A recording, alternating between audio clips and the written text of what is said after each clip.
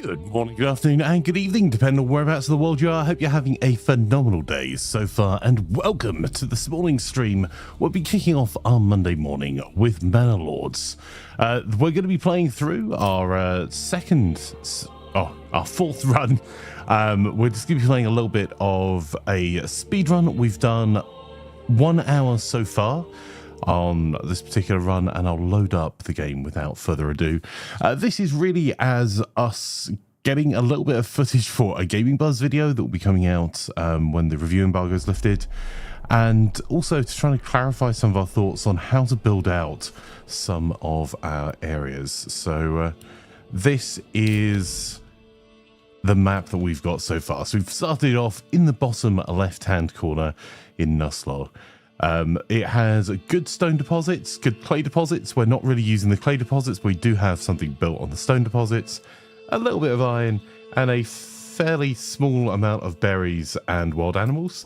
And so far we've built out a small amount of industry area. So we've got some farms that we don't have any families working yet. We will get those worked this year.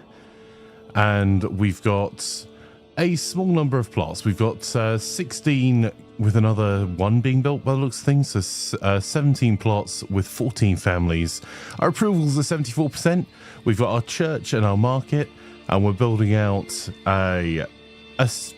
probably a tavern next to the church here, or we may build a field here, because if I open the tab to have a quick look at the fertility for barley, I mean, it's terrible everywhere, but I'm thinking that we might take an approach that we can try and improve this fertility just a wee bit and build ourselves a barley field in the town centre, which may mean that we're a little bit further away from the tavern. So we may end up bringing this road out and round for the tavern and have this as our barley fertility, expecting it to be truly awful.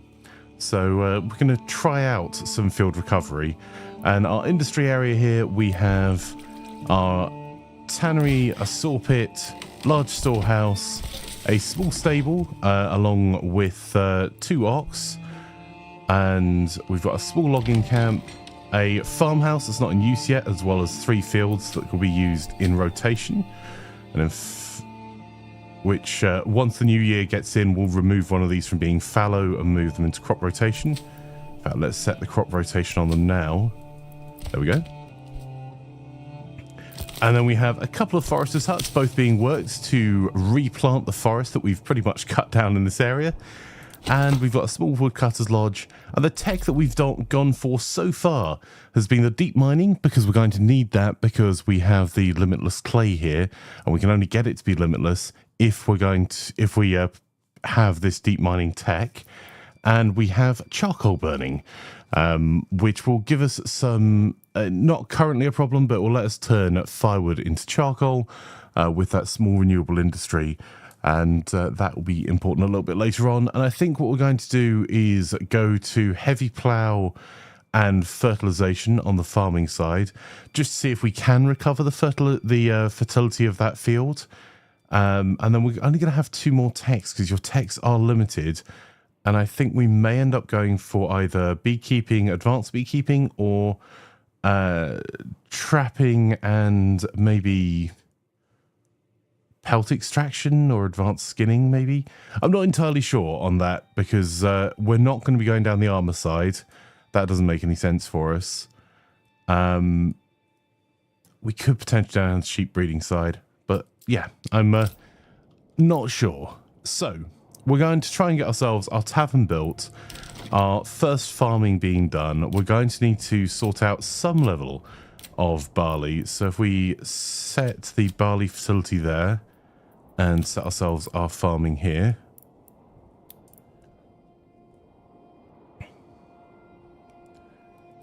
And this is not a good area, it's just the least terrible area.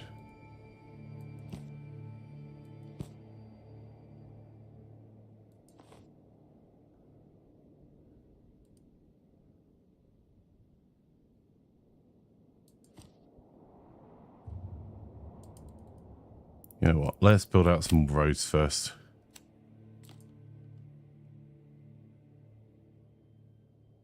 There we go.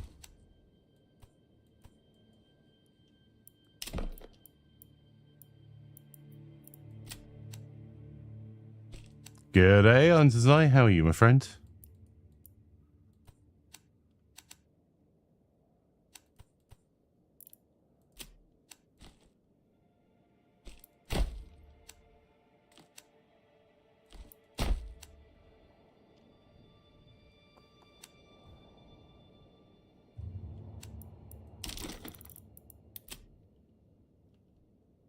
Where's Barley? There we go.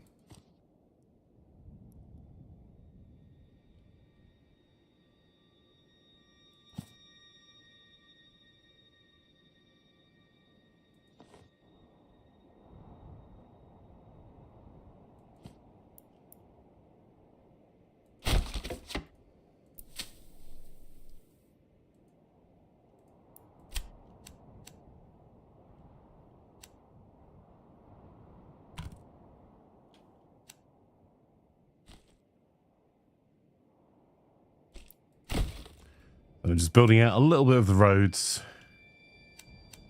and planning out where we're going to put our tavern, which I think might be going in the top here.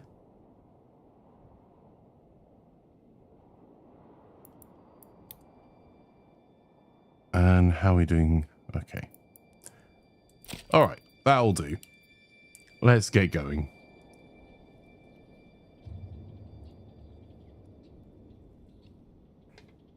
You're doing good, although you should have gone to school an hour ago, though. Oof.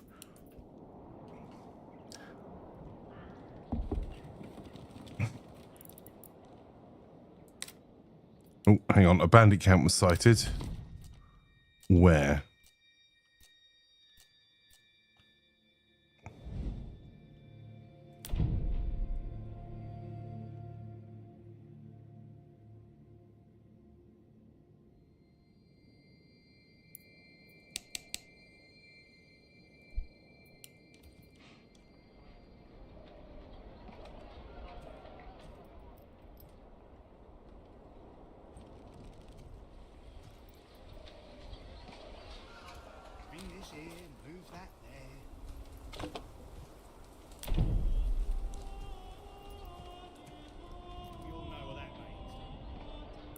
You know what? We're just going to go fight that bandit camp immediately.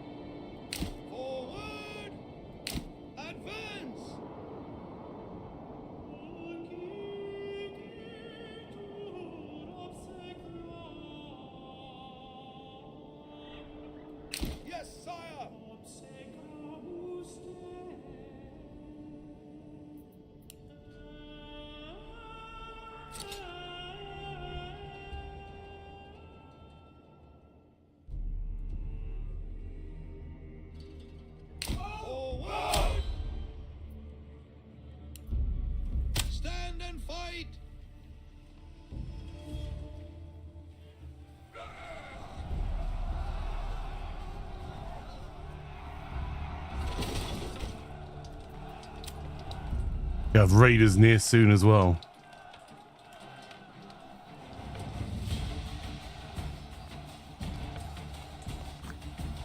How am I? I am not bad, my friend. Thank you for asking.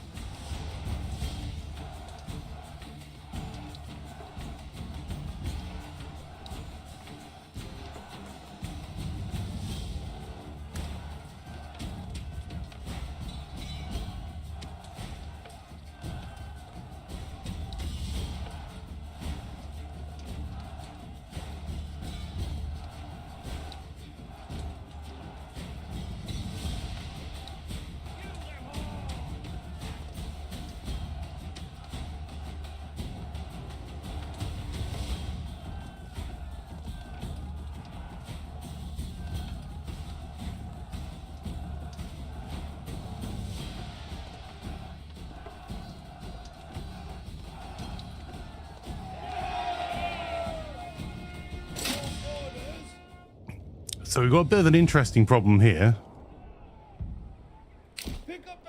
Because we have to get over there. I don't need to be running.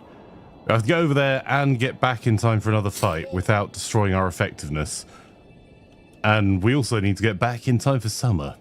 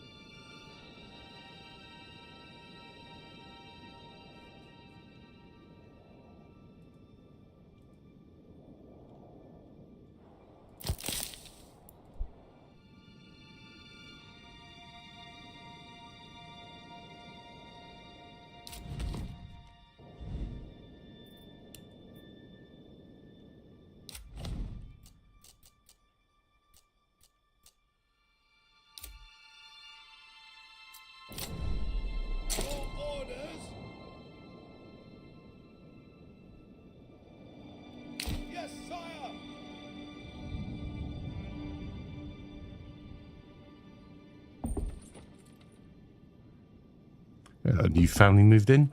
I'm going to keep leaving them unassigned for now. I'm probably going to assign most of them to the farms soon. Retinue, that's what I wanted. Right, slow this down just for a wee second. And get eyes assigned to our retinue. There we go.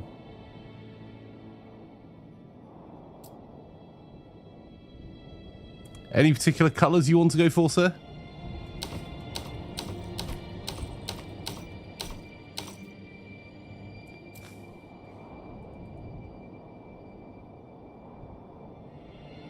Orange. Okay, let's see how close to an orange we can get.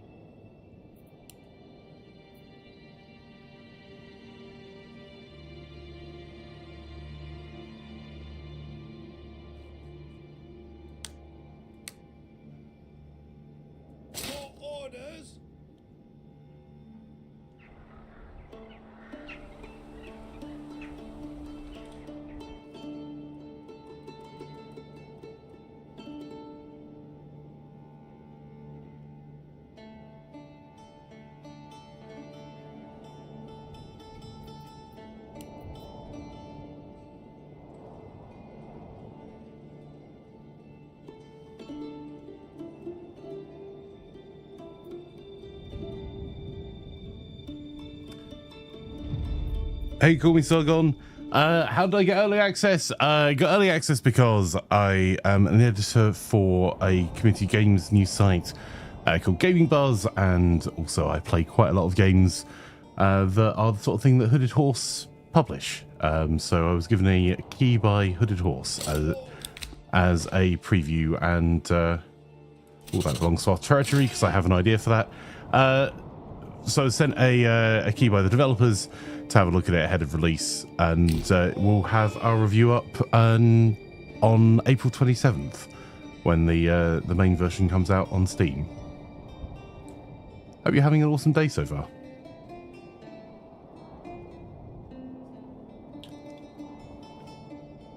And so I say, so I should really go now and have fun, buddy. Yeah, I have a cracking morning, my friend. So, how much money did that put into our coffers? 156. Okay, well.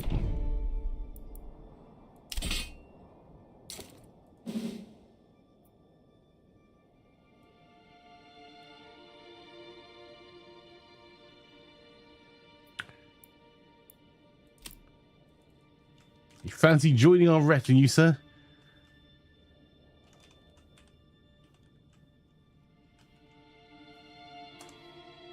If there's a particular colour scheme you want, let me know. for now, let's pay for some upgraded armor for our retinue from the loot we just got from the camp there.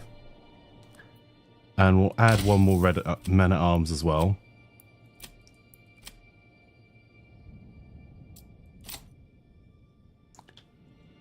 Okay. I'm not going to be raising any taxes anytime soon. I do need these guys to get down here before summer or spring starts. And I don't want them to go running because we have more raiders nearby. So we're probably going to raise that retinue pretty much immediately.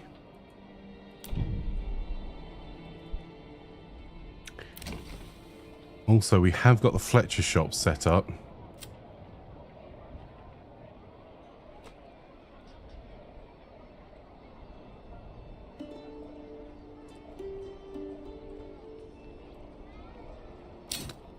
So we'll start an archer militia unit as well.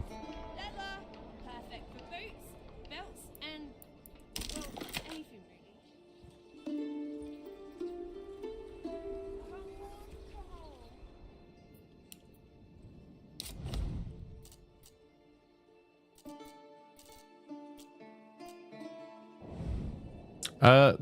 Do you not hear me Sargon the first time? But sure, happy to help. Hooded Horse sent me a copy because I'm an editor of a gaming news site, and also because I've previewed and played quite a few of their games before. Hooded Horse, the publisher behind Manor Lords, along with the developer Greg, sent out some preview press codes.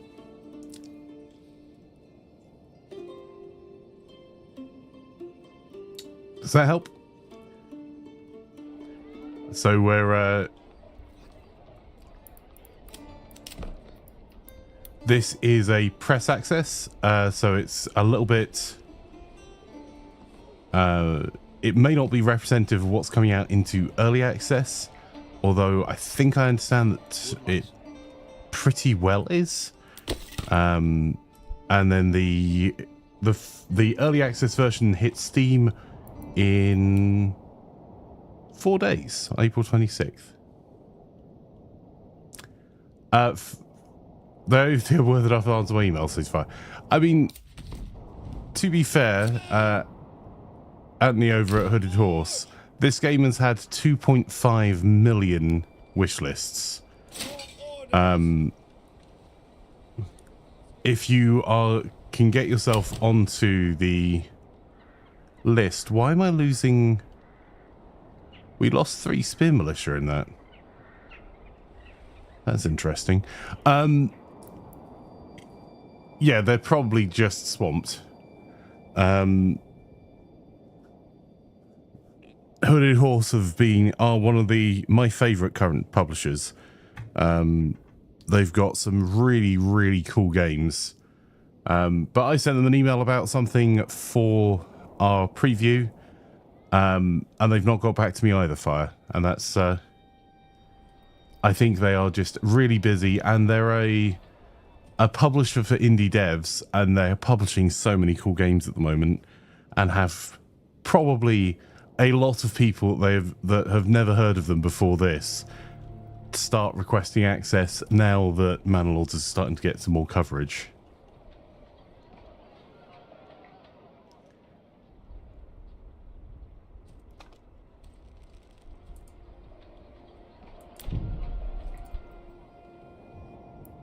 It's interesting that we've lost 3 militia spearmen. No one died. So it looks like 3 of them are just transferred over to being archer militia. I wonder what drives that.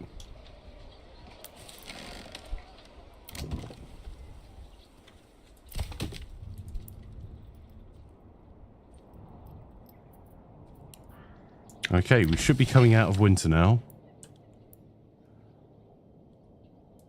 I'm going to allocate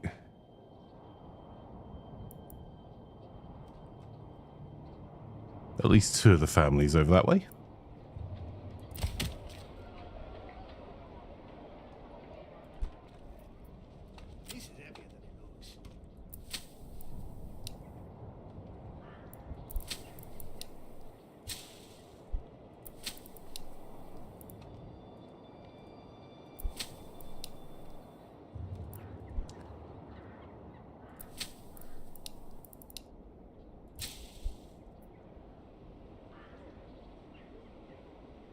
I'm going to try and get a few more over.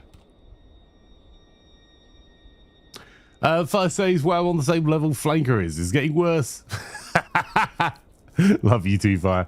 Yeah, I need to get groceries in the store and buy most of your groceries with 5% sale and everything, plus the normal sales on top. Oh, nice. Well, enjoy your grocery shopping this morning. Lovely to have you here.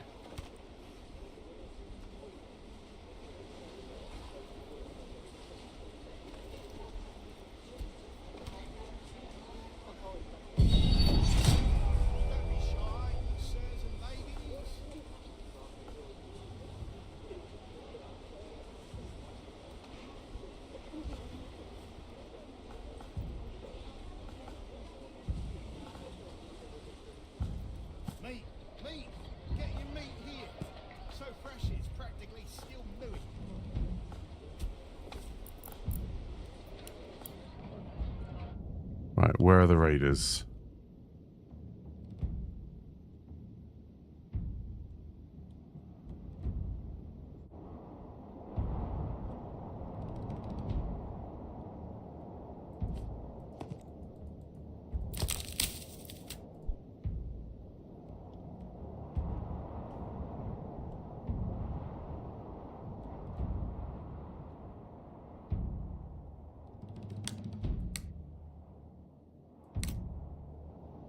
Oh, there they are.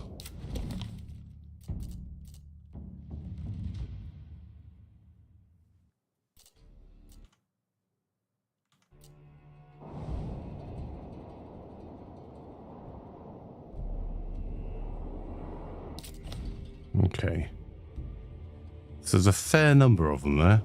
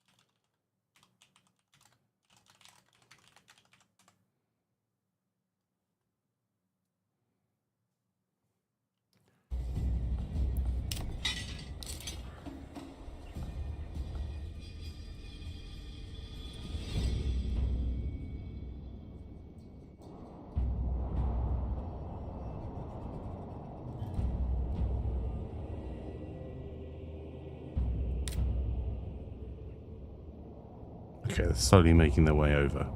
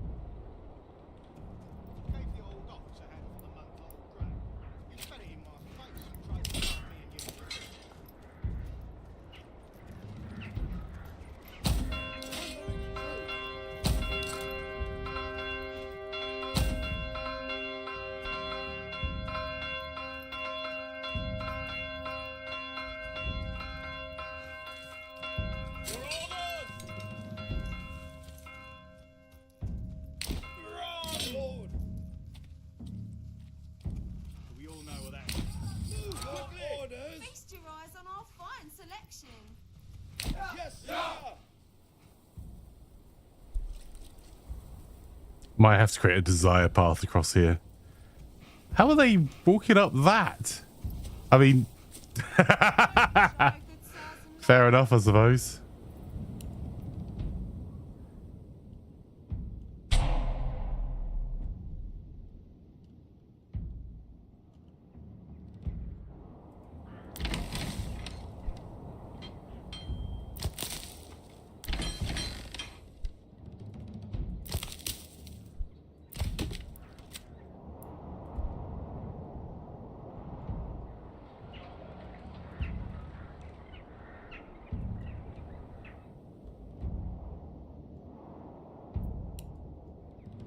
So I'm just having a quick look around to see if I can... There we go. I'm going to allocate 2 families to berries for now. Because we don't want to starve while we're getting ourselves ready. And we've got 6 months worth of firewood, but I need to leave that up because we need someone delivering firewood there. Okay.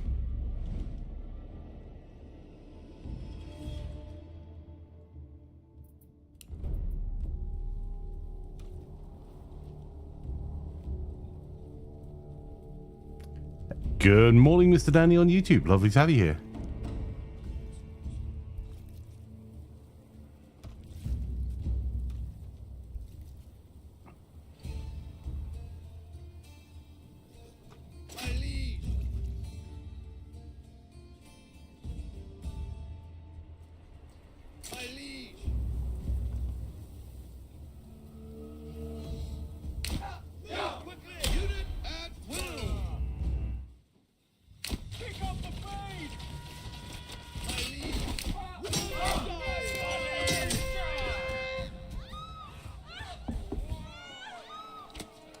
Well, that was unfortunate.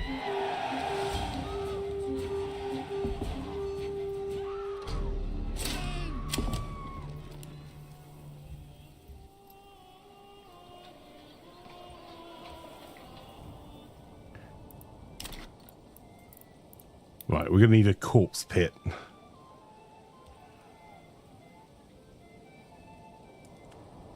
And I'm not entirely sure where we're going to stick that. Over here will do.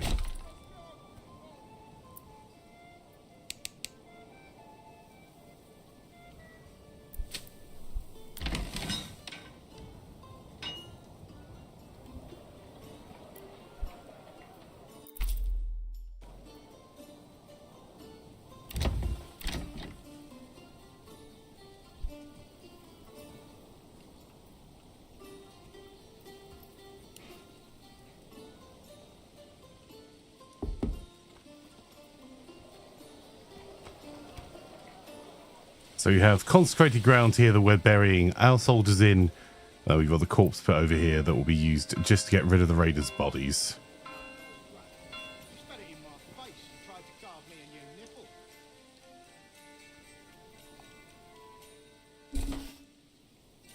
Summer's coming soon, and soon the beating sun.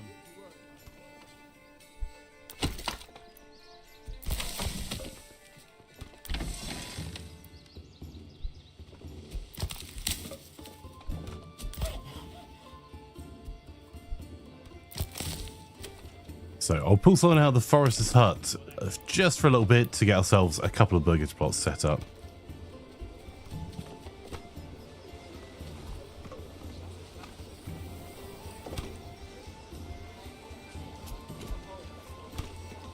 Let's do...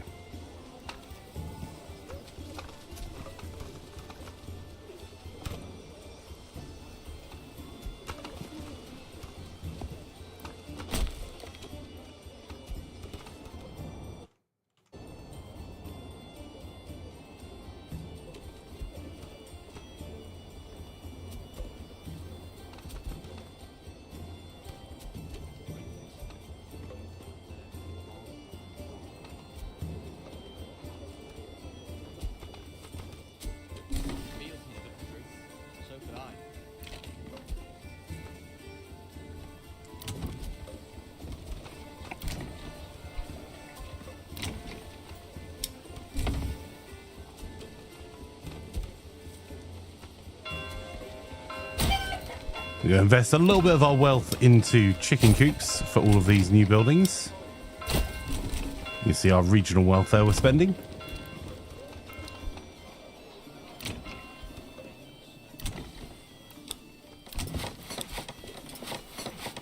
And that will get us up to the next level.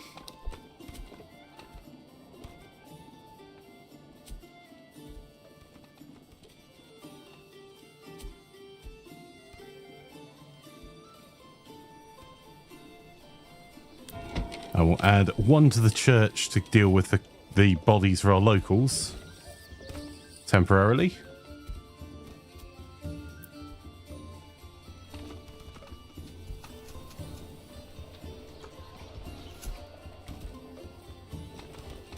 And this should get us to our next level.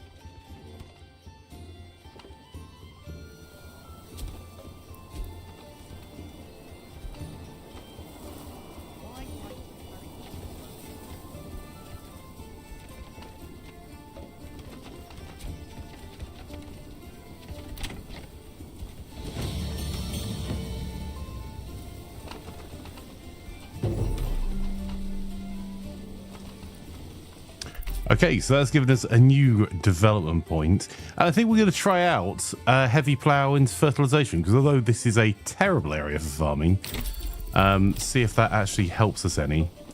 The heavy plough is going to mean that we need to build a ploughing station at the farmhouse. And now we need to get ourselves 2 more level 2 or higher burgess plots and 3 level 3 or higher. We won't be able to do the level 3 or higher until we have barley.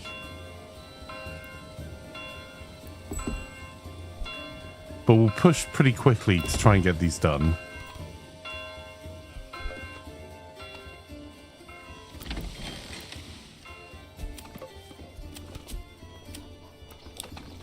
There we go, and we've allocated one of our livestock.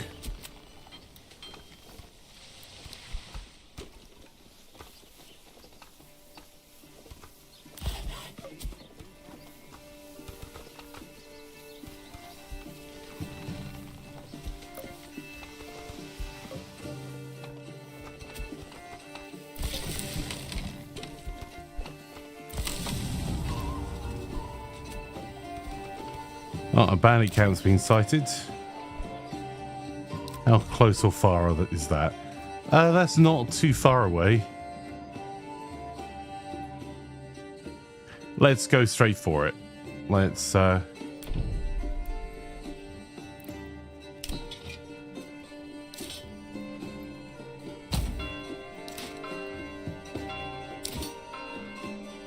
What? No, I didn't mean to do that.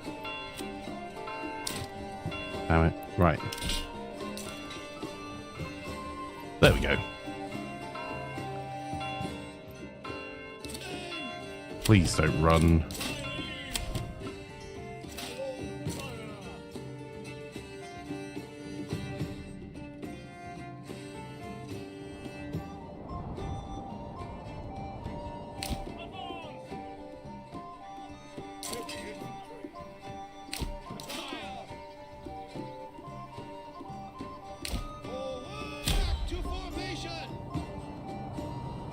Not ideal moving to deal with bandits in June, but that will get us a bit more wealth. And my thinking is that we'll keep the wealth for ourselves rather than give it to our city. And then keep expanding our retinue with it to get ourselves at least a retinue of 12. Hey, Mexican Bandit, veto number 1. Can't wait for this game to come out. Yep, it is looking amazing.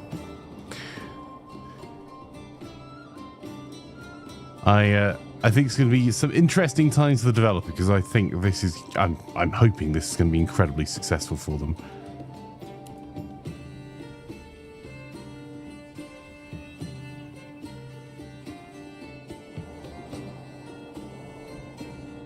I need this extra development point this year, so if we can crack on, please, army.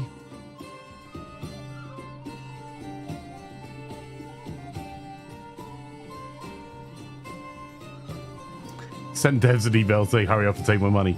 That's the thing. There are 2.5 million wish lists for this game so far.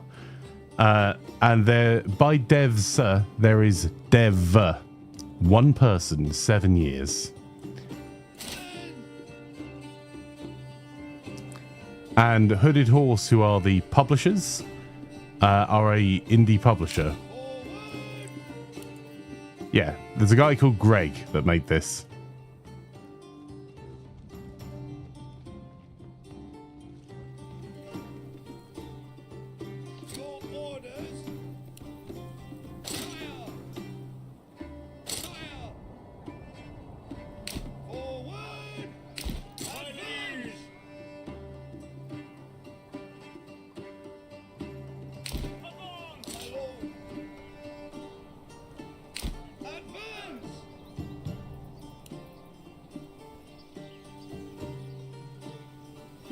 Oh, there we go. We've triggered them.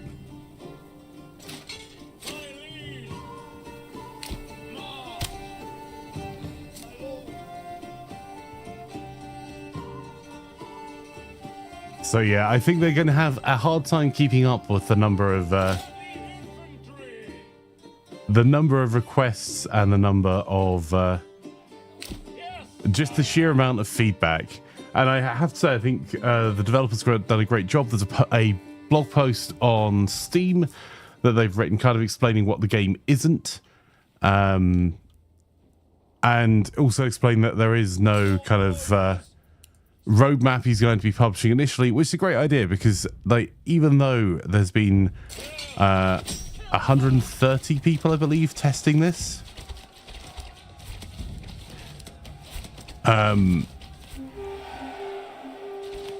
Right. I instantly need to pull them back to within our borders. The retinue can go up that way, and that will pay for expanding the retinue. There's going to be just an enormous avalanche of feedback. And even if they only sell 1% of the wish list, that's still thousands of copies, thousands of people that are going to be super enthusiastically sharing what they want to see next. And it's an early access game. They may find some interesting bugs or exploits that the devs needs to work on straight away. So there's probably going to be, I would imagine, not a huge amount of change from whatever's released this week for maybe a month.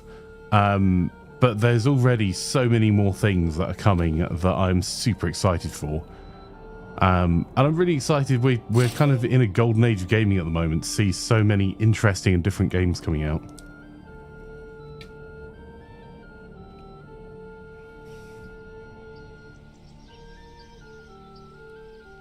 Kill them all, indeed. Well, let's...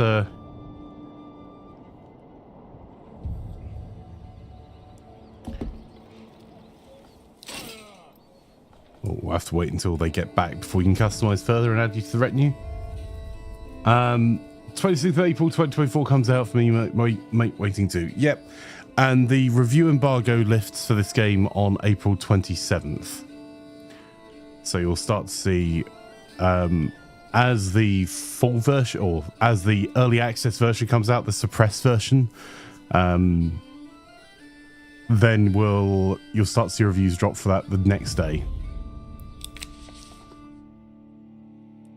This belongs to my treasury now. Let's get everyone back here, and we're trying to get back with as many of our peasants as possible. I don't care about them being out of breath at the moment.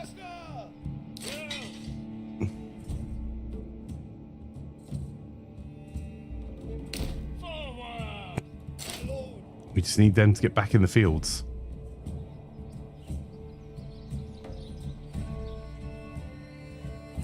So yes, our main run hasn't disappeared for those that have been watching before. This is just a kind of speed run, almost, for me testing out some theories, because we're planning on putting a video together, kind of a beginner's guide.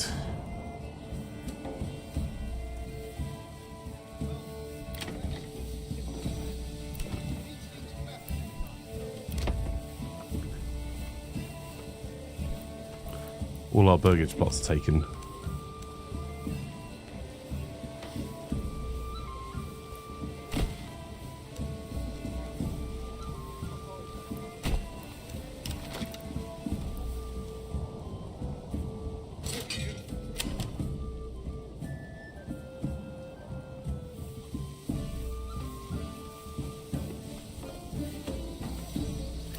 Right, well then, so we need to get our tavern set up. We need to up the level of our church and get 3 types of food set up. I'm going to add 1 person to the granary and upgrade that. And we're going to get a couple more burger plots built. And then we can start thinking about the pub.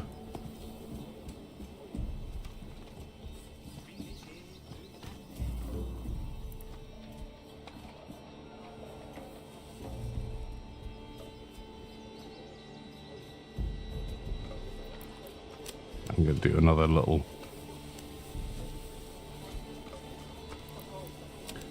road at the side here first.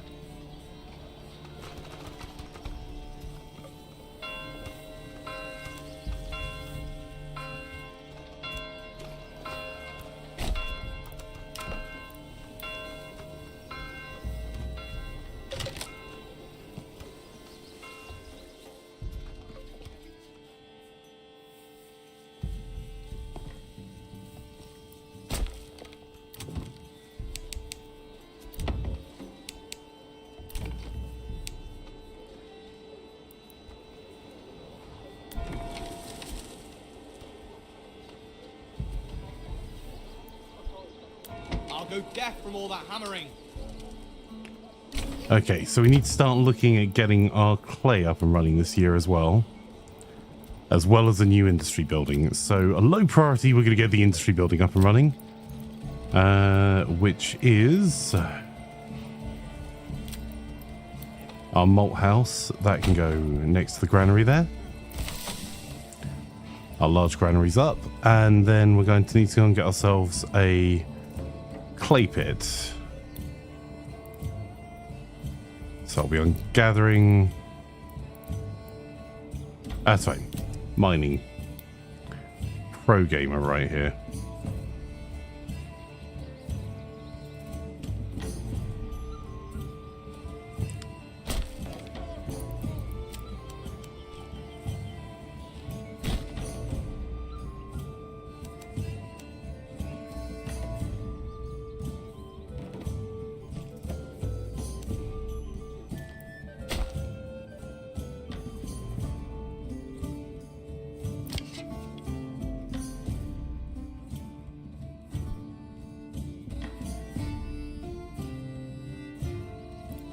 We're also going to need to set ourselves up some more food buildings.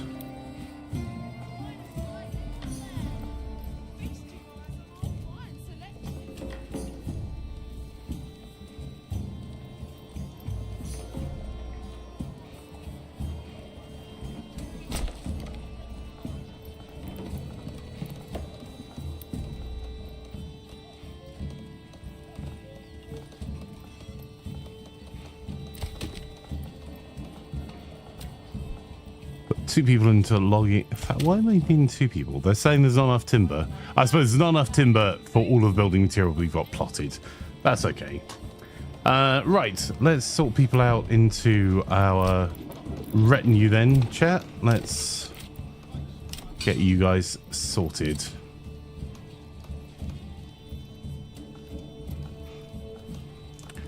So let's get ourselves. We have an Einzelzei. Call me Sargon. Let's get ourselves a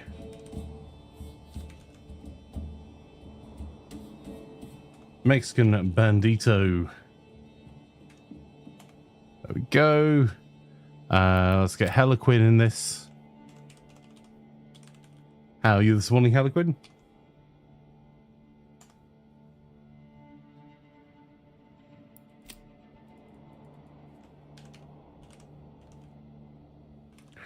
Mark, you've been constricted. Yes. And Mr. Danny as well. Let's get you...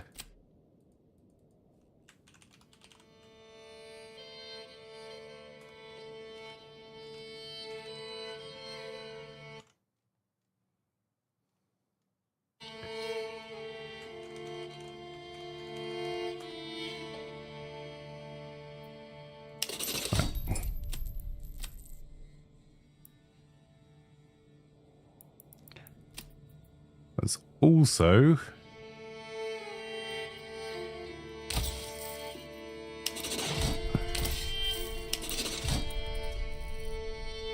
add and upgrade 2 more members to our retinue. So we've added them and then we've paid a bit over the odds for armor. There we go. If anyone has any particular colors they want, then let me know. But we're growing our retinue first this time.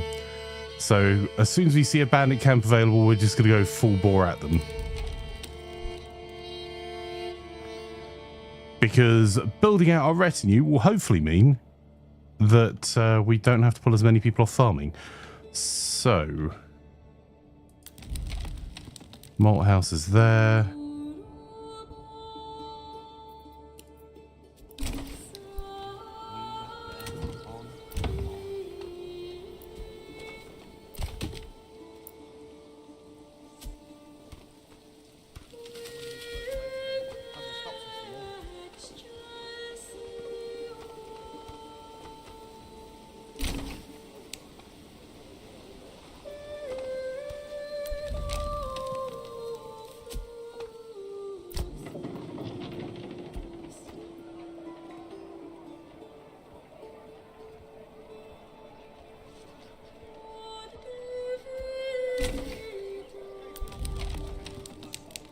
We'll get them to do this one first, just because it's close to the logging camp.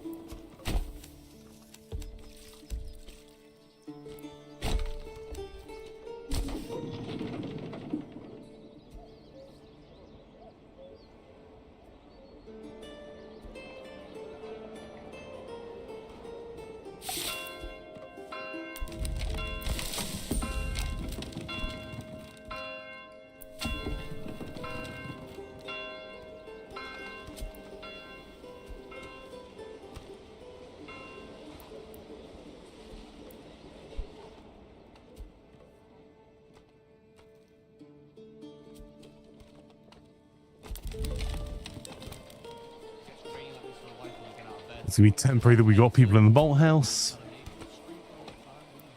In fact, I think that might be all the malt done. Let's...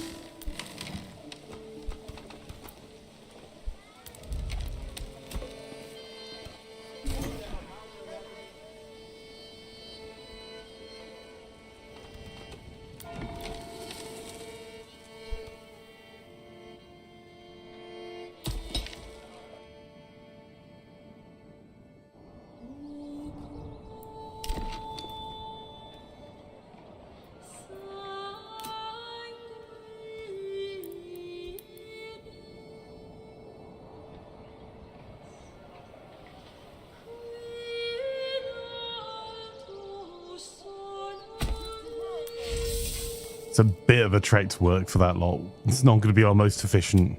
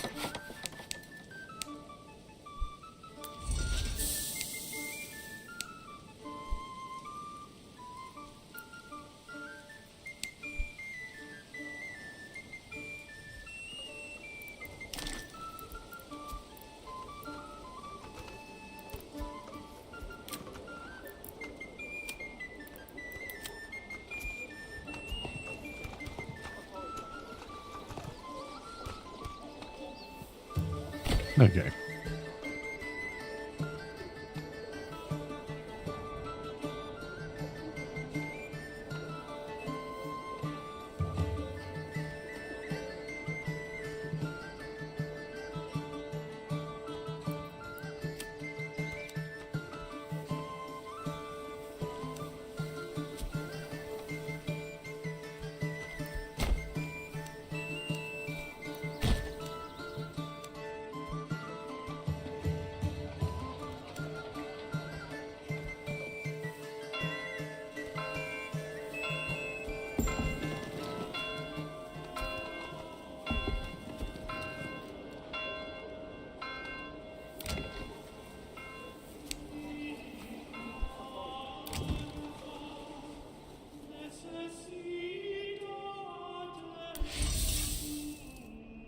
Right, that's waiting for stone, which we do have being transported. We can probably pull someone out of our foragers' huts. If there's nothing much to forage during winter. And a bandit camp's being sighted. Excellent. Let's go and deal with that then, I suppose. It's in winter.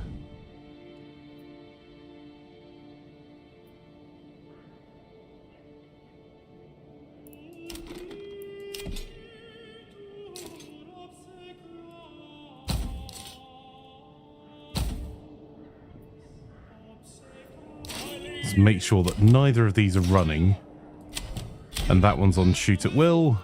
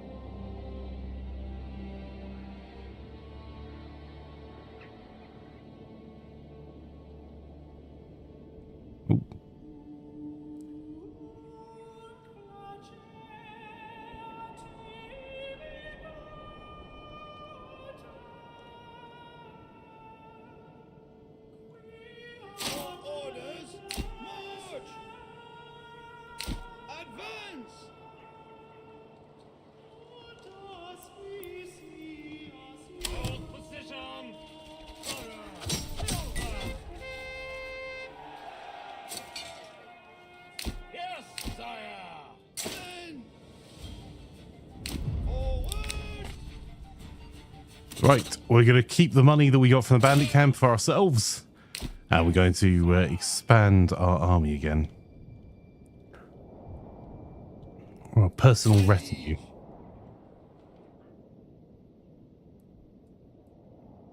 Orders. Forward. There we go. Brown pants, red shirt, please, says Mark. And Mr. Danny says, my guy, just go fully black. No worries. Give me a second. Let me take a look at you. Well, we'll just need to get you guys back into our lands first, but we'll do that as soon as we can.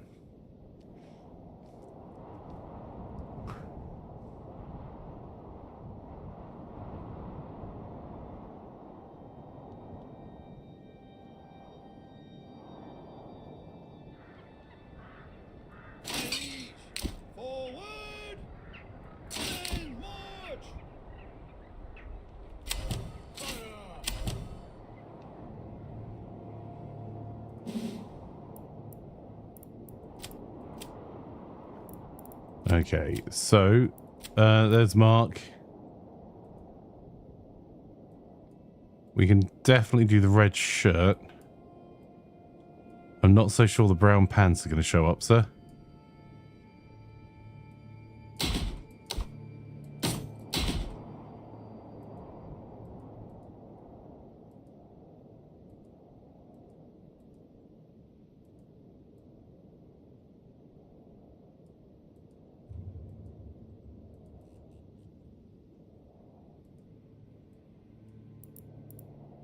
There we go. And Mr. Danny, how close can we get you to black? I think it might be grey versus black. The limited color palette we have. Is that okay?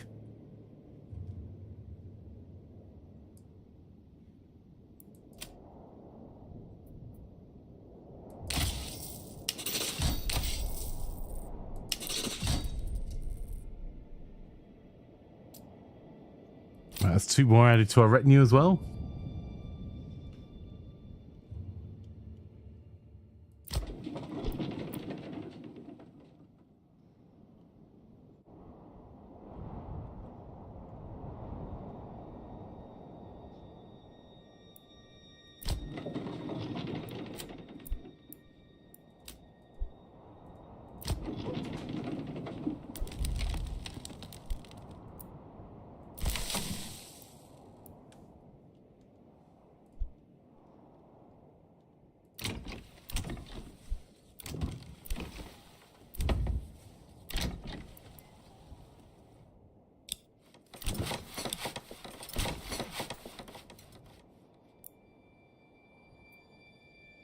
Okay, that will get us to our 7 level 2 or higher. And then we just need to try and get... I was hoping for this one to be able to be our brewery, I'll be honest, chat, but we'll see.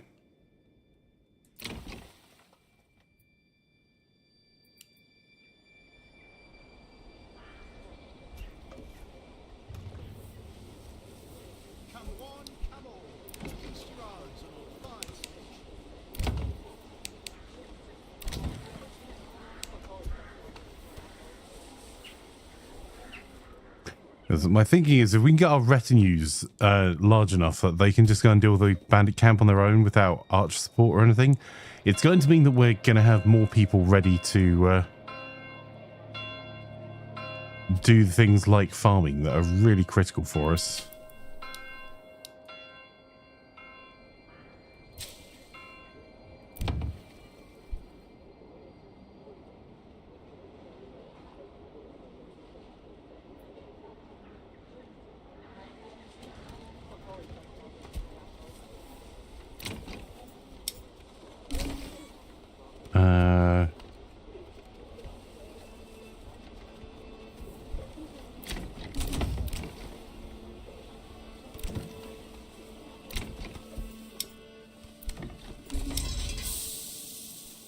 We're going to get one of these set up as a cobbler's workshop.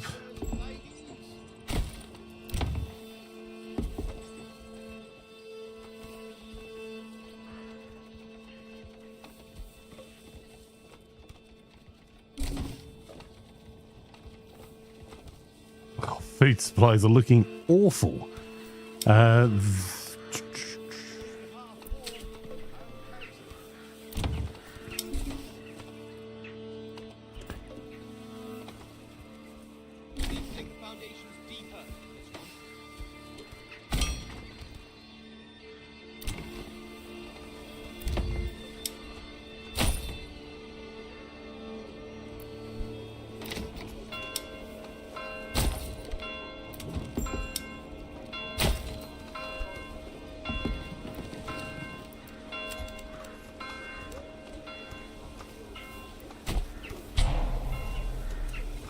There is hunger.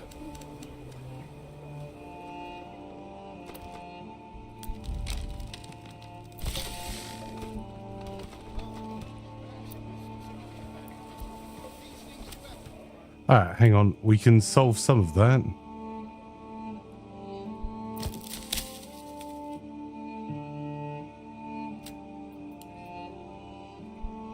As spring begins, we should see some of our area to forage going up a little bit.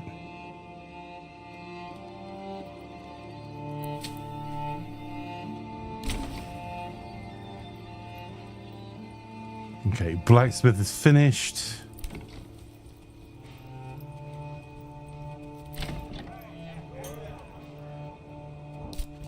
And we're going to need a family over by the clay furnace.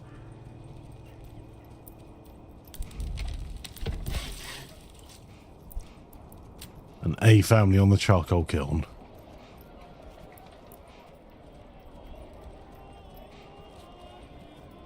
I thought black existed, fine, white and grey can suit it. Awesome.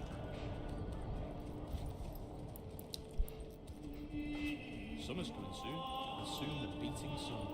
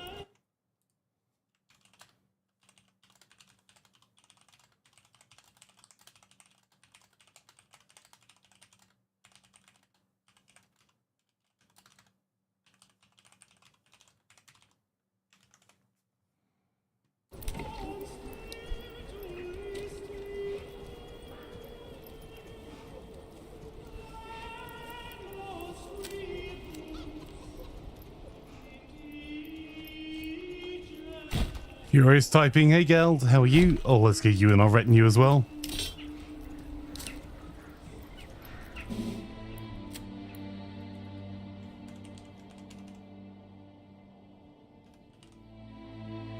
Welcome back, Fire.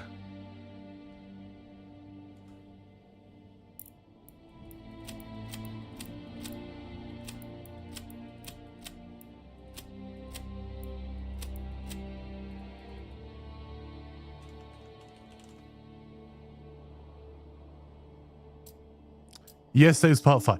Okay, so just to address this, I've been asked for 3 months to play Victoria before we played. I put it to the vote several times and get moaned at every time it didn't get enough votes. I was not enjoying it at all. However, there have been plenty of games I started off not enjoying at all.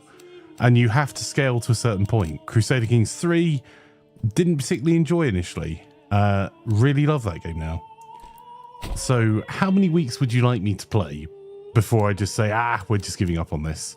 Because particularly for multiplayer games, I don't tend to quit. That's the first one that I ran into a wall that, if I'm honest, I knew was going to go poorly for me. Give me the answer and I will try sticking to it. Because I don't seem to be able to win. So, morning, lads.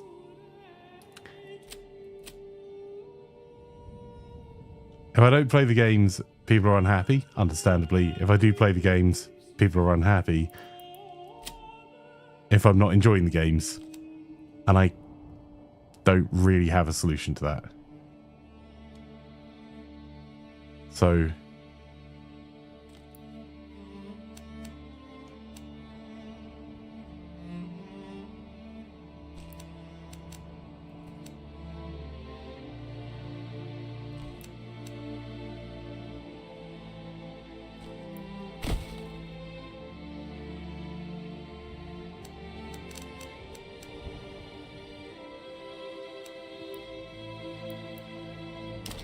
Like, it's a genuine question. It's not a humph. Well, you tell me. It's a, like, I don't know what to do for best because I'm not going to enjoy every game we play. And sometimes that kind of sucks because if if there are games that you guys are really into that you'd like to play with me, but are just not my thing, like that kind of blows for you, right? Because you wanted to see how I would play it, or you wanted to get a game with me on it. So why is there a stall for a corpse pit? What type of a stall are we running?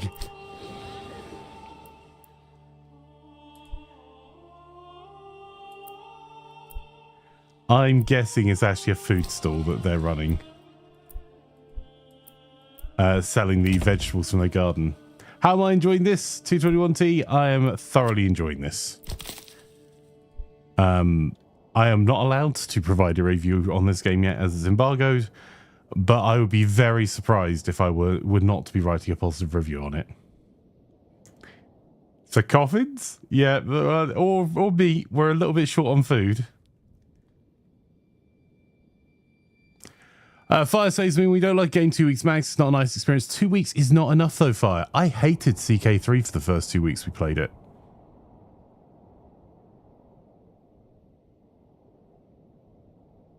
And as someone that's trying to schedule multiplayer games, that's really rough. Because 2 weeks isn't enough to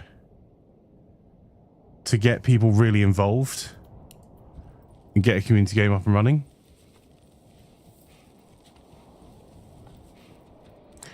Yeah, Twitch and YouTube are the two, Mr. Danny. With YouTube being the faster growing of the two.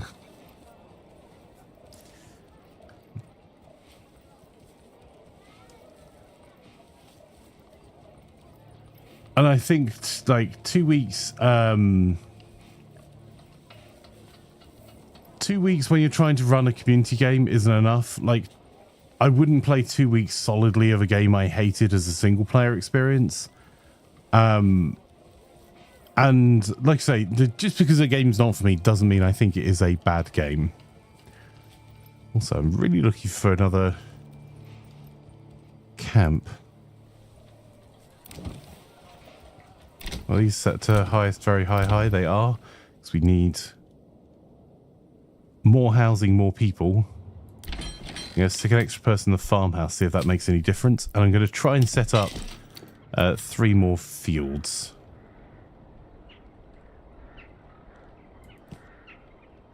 I'm going to try and make them 2 Morgan each.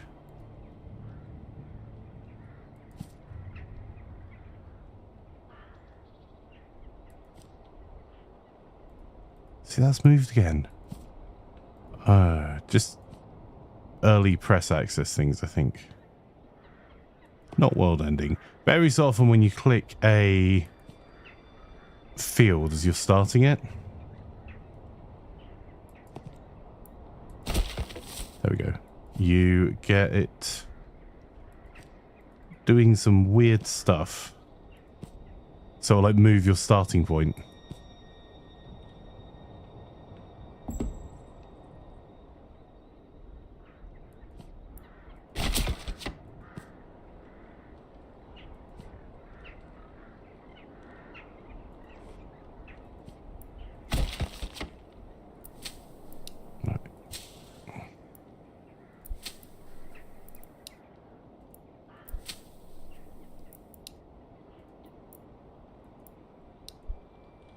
Time's highest value in life. I started to refund a game after 30 minutes. Maybe it's a game like 50 hours. I just played the game already like during that 50 hours.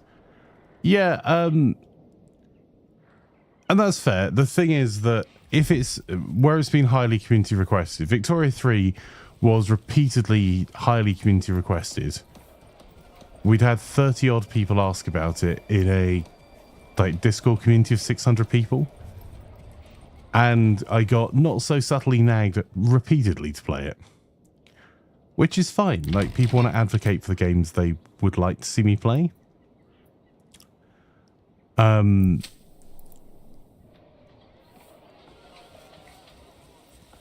we still getting barley even though that field's set to fallow? Okay, I'm not going to complain about it. So if I don't give it a proper go, what tends to happen is that we have those same community members feel like I've just played it because I said I would. I only played it one session and you don't understand. And there are some games that are really just not my cup of tea. I happen to think Dark Souls is an actively bad game, based on Dark Souls 2, 3. And it's not for me. There are some people that are so in love with that game. And more power to them. Like, just because I don't like something doesn't mean others shouldn't.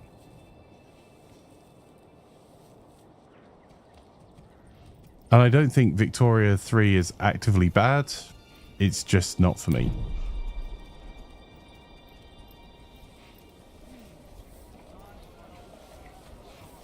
We don't have any roof tiles yet.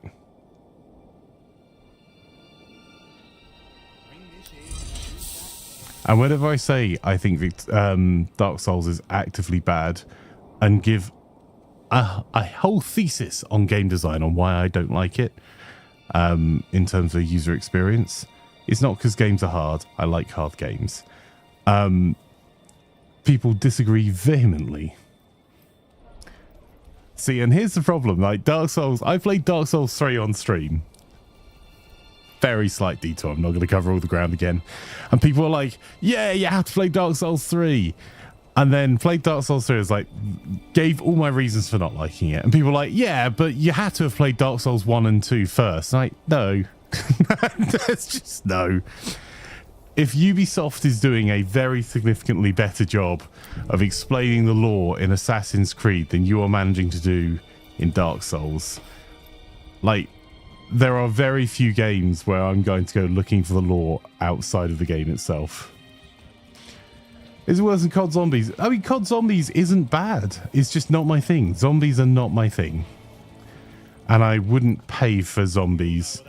I have one friend that plays nothing but COD Zombies, and I have played COD games with zombies, specifically with them. Fire says Flanker likes it hard. Notes. I think also where I play quite a variety of games. So everything from, yeah, current addictions include Farthest Frontier and this. Supermarket Simulator, like Farming Sim. Also quite like some of the racing games, quite like some of the first-person shooters. Like, there's not really a genre overall I don't play. Maybe I don't play a lot of sports sims anymore. And zombies as a theme is just not my thing because I think they're very silly. But we still managed to play some zombie games as a community.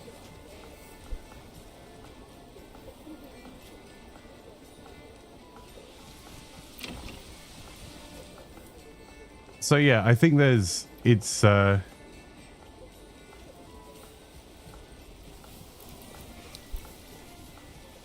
like there are people that I enjoy playing games with just an enormous amount that we disagree on, like, what games are for us. And you know what? That's okay. Why are we sucking so much getting food in?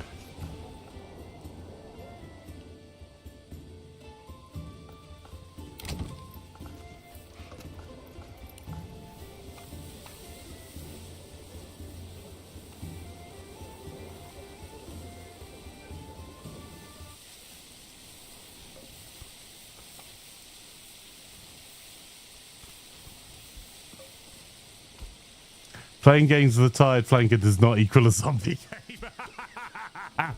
I mean, though, really.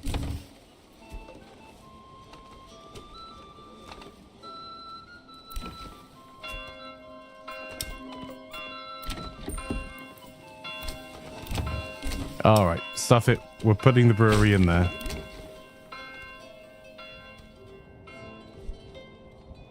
We've got another couple of housing plots built.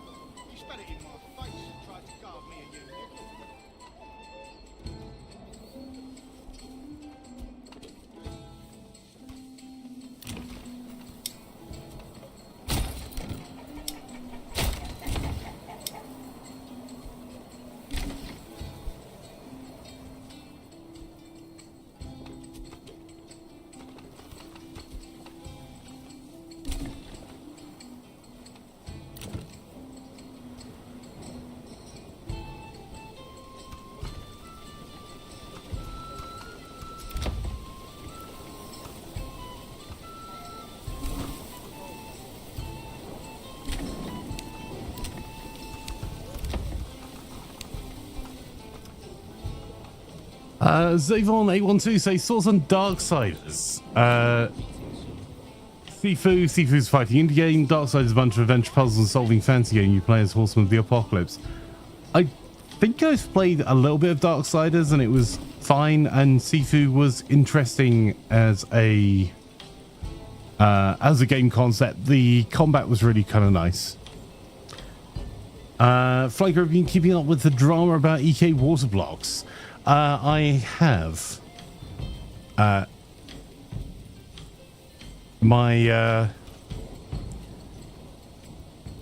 own personal opinion, based on the information that is available, not as a representative of Gaming Buzz or anything else, is that I think EK are. I think that Games Nexus did a good job of covering the challenges EK is facing, and it is a tough market out there.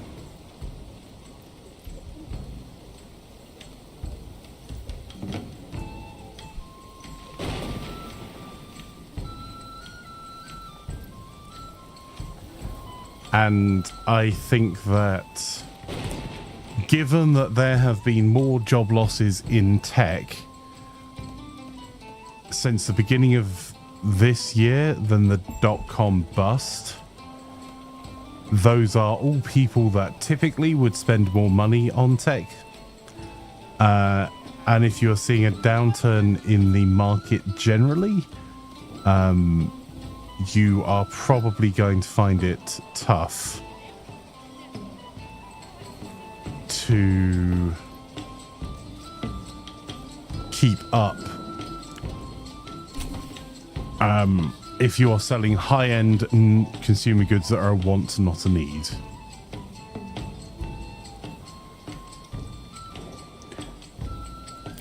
And it is very easy to treat everyone well when things are going well. It is much harder if you have limited funds and you're just trying to fight for survival. That doesn't... I am not making excuses for anyone or taking anyone's side. I'm just saying it's... if you do not have the money, then you cannot do all the things. Do you think there'll be a fire sale of water cooling bits? They probably need to... here's the problem. They've got inventory that...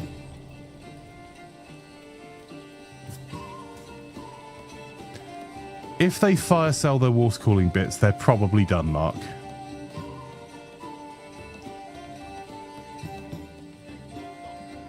Because that means that... I mean, there's... by all means, liquidate older stock. But as soon as you start seeing the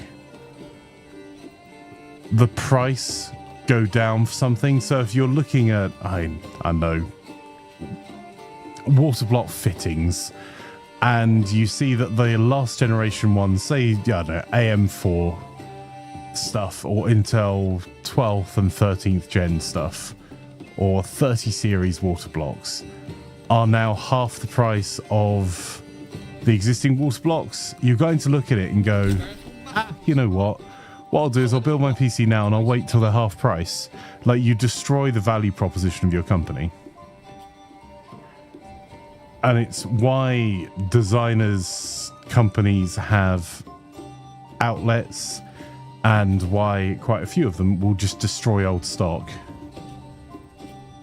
They still have 20 series water blocks, but that's also a potential customer service, because if you are, there's a line. Obviously you don't want 50,000 20 series water blocks, but if you go around, if you reduce those 20 series water blocks, there's a customer service in having one, because if you've got a 20 series card and your water block fails, then you know that they're going to support, they have support for a long tail. So there's a selling point in having that product around for a long time. But yeah, it's probably a lot of cash sitting in inventory, and you're trying to get rid of them without looking like you're trying to get rid of them, if that makes sense.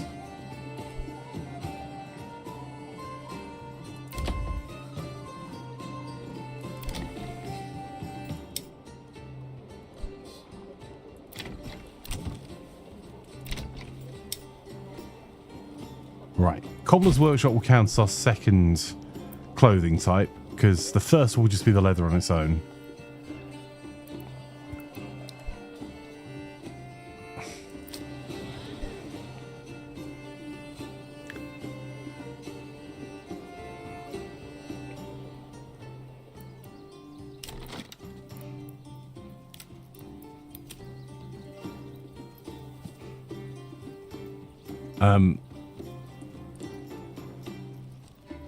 Also, there is,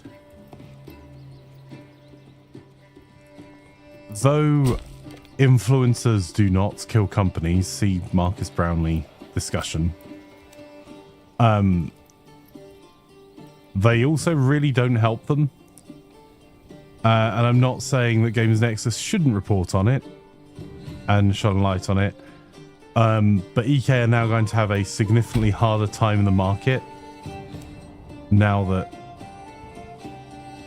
vendors and customers are specifically aware of the challenges they're facing.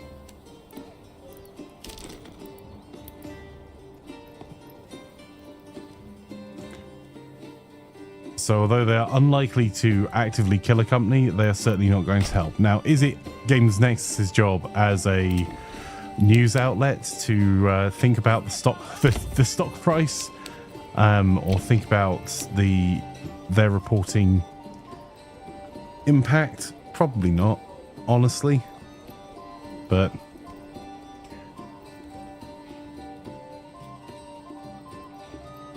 it will be having an impact.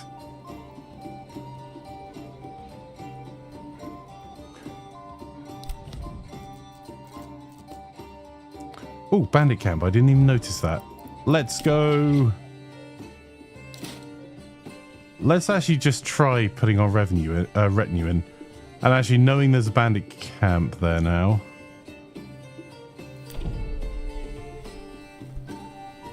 Let's get another person added to our retinue.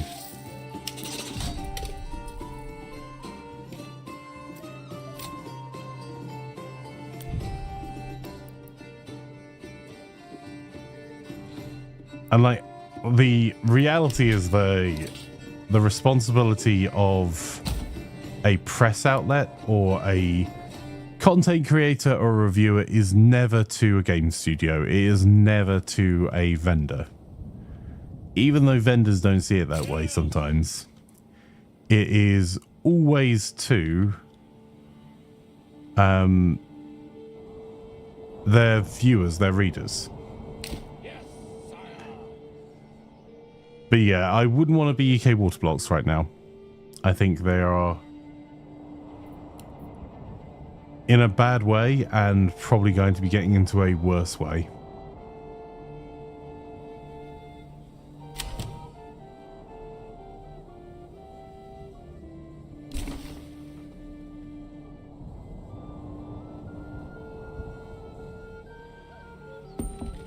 And there are no easy solutions.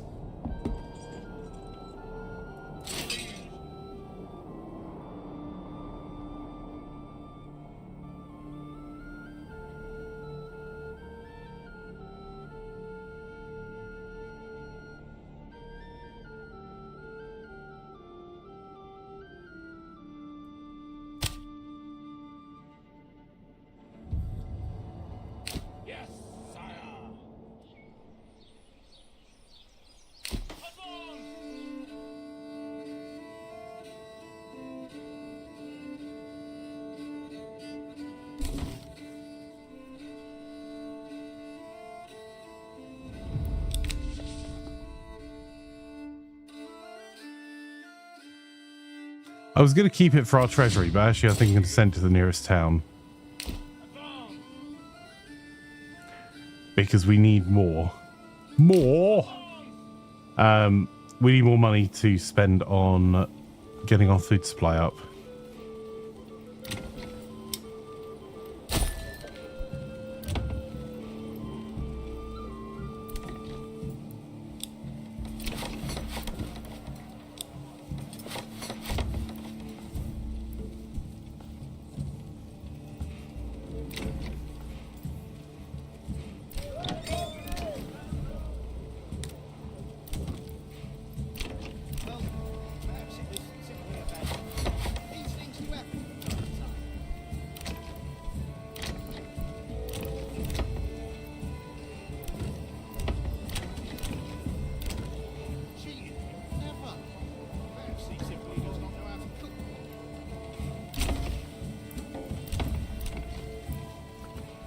That said, says Mark, I'm kind of excited for the context next month. I hope AMD talks about Zen 5 with when the next Radeon stuff's coming.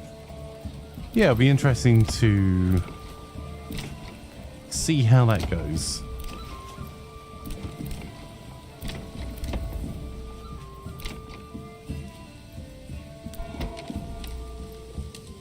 Firewood.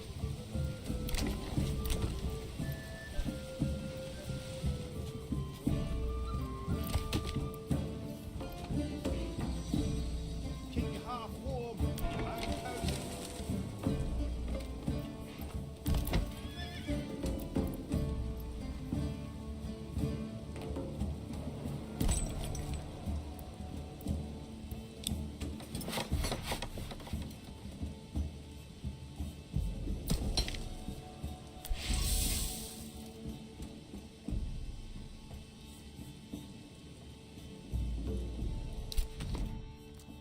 For any more bandit camps. Berries so plump and juicy, you'll want to eat them by the bushel.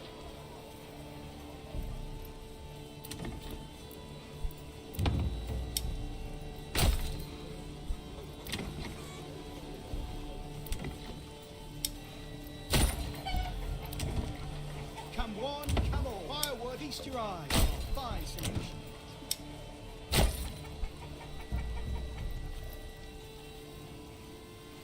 Come one, come all. Feast your eyes on our fine solution. Leather.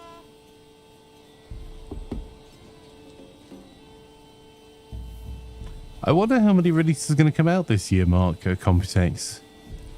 Because there's certainly demand on the bleeding edge for AI chips. And I imagine manufacturers are looking around hoping something new's coming out because they want to give people to an excuse to spend money.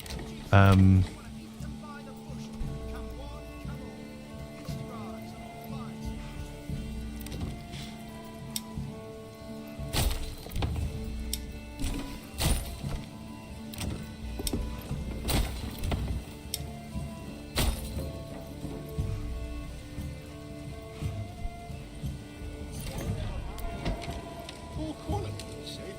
Impossible.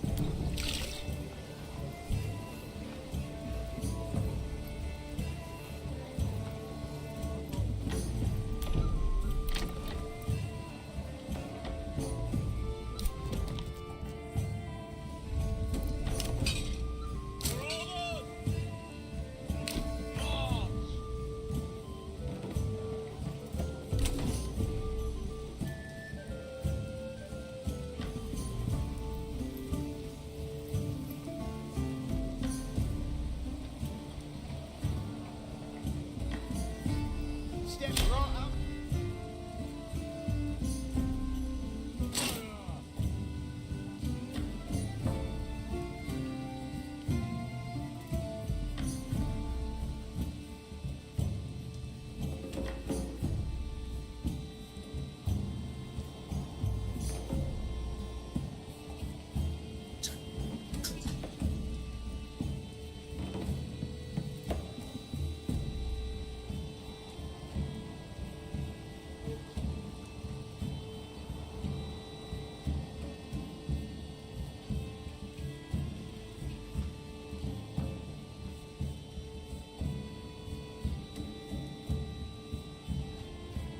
I think it's going to be, I think Computex will probably be more around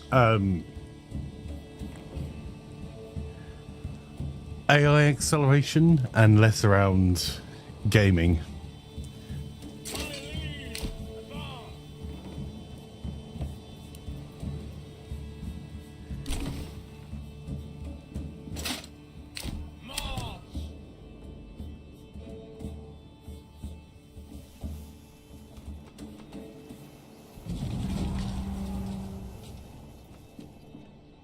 Oh, bandit camp sighted. Yes, let's go.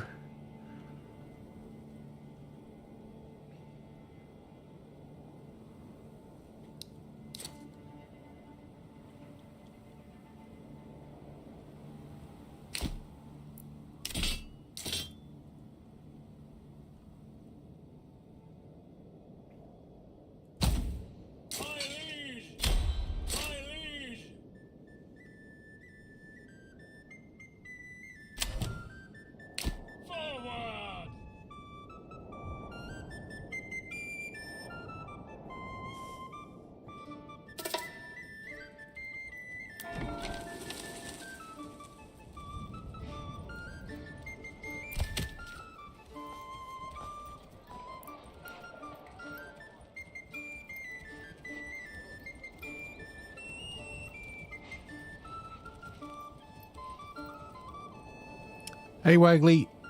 Shh, like I was sleeping. Sorry, Waggly.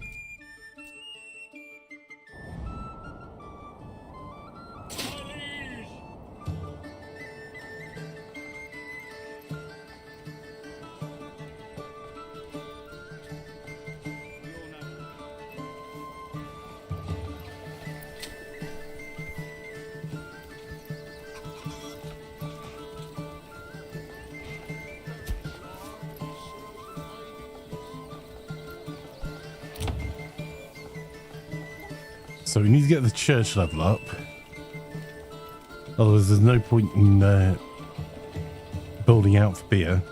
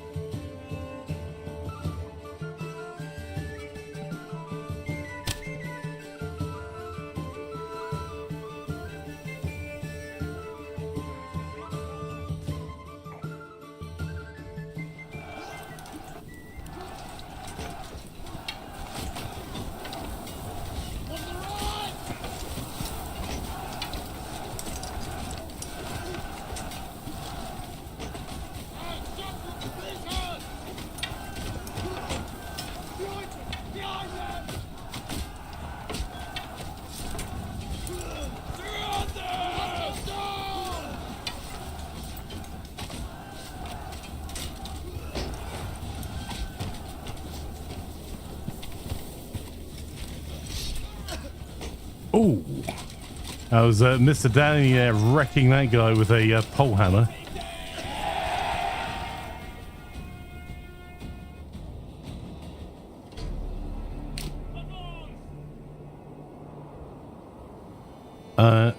Love there's a lone retinue taking on 5 people. Yep.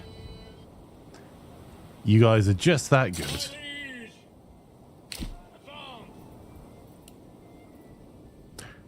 Can you reclaim the regions? Yes, I believe you can. Hang on.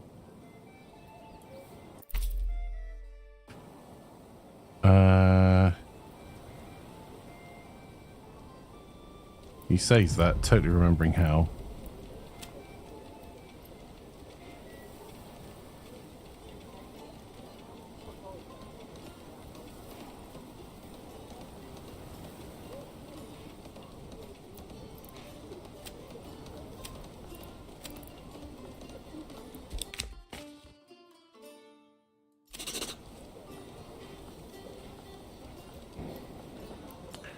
Let's go and retinue back.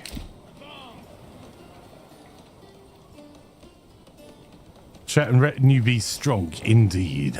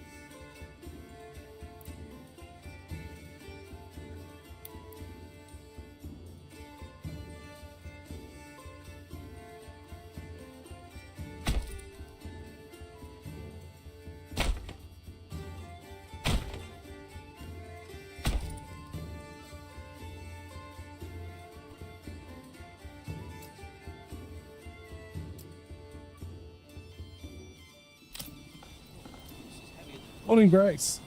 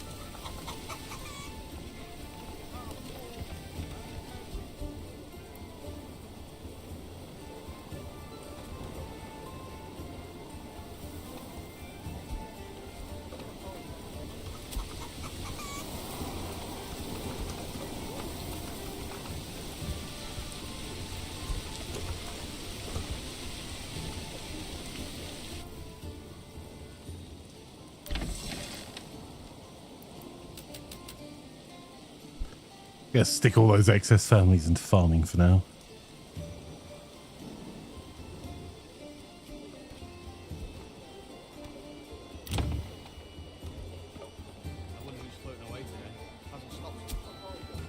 Okay, we've got eggs and berries, we've got some vegetables, so every so often these will now be hitting. Oh, bad words, that one was. Oh no, it wasn't. These ones here will probably be hitting level 3 at some point soon. Though tavern supply is not going to go up again until, oh, this harvest is done.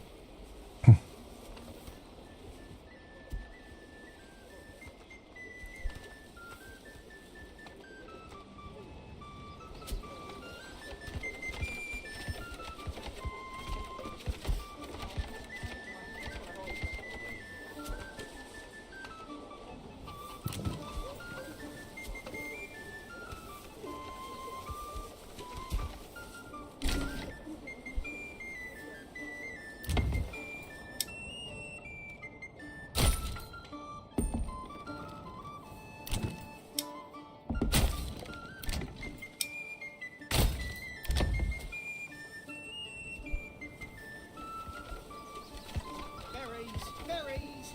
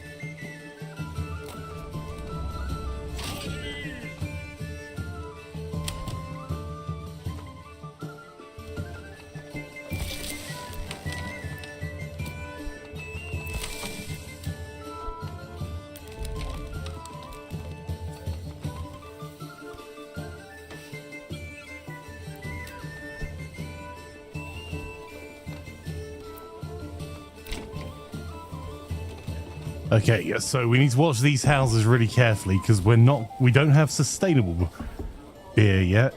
What we have is a bit of beer.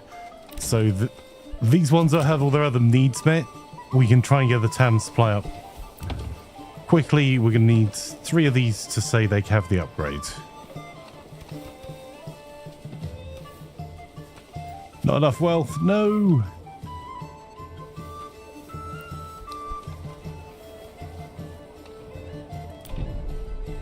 In that case, let's...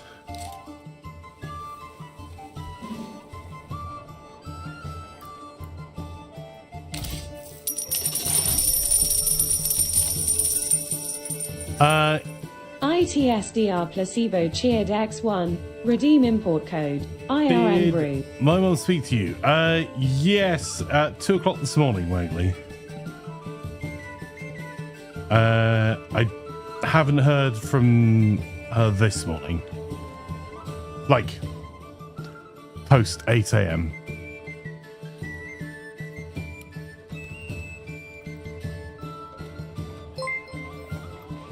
Hey, Doc. How are you, my friend? Alec13 just subscribed. Take my Bezos bucks. Thank you for the Bezos bucks. Alec, much appreciated.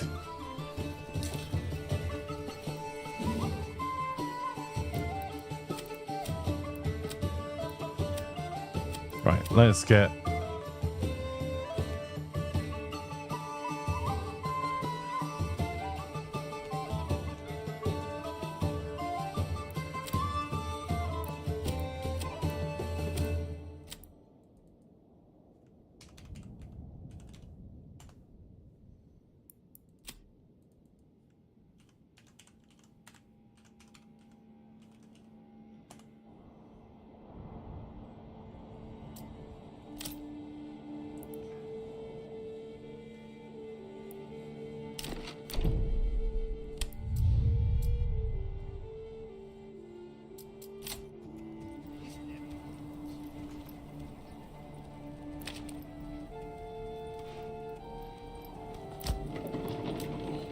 Put someone in the windmill to start turning the wheat that we've harvested into flour,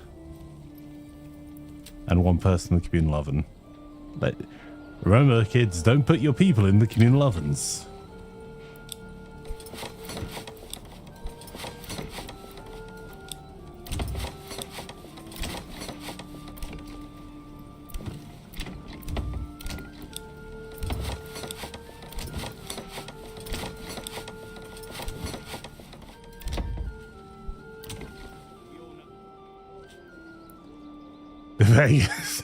But they like being the communal ovens. You wouldn't want to make them sad by taking that joy from them.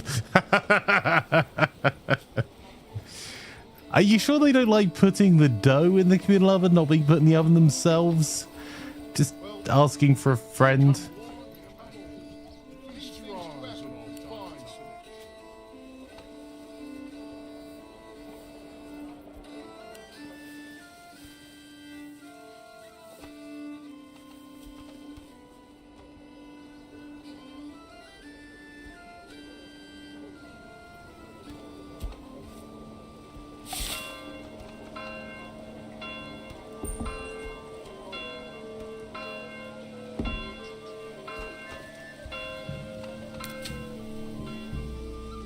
Why are there stocks in the field?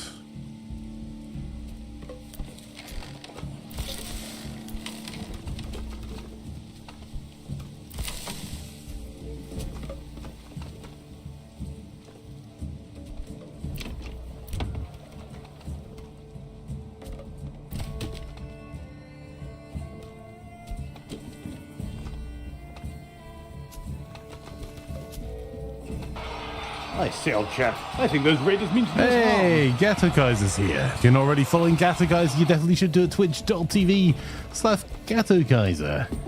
How are you enjoying Final Fantasy, my friend?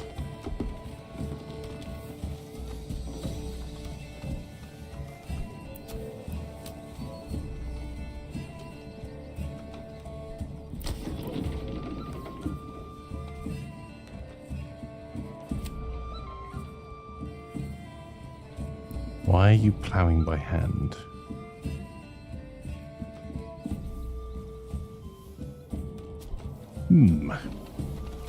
Is this a AAA game? George says. Definitely not.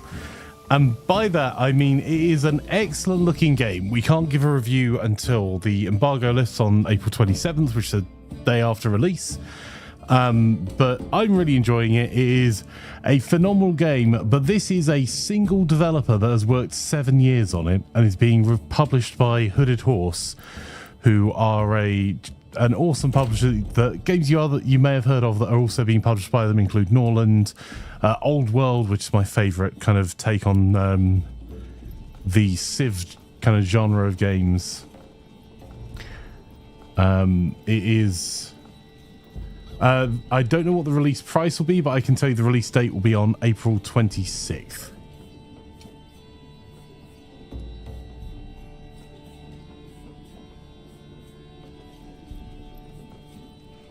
You're asking because you're curious as to how much it will cost. It's coming out in early access. Let me see if there's actually been any update on the press release. Give me a second and I will tell you what I can tell you. One moment.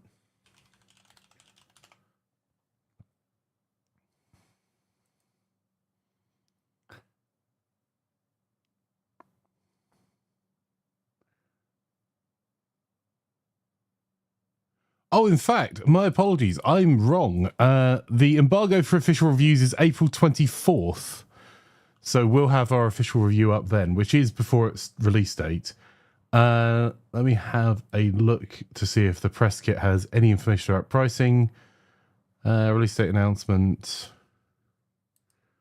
One moment.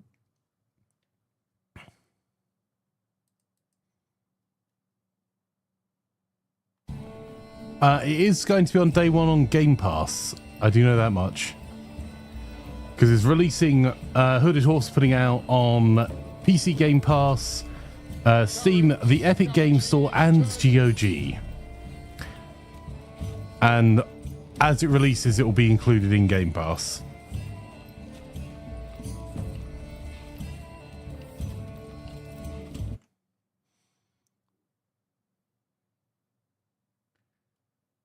And I don't think they've announced pricing yet.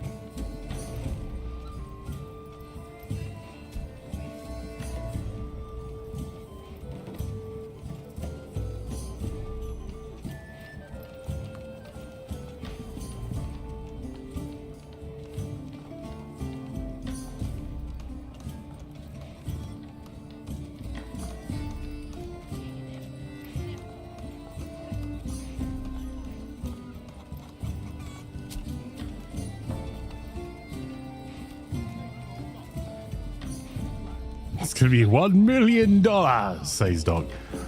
I would pay full price for this game, I'll be honest. And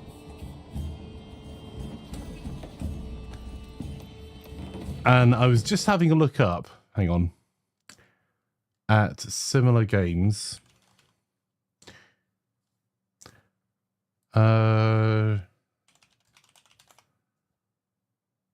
I would be surprised if it is much more than about £35 UK. I'm not saying that will be the price. That's not any information or a press release or anything. That's me looking at the fact that Old World is a 35 quid game. Is that still in early access? I'm just checking now. No, it's out of early access. So, yeah.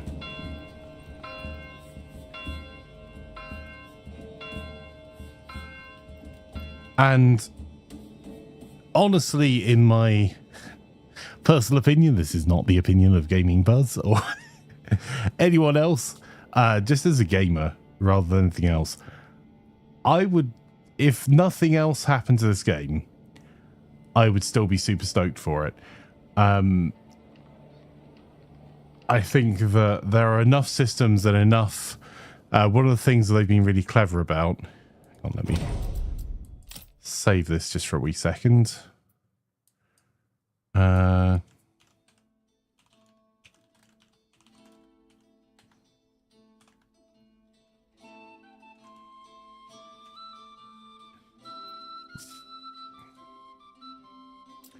Sorry, it's just so I can quit to the main menu just for a wee second.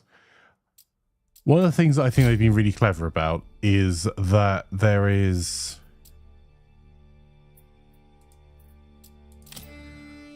a lot of options here in the game setup.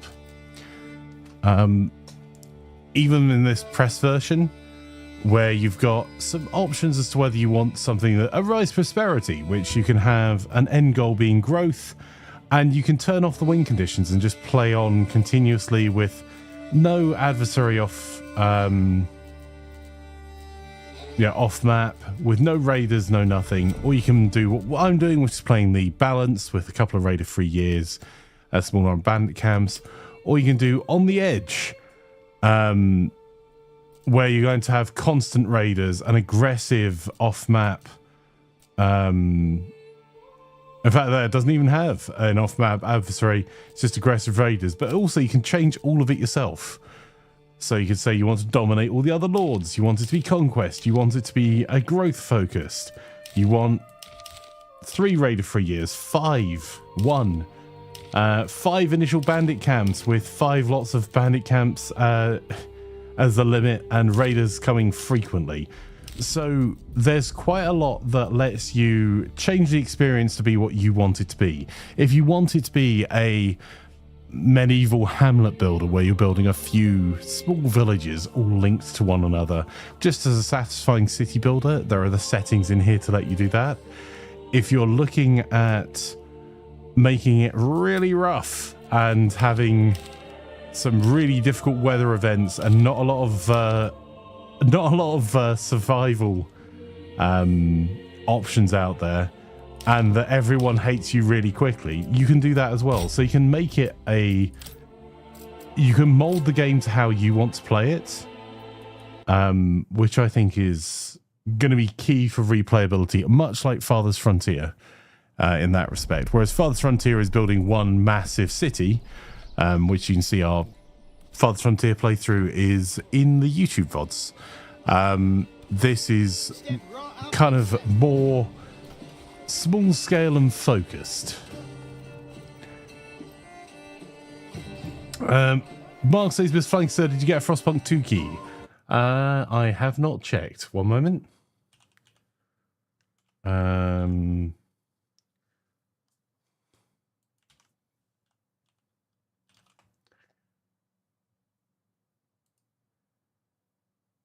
This is not me totally forgetting which platform they were distributing the keys on.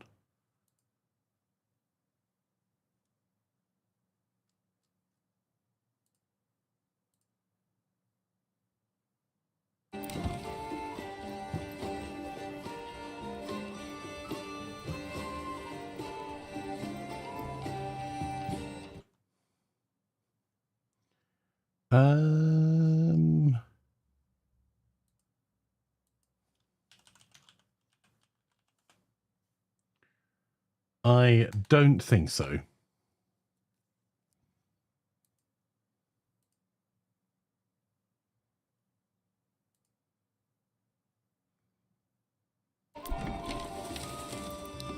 Enjoy your lurk, Doc. All right, fine. I'll go to work for a bit. Although, if you want beta access to Frostpunk, you can just buy Frostpunk 2 at the moment. And I believe there's beta access available through there.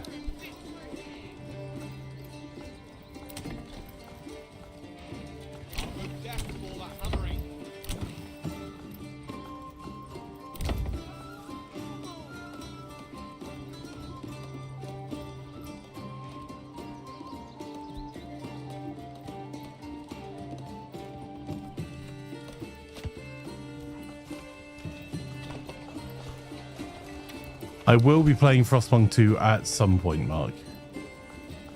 Being as I'm a huge fan of Frostpunk.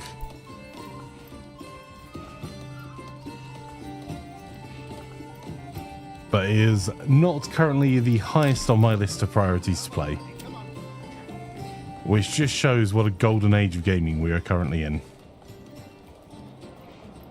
You're half warm and you're home cozy.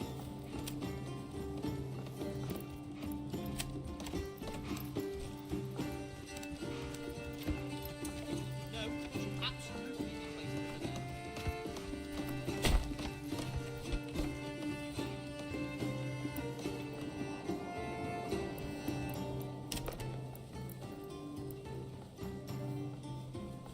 there. We should probably stockpile a wee bit more timber.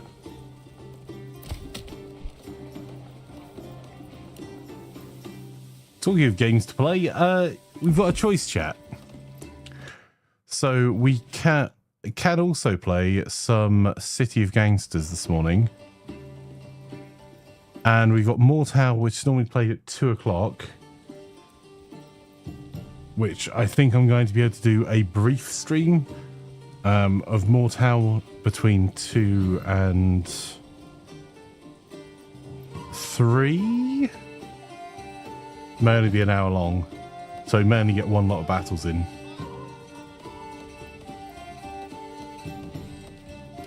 It looks very pretty, but beyond that, I don't know if it plays well. I don't actually know whether Kane plans to cover Frostpunk 2 as well. I don't, as in Kane's one of the editors for Gaming Buzz, and I genuinely don't know. That's not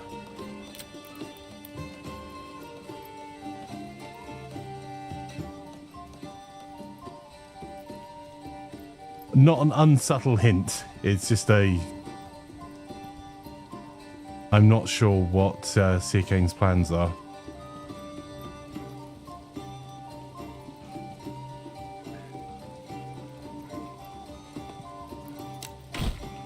I didn't mean to do that. Never mind. Well, that is what it is. I clicked to change the facing of the houses and make them with smaller gardens face the other way. Hey, bring that piece over here.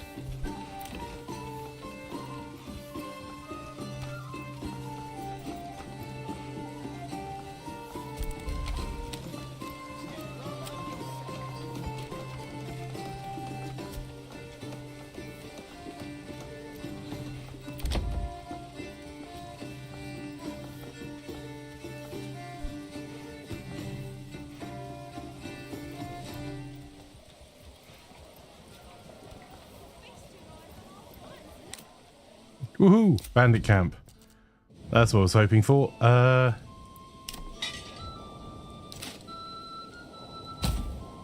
Let's rally the retinue.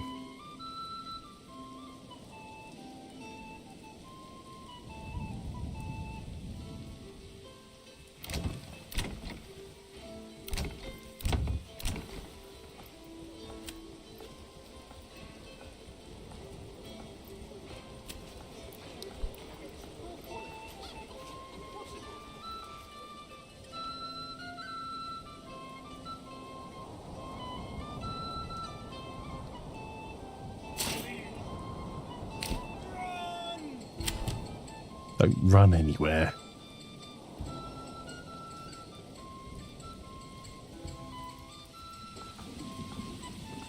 So yes, chat, what would you like to do this morning? We can continue with some more Manor Lords. We can play through a little bit longer. Or we can switch over to City of Gangsters from Mob Monday, which we haven't done for a couple of weeks. Sleep, says Wagley. You can sleep if you want to, Wagley. Is that not why you're here? To be bored to sleep?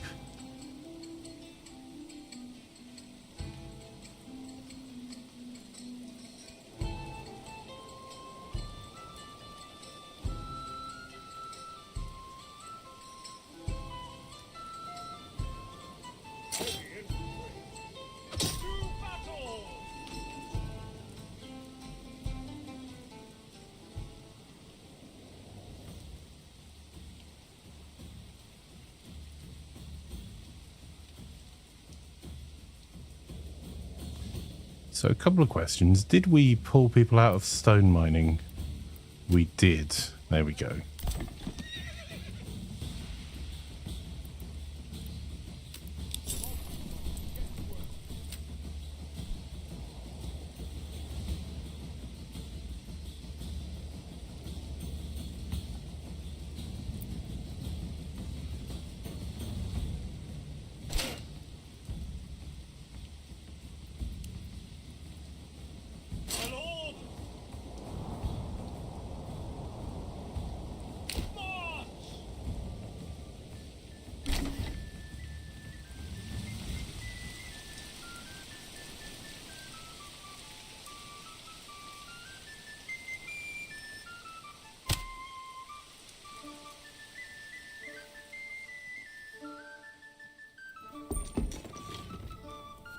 We'll let them come to us.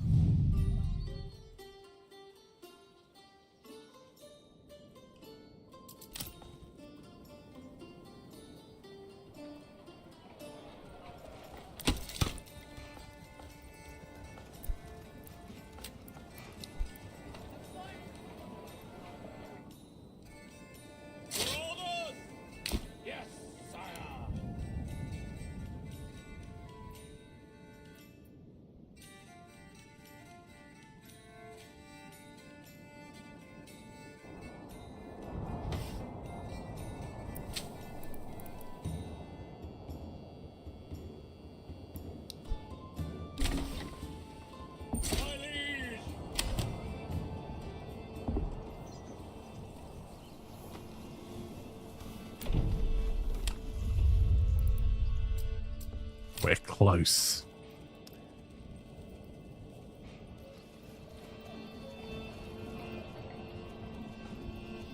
Don't be shy, good sirs and ladies.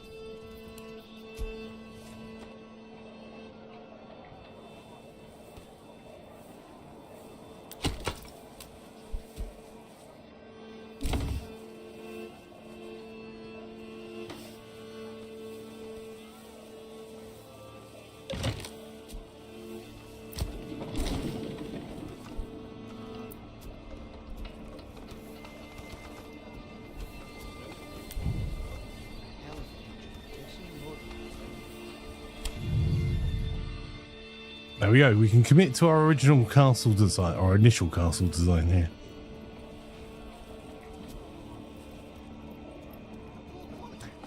Which is going to let us build, I think 4 towers? Certainly 3 towers.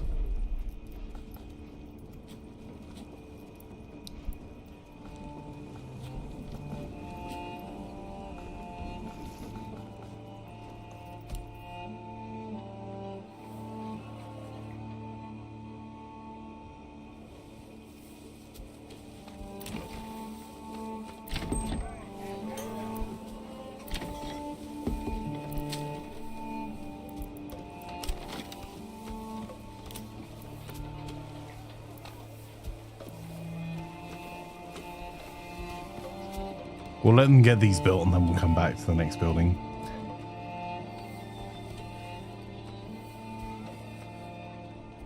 Manor Lords, a lovely podcast right now.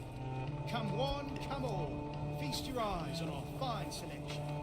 I mean, yeah.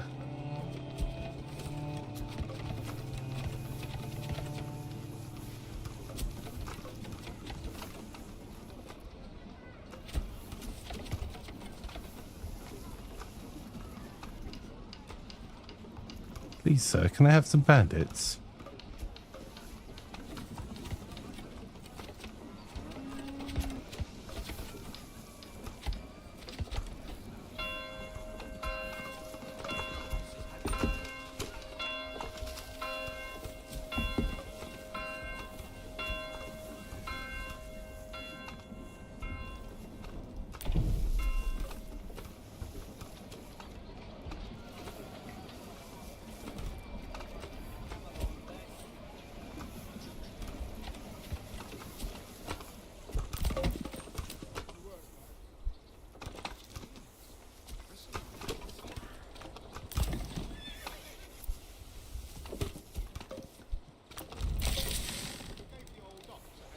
Well, we're doing okay for flour at the moment, actually. Ah, and beer. Ooh.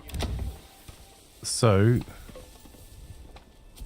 at some point, this tavern's going to get supplied with beer.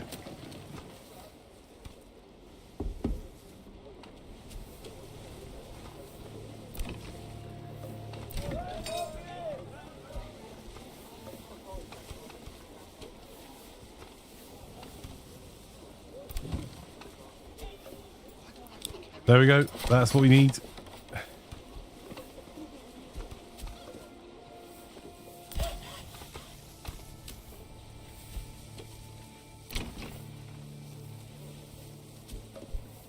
We need more planks.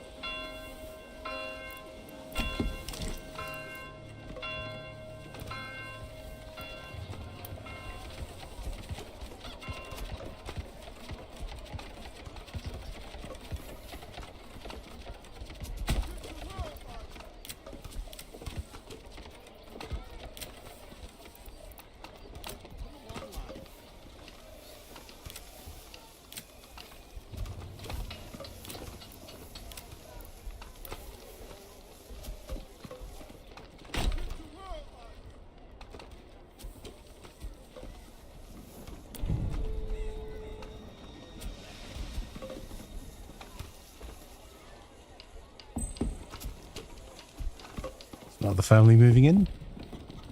Why do I have to carry this alone?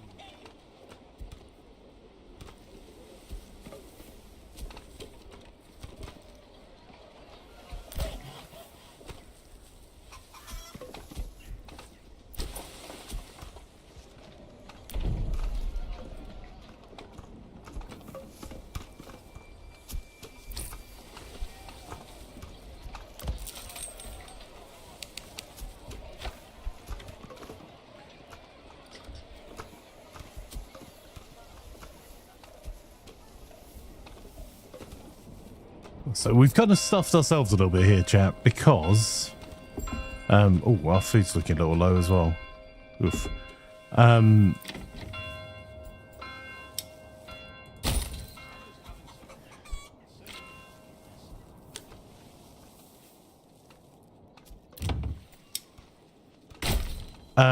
Because we are building so much up here, it means we don't have the ox to move stuff to the saw pit. So although we have plenty of materials, we are not going to manage, there we go, to get these upgrades done. Oh, there we go. No, we are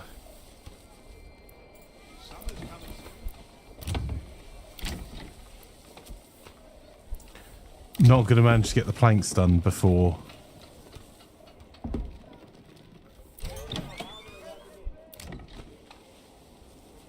the beer runs out, I don't think.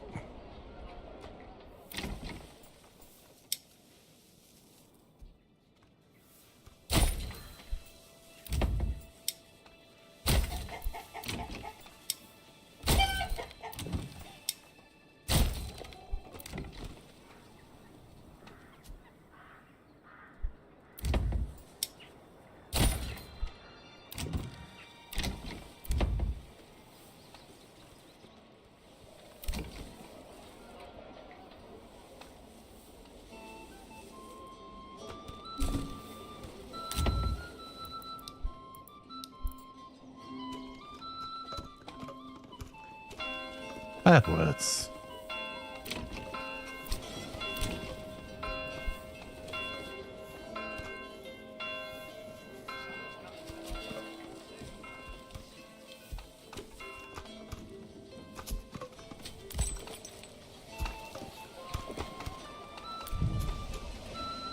Oh, only 2 more being transported all the way up there, and then we've got a wee bit of breathing space.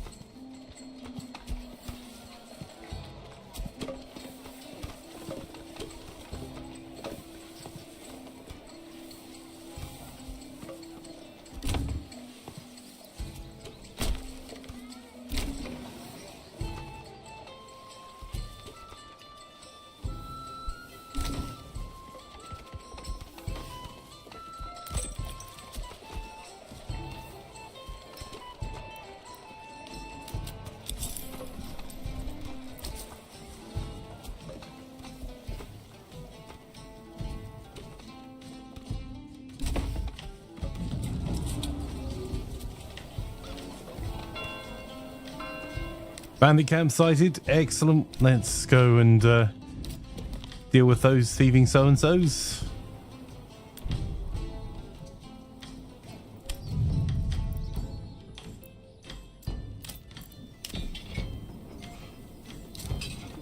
Let's take our retinue and go bimbling in that general direction.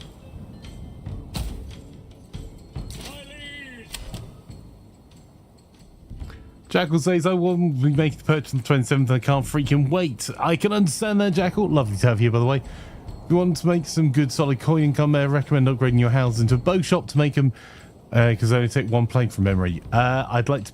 Yes, we're already doing that, sir. So... the cobbler's shop there, and then we've got the brewery here, and then the bowyer is here. And we've got the building being... We haven't really needed to go and do anything for regional wealth yet. Also, the bow shop's well worth having just because you can have archer militia, so combine that with your retinue, and really no one's going to get anywhere close to you.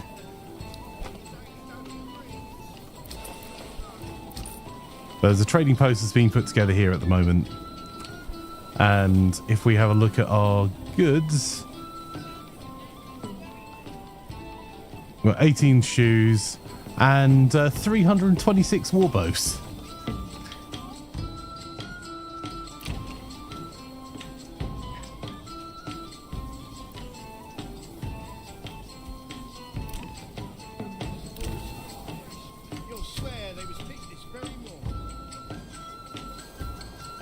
Unfortunately, we're not going to get to the next level this year because, well, we need to either decide to trade our way through. This guy sort of just had over 50k for selling bows. That's crazy. Yeah, oh no, absolutely. Because it's sustainably growing as well and doesn't require any of the core resources. So it, like, as long as you've got yourself a saw pit that's up and running and continuing to produce, then not only the Fletcher shop, but also setting yourself up with the joiner's workshop will give you an almost unlimited run of shields as well that you can sell.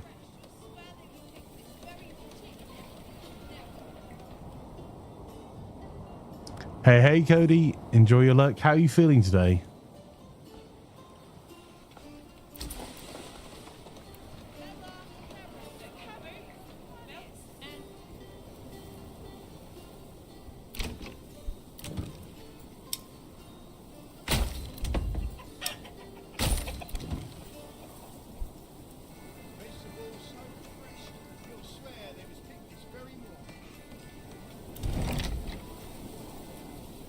We're going to be a little bit stuffed for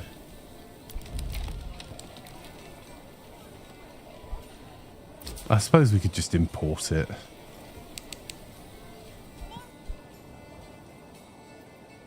Yeah, maybe we import in, just do the upgrade. Right.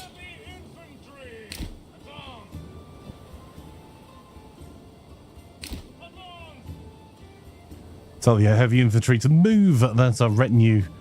Oh, good. Glad to hear it. Runesin says, good morning. How's Conquest going? Are we winning?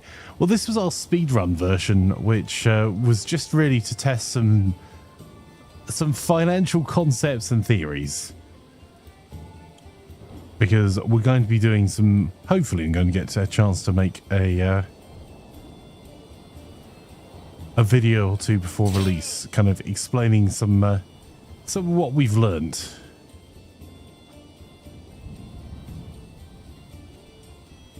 You know what? Get yourselves to there. One of the key things is don't run.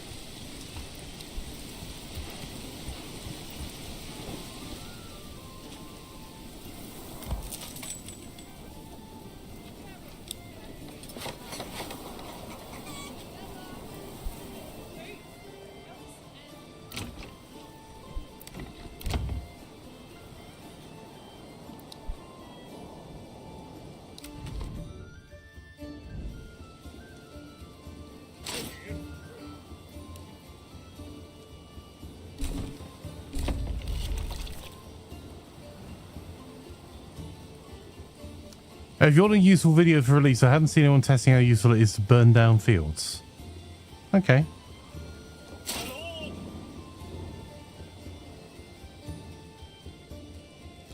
But anyway, the system, you got an automatic text yesterday saying to remember my meeting today with caseworker, didn't know I had a meeting. Looks like I got a new caseworker. Oof.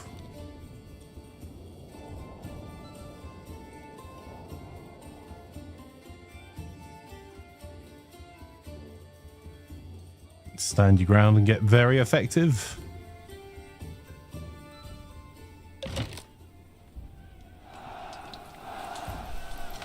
Go on, chat, have them.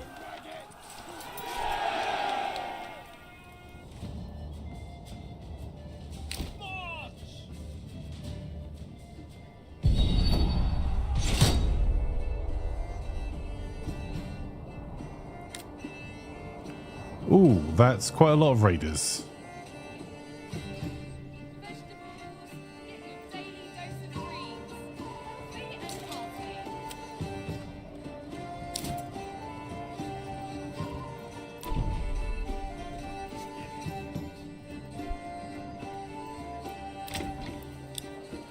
Okay, that'll get us to the next level when that's done upgrading.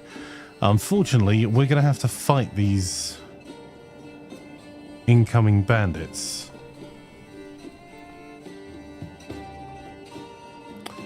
"72 of them, and our retinue is over the other side of the world."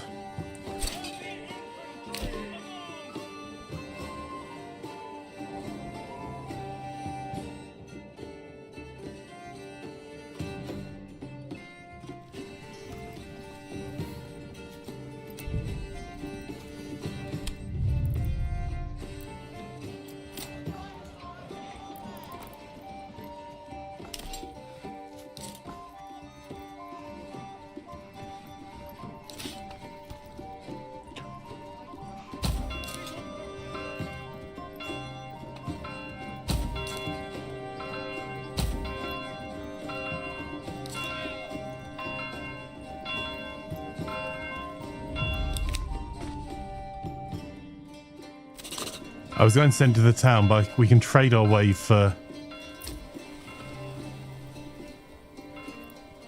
right, trade...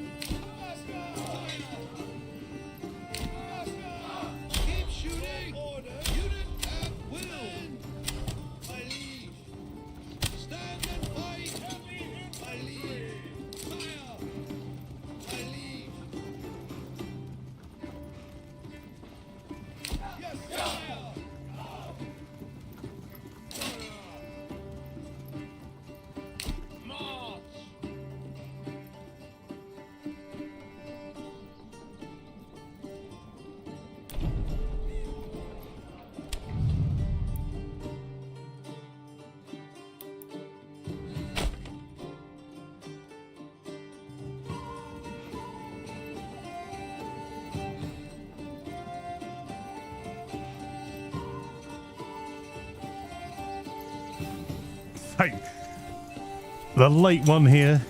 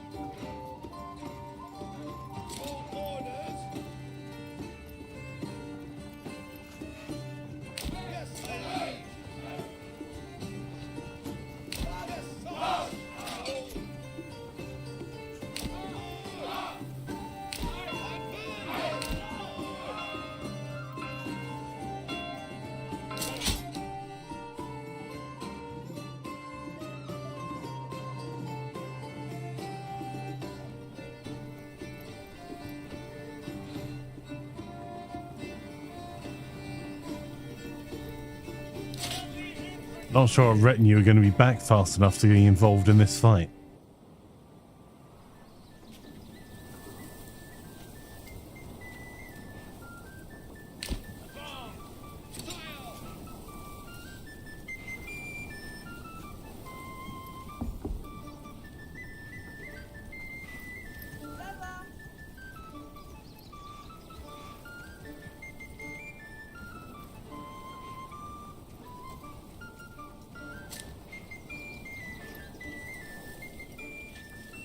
My liege lord. Sire, my lord.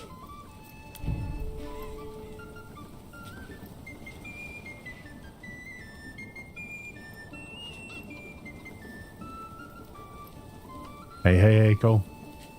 Your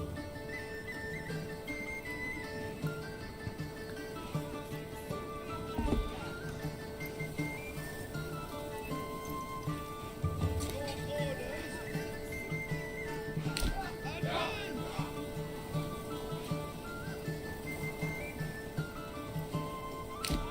Advance. Yes, my liege.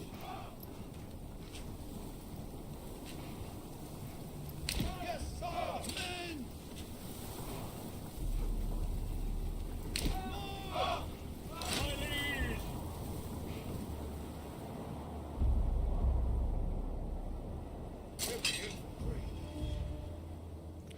Our retinue's making his way back, but I don't think he's going to be back in time for the fight. My liege.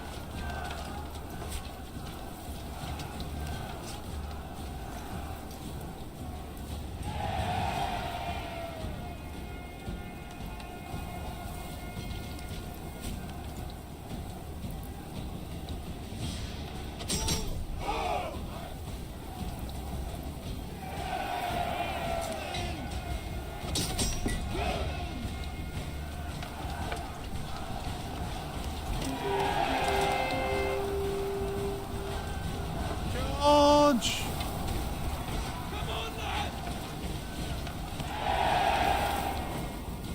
Okay, we did lose 8 of our own this time.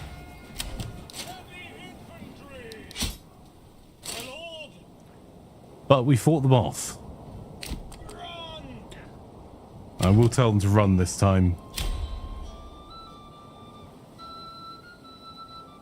Zvone says, eat heartily, lads, because tonight we died in hell.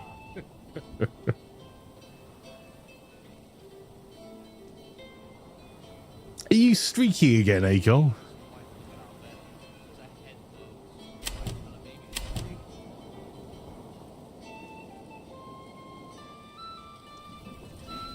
Today will be a red day. There you go, you see all our militia just leaving. And we're going to have to make sure we've got someone on the corpse pit. And so on our church. So we managed to... The archers held, as they did lose 8 of their number though.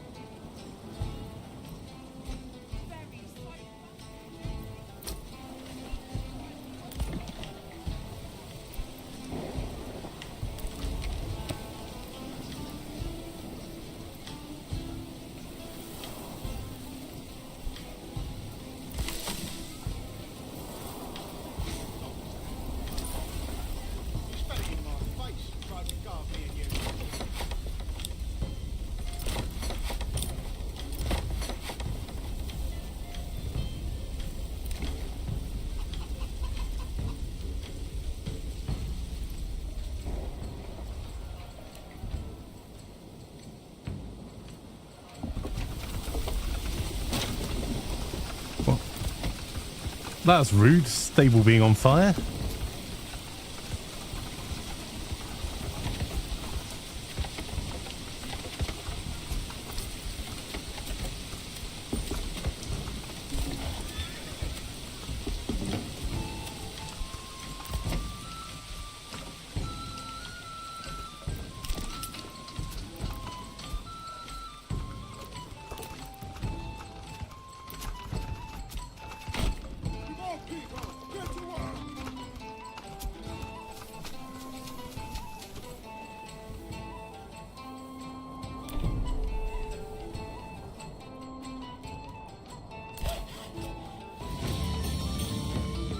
There you go, there's our new development point. So, I think we're going to go for fertilization. Allows fallow fields as a pasture which rapidly restores fertility.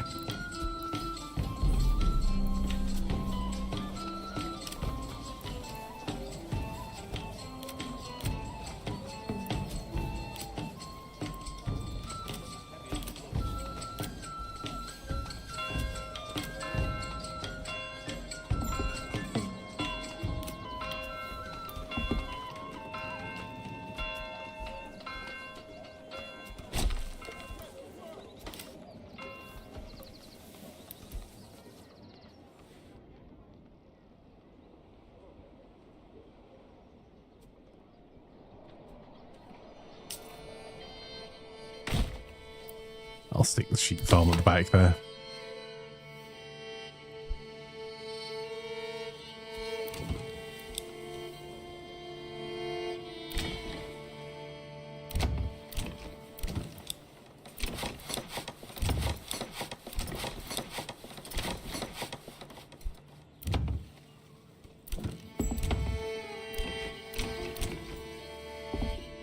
Okay, so for the next level, we need 10 level 3 or higher burgish plots, which is just going to mean we need to stash the planks for a little bit.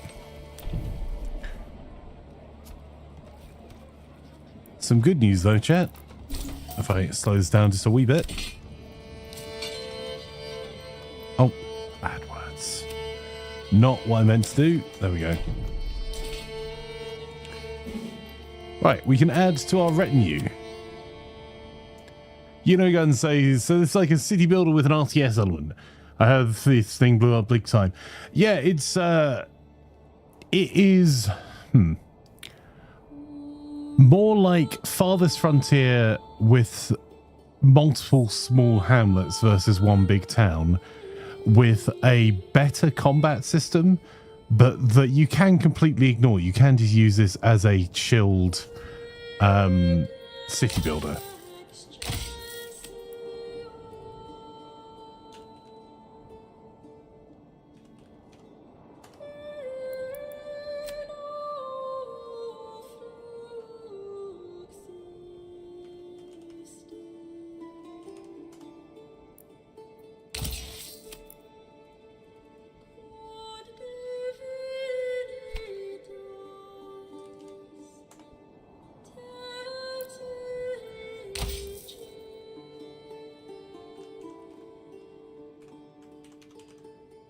It is definitely not a total war game. And it's really not an RTS game. It's more of a city builder with a couple of small RTS elements. There is a really good post on Steam written by the devs kind of saying, look, here's the things it's not.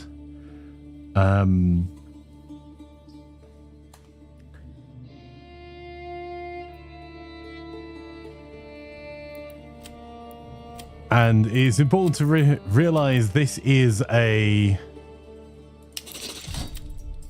indie game with a focused, smaller publisher, Hooded Horse, who are one of my favorite publishers, publishing it.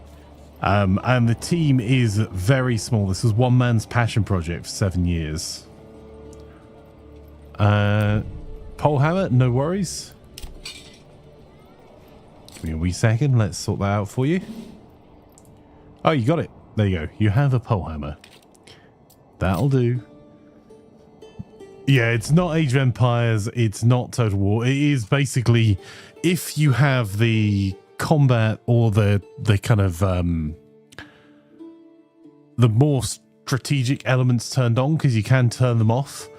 It's you either fighting against a baron that is off map or defending against raiders, and your armies are going to be maximum probably 150, 200 people, and most of those will be peasants.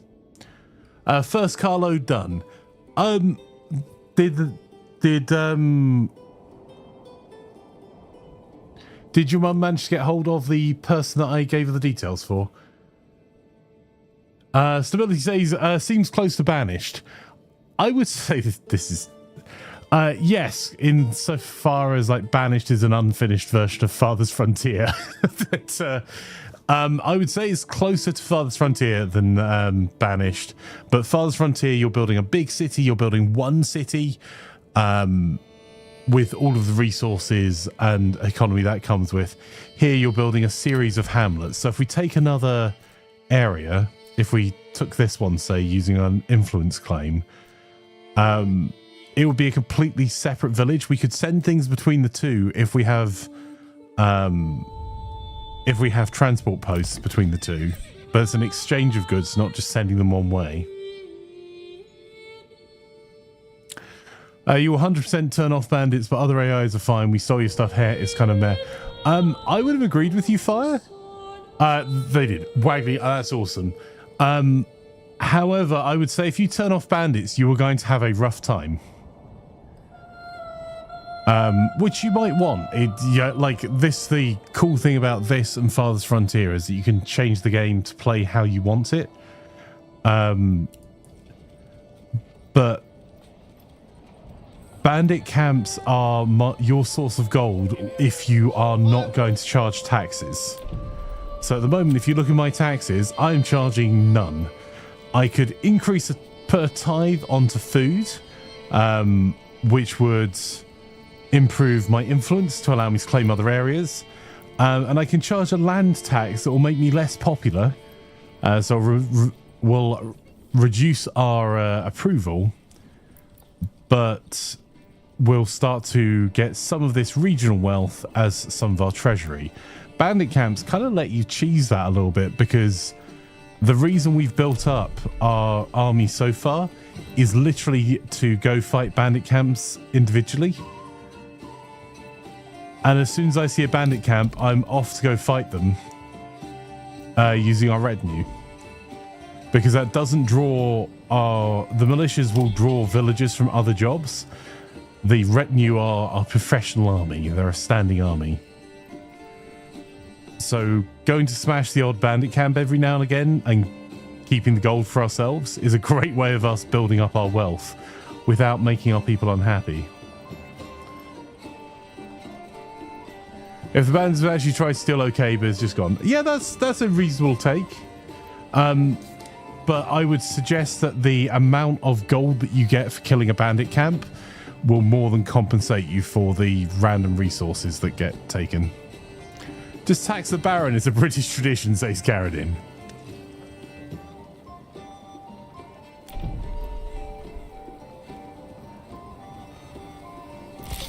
Can't find a storehouse for excess weapons. We've got a storehouse for excess.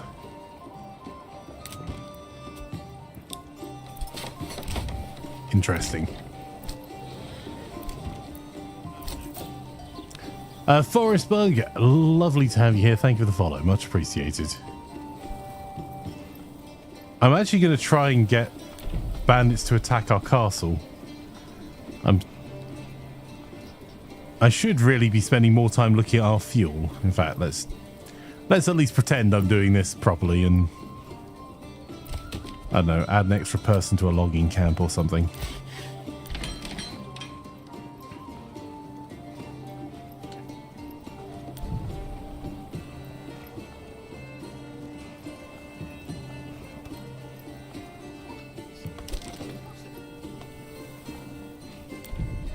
Can I open the castle planner again? I can.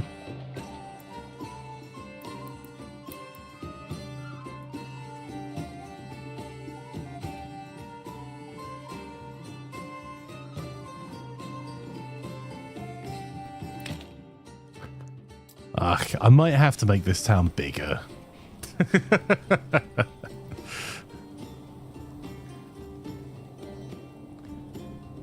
Damn it.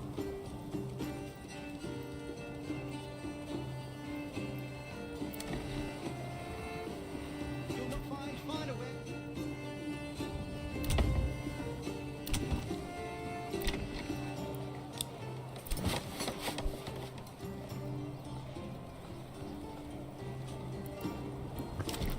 Let's just check the Emma fertility. Okay, so if we do some shorter housing.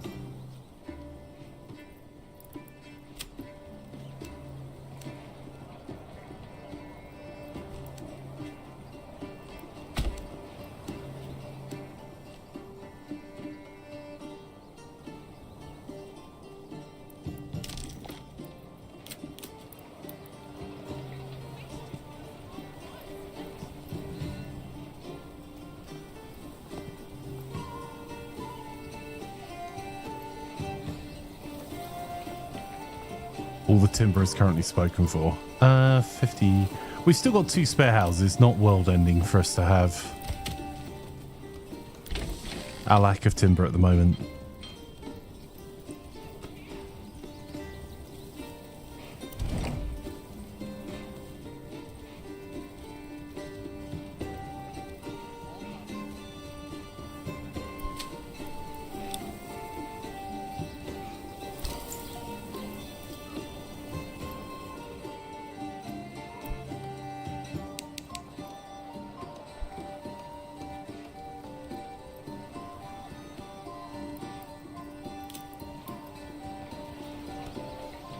Every time I think to myself, I'm going to make a town that stays small. We don't. All right.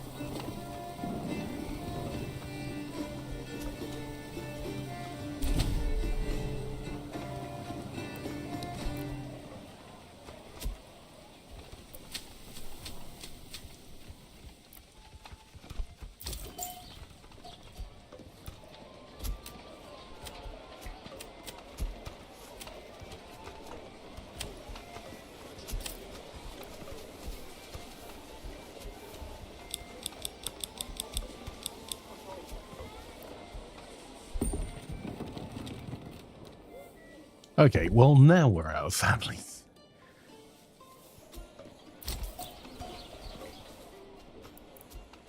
And we're probably...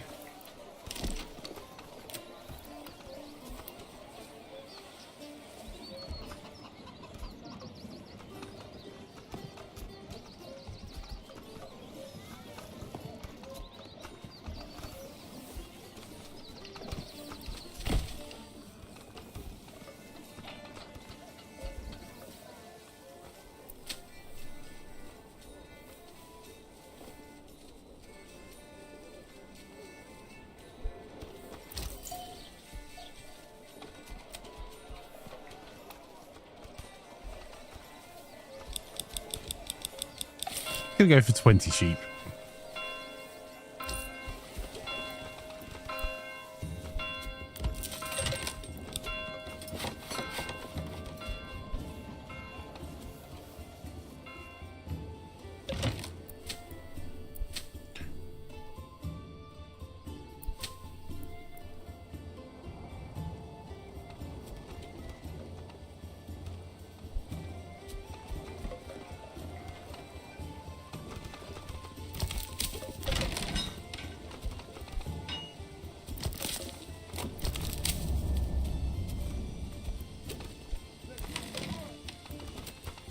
Stop damage by weather. Excellent. Well, that's a problem.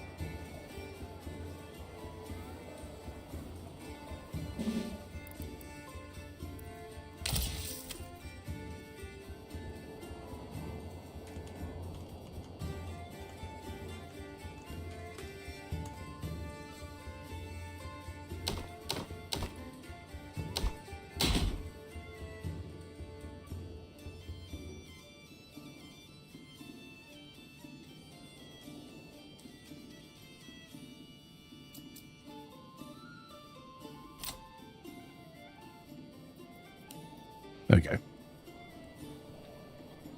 go. You'll build one huge city in the main region and small ones in others, and capital city will get small plots as possible. No garden, no workshop, just houses.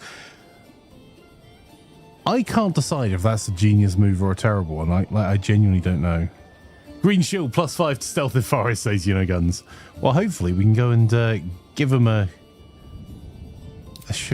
come on, more bandits, please.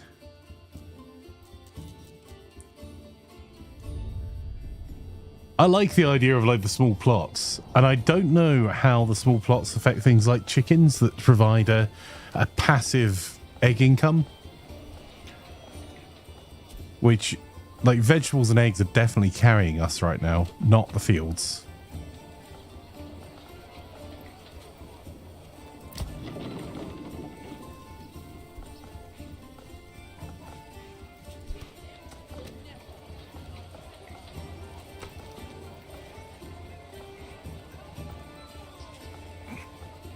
Don't you know it's your job to cover every square inch of the map with buildings? Such is the way of the city builders. He's done it. I mean, yeah, fair.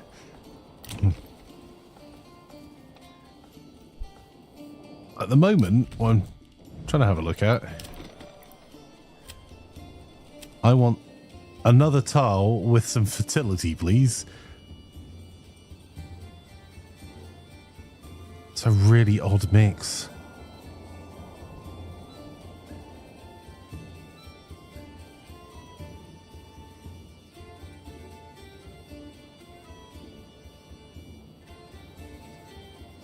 I think this might be our next tile in a little bit. For that barley fertility.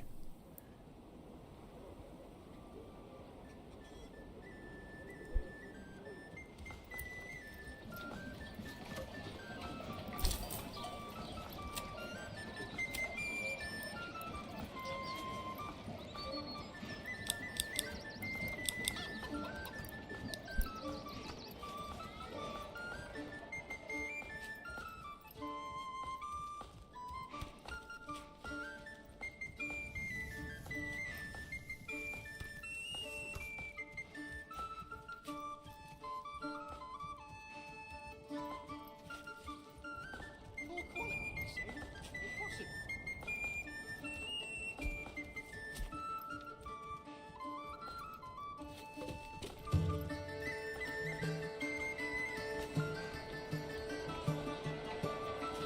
Why do I carry this alone? Berries so plump and juicy, you want to eat them by the bushel. Barley facility. Nice place to visit and also sure you want to own it though. Yeah, we're so we need barley to be able to process into malt, to be able to make beer, to supply the tavern, which is what we need to be able to upgrade plots to tier 3. But we have one small barley field here. If we have a look at the fertility, it is pretty awful. Now we've got some decent wheat fertility. That's not too bad, but yeah.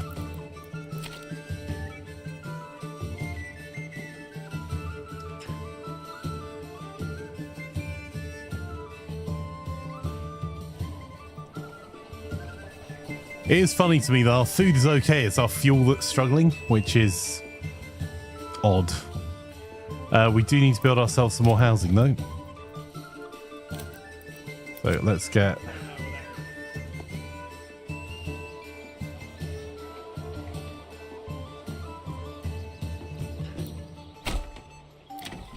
I'm going to set one to highest, one to very high, one to high.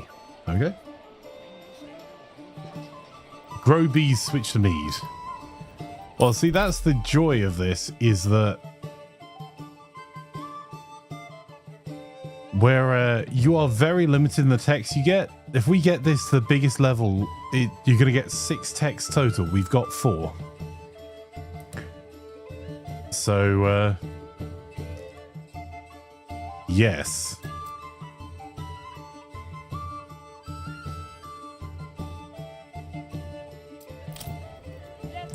So it's not I can just tech out, and each tech is specific to a region, and the regions are designed to be strong at some things, weak at others. So this region is designed to have a strong, unlimited in fact, amount of clay, so for making tiles, but it has terrible fertility. And you are locked in by region on the techs you choose, so you have to choose carefully. Which makes it a far more interesting play. Because you can't just build everything everywhere. Which is why with such terrible fertility, the reason I've really focused on every single one of our burgage plots. That other than our bowyer, and we have one cobbler's shop to meet the minimum requirements for the level 3 for clothing stores. Everything else is specialized into having some sort of level of food being produced because our crops kind of suck. So if I scroll out, you'll be able to see that, and the fertility is different for each crop. So here we've got terrible fertility in general. Emma is wheat. So you can see that's not too bad, which is why we've been very careful about where we've built houses. We can build a couple more fields down here. Flax, which is used for fabric, is absolutely awful. So I'm not even bothering to make flax fields here because we can instead just use the hunter to gather hides. We could potentially get a few houses to keep goats, which will also give us hides. And then we can turn that hide into leather. That counts as one type of clothing. And we can turn the leather into boots. That counts as a second type of clothing. But barley is really important to us because you need beer to keep your citizenry happy. And it really just, there is no good area here for barley production. And rye is something you have to unlock in the tech tree. Don't think it's really worth it for us here, but you can see that rye is in a better state. And what we're slowly doing here is, as we have more planks available, we're trying out a particular tech at the moment, which is we've got the heavy plow, and then we've gone into fertilization, which allows us to fence up fields and use them as a pasture to put sheep on the fields when there's when the field's set to fallow, and it improves the recovery of the fields. So in fact, let's fence up another one there.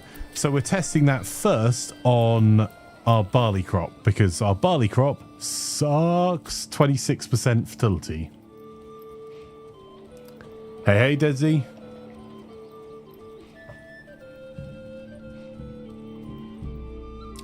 I like so the different strengths give different needs to other tiles. Exactly. So if we set up, if I scroll in here and scroll out just enough, so you can see there's terrible fertility here, but the barley fertility here looks awesome. So maybe we really focus on building barley fields in this area, and barley farming is its main economy. We're going to have to put some tech though into iron, because we can make this deposit unlimited if we do that. And all of the towns are individual hamlets, individual towns. They are not all one. So we'll then have to set up a trading post to do a trade between the two. So we could trade, say, barley back and forth for maybe grain or for bows. And each town will make a little bit of income from that as well. You mercenary. I'm just checking.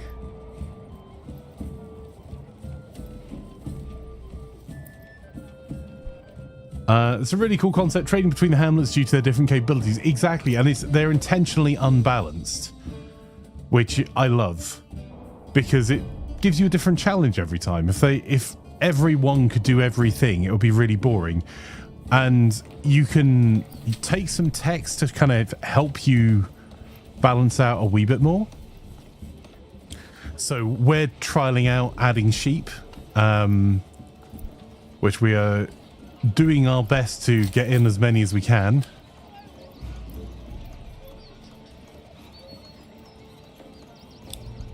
add 40 there to the standing order. Our livestock trading post. So we're doing our best here to add more sheep, and then we can put sheep onto the fields in their fallow years to improve fertility further. But that means I've spent a tech point. And being it's so limited, like, it's shutting off other areas to us. So, for example, Nuslo is not going to... Oh, that's where you can change names. The top there.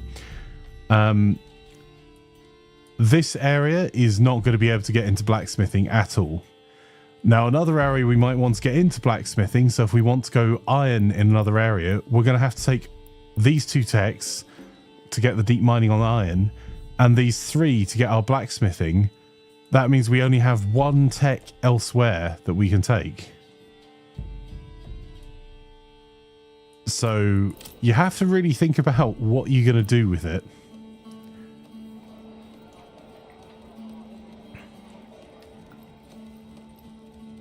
And you... Oh, bad Fresh words. coffee made by Deadsy Peaches. Message, did you got your exercise today? No? Make a run for the coffee then.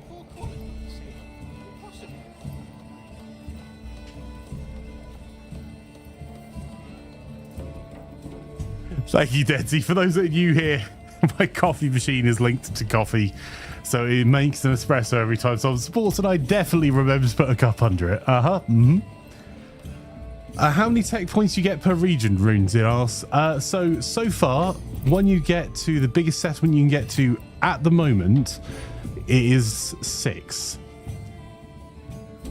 So you're at the moment we are 4 levels up, and we've got 4. There's only 2 more levels to go. So you really have to think carefully about how you're going to specialize a region. If so, there's someone usually what would happen. So the coffee integration is set up 24/7. I would never forget putting a mug under the coffee machine. I mean, I tend to remember it at night. I just then make myself a coffee in the morning and then don't put another cup under it.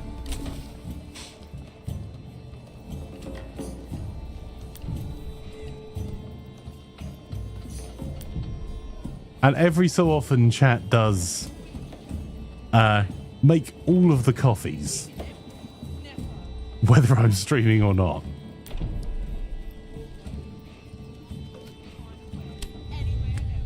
Which I am very grateful for the slightly trolly support.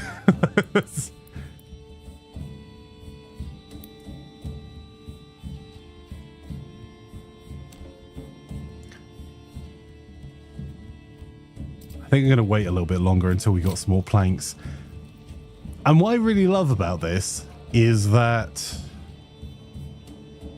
Is that all our buildings being built? 59. Let's set that to highest. That's very high. That's high. Fresh coffee made by Waggly Fitness Class. Message, Deadsy said it's exercise time. Come on, get on your feet and have a little trundle and a little light show for plan as an added bonus. Thank you, Waggly.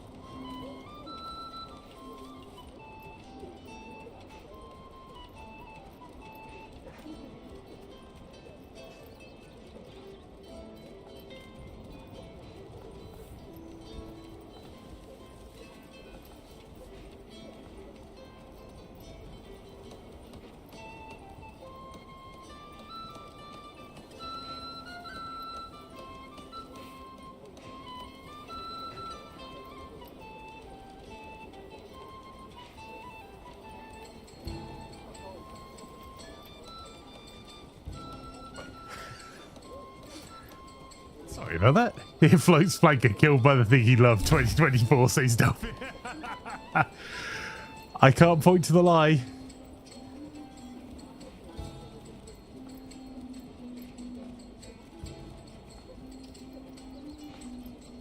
The old ox a handful of months old grack. He spat it in my face and tried to guard me and you. Yes, coffee and the coffee machine are linked. But, oh yeah, and it does flash all the lights in the house purple, which is great, particularly as planned. My wife is upstairs and working. So every so often, Plan will come in and say, thanks.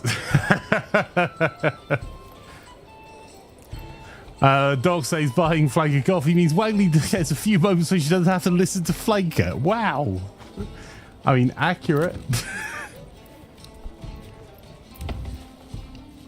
Right. We are going to have to try and stockpile a wee bit of planks this year. So I think we're going to put a whole area into making timber.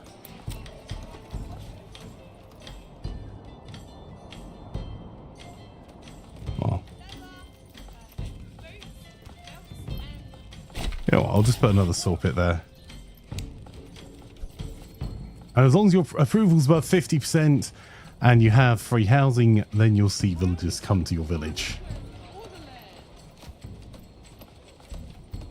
$50 coffee's normal in the USA, says 50 Cal Jake. Welcome, welcome, 50 Cal Jake. Purple alert, right? So I'm trying to see if we've got any more bandit camps nearby.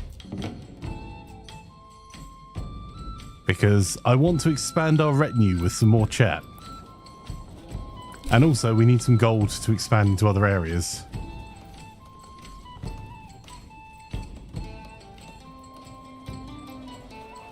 And our treasury is looking a wee bit sad.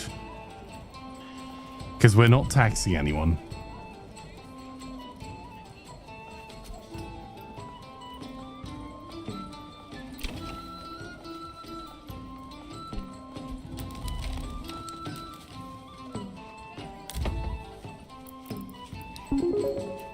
No. Fresh coffee made by Deadsy Peaches. Message, I like to move it, move it. You like to? Move it. Thank you, Deadsy.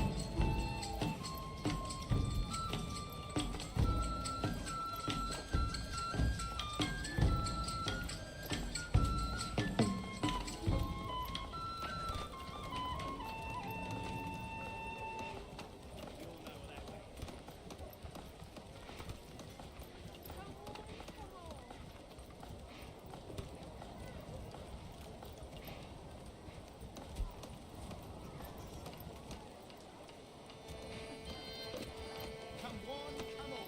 Feast your eyes on the fine selection.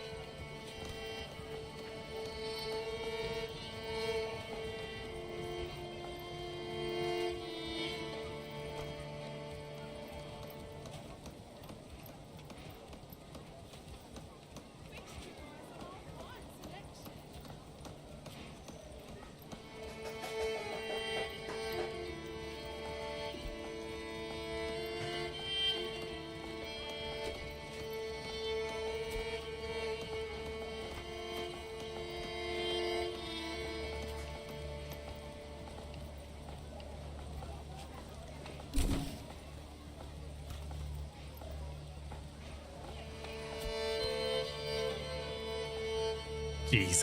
Thank you, Deadsy, for our 4 coffees and Wagley for the 1.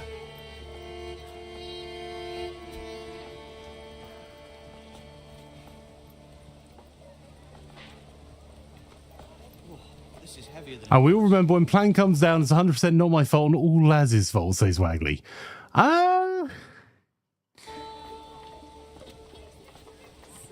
And this, my friends, says Deadsy, is how you make Flanker be able to make 36-hour streams by pumping him full of coffee. 36-hour streams aren't a regular occurrence. a fresh start for me and me own.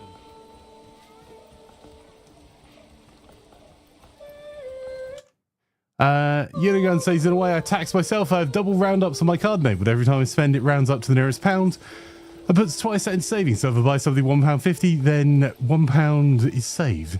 That is a good way of doing it. I use that on, I have a Revolut card. I use that for the Dinner with Plan fund. Up for a game of Gwent. I haven't actually played Gwent. So, the cunning plan will be, as you guys want me to keep playing Manor Lords, I'm going to play Manor Lords through until I've got a meeting at 1.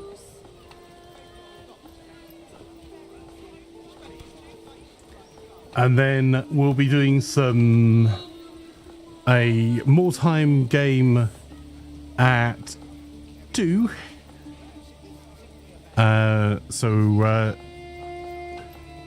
And then we'll have Murder Monday this evening, which I don't know what you guys fancy playing tonight. We'll be playing some Mordhau.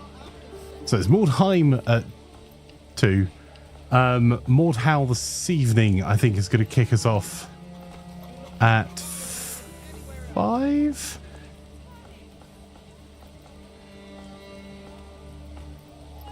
So yeah, what would you guys fancy for Murder Monday tonight? So for those who are new, Murder Monday is one of our community nights where we play some murdery focused community PvE games. So Mordhau is one of our community servers. Project Winter, we can give it a go, lads, if we can get the players for it. We kind of need 5-6 players for Project Winter.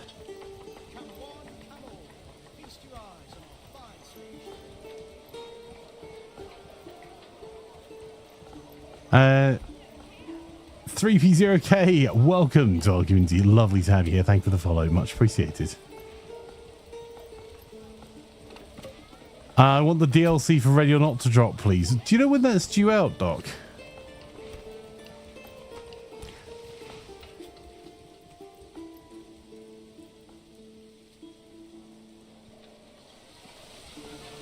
We could do some Ready or Not.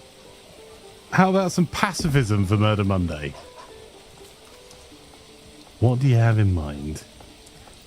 Because we normally play 3 games, like a 5 till 7, a 7 till 9, and a 9 till 11, and maybe do some pickup games. Those are all BSTs, so Murder Monday kicks off in about 7 hours.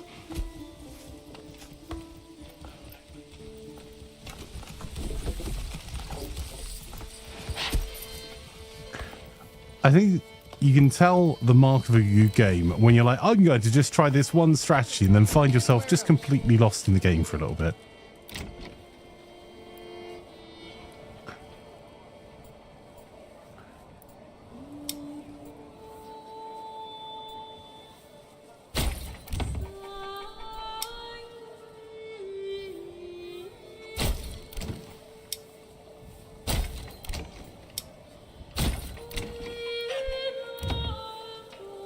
Also, I'll upgrade all of those in a little bit.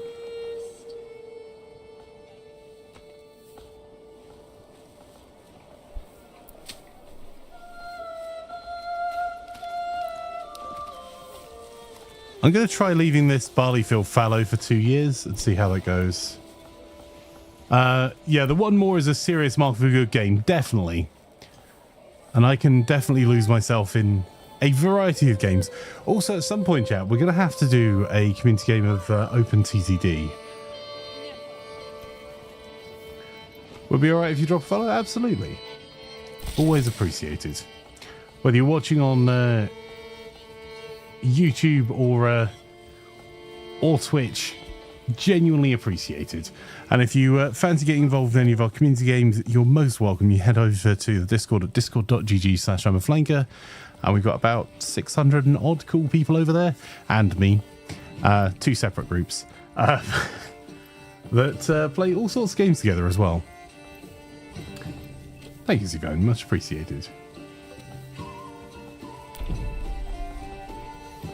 And I've gone from being like, I just want to get some footage for being able to do a like how to put together a city, to I kind of really want to build this huge castle now. Which are 2 completely different runs. The cool people said you need to be ousted from your own Discord. Sorry, them's the rules, says Laz. I mean, honestly, fair. Also, thank you again for the coffees. I'm thoroughly enjoying my My 5 espressos in a mug.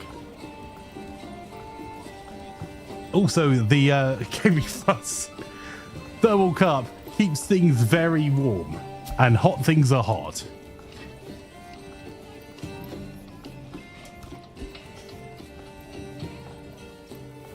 So yeah, if you have any suggestions on what you'd like to play later.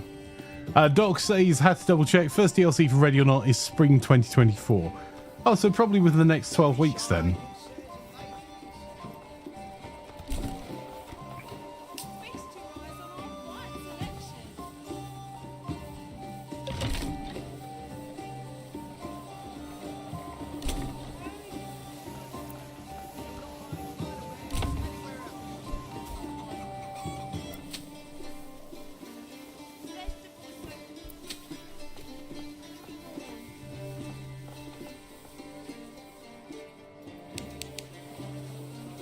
But it's spring now, says Doc.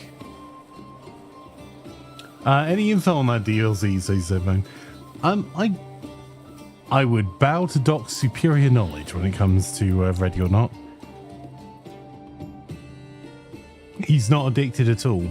So we could do like Moldhow and Ready or Not tonight. We could try and get Project Winter going.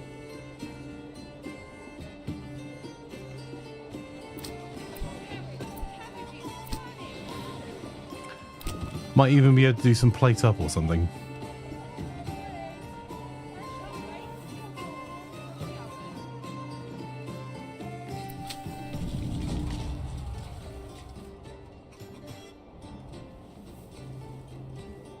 Keep your half warm.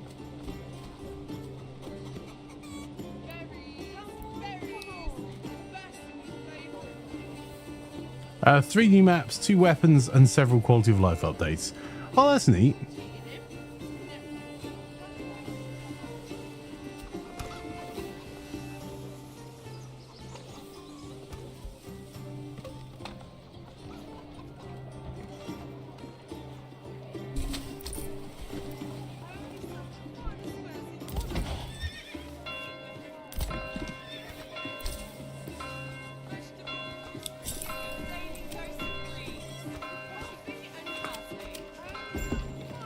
All right, I'm going to just import barley.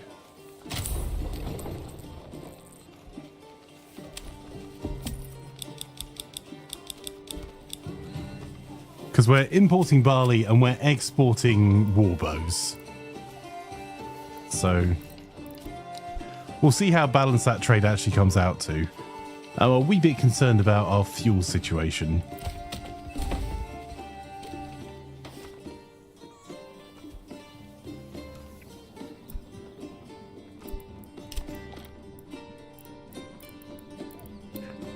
Might set up another charcoal kiln on the way down the hill here.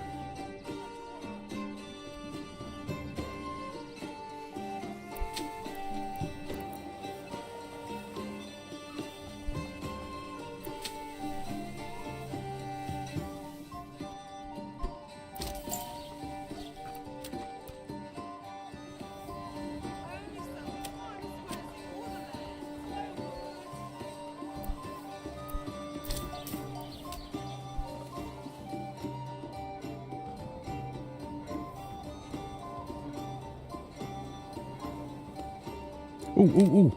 Bandit camp. Haha! Let's go.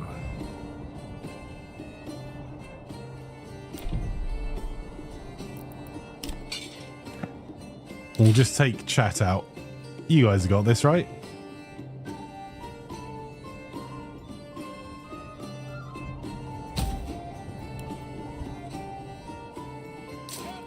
Also, tell you guys not to run.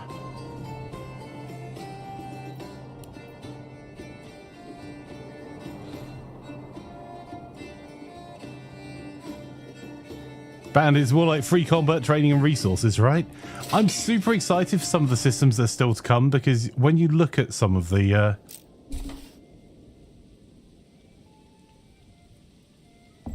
additional stats on there and the experience, like there's definitely hints that there's going to be that you're going to be able to choose experience bonuses for each of your units as they level.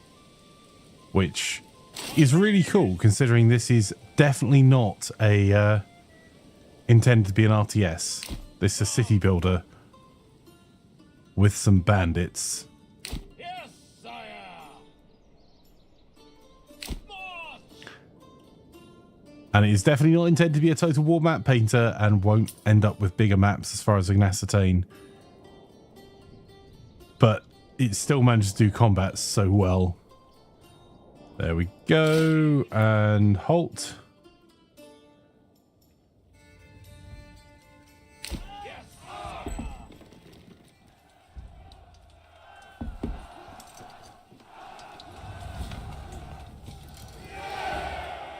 There we go.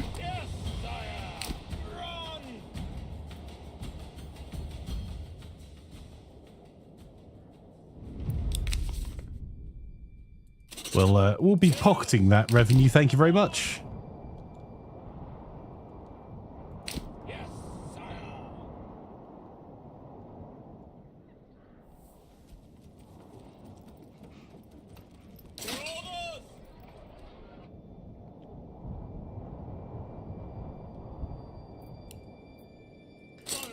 Go on, get moving.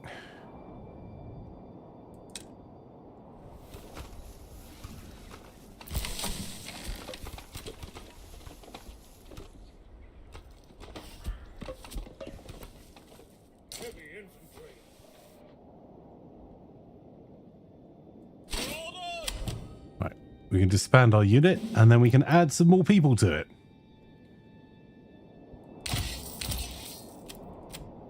So we've got Forest Bug.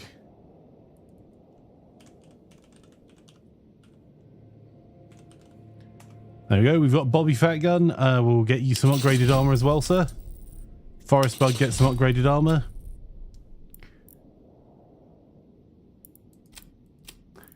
We already have Zavone in here.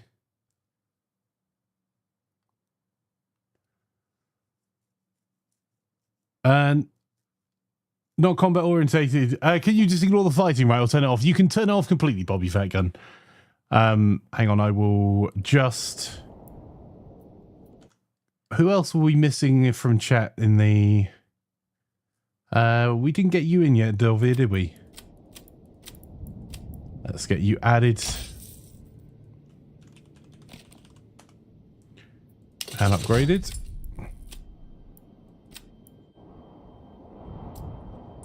There we go. We're now broke again, but we have an even bigger retinue. Right, so if I save this up just for a second.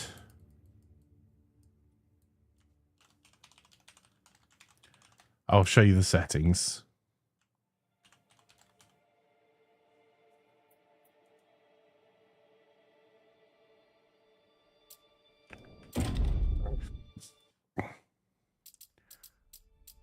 So if we went into a new game, you can create all your heraldry and coat of arms. 50cal Jake, I think I need to add you as well.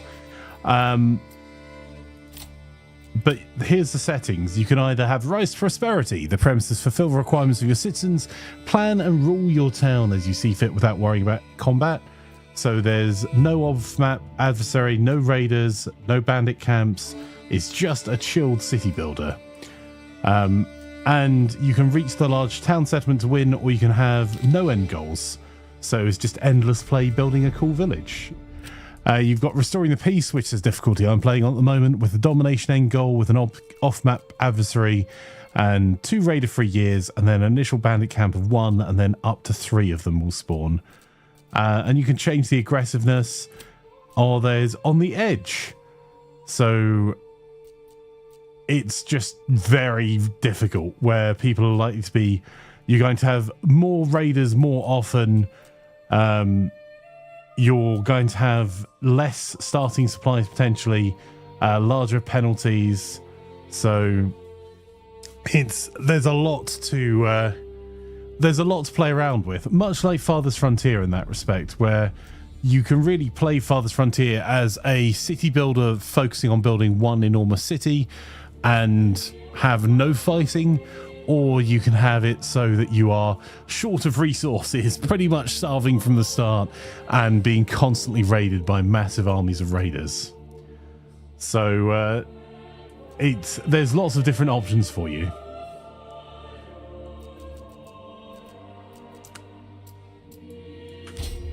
You think you're gonna focus on? I like Father's Frontier, but it's so grindy. I think the griddy. Sorry. You can make it not. I think players just tend to, very grid based, and in fact, circular towns are probably the way forward. But I think players, including myself, in our like Father's Frontier stream run, tend to build efficiently, which tends to mean some level of grid.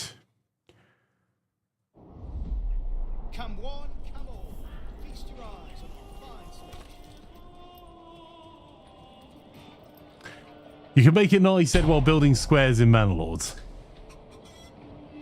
Yes. Well, we've had a few that we've, like, I think our first run was triangular. It was based on Marlborough. So we had the market down the centre and a triangular area. And I've tried to adjust the way we've done the housing a little bit. But if you don't care about like the size of the plots, there are definitely ways that you can make for some very different looking areas.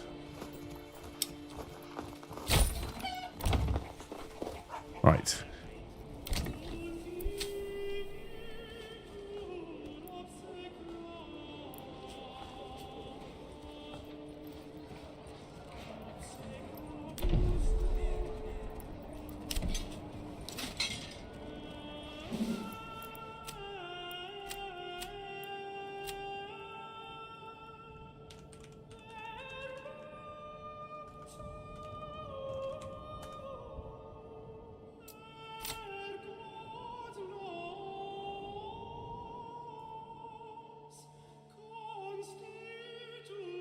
And there are some really neat little things in here that I really enjoy.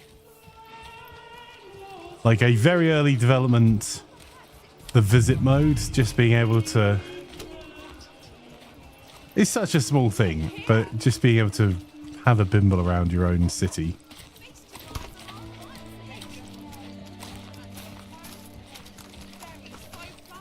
Don't be shy, good sirs and ladies.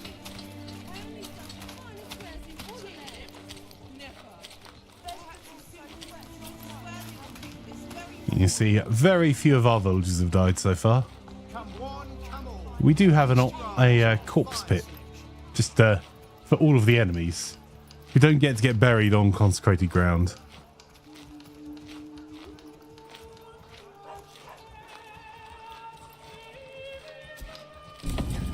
Do we actually have any barley at the moment? We do.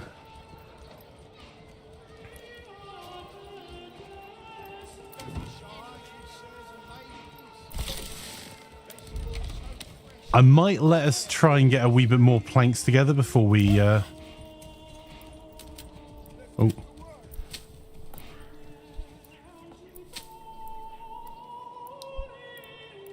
Before we do any more.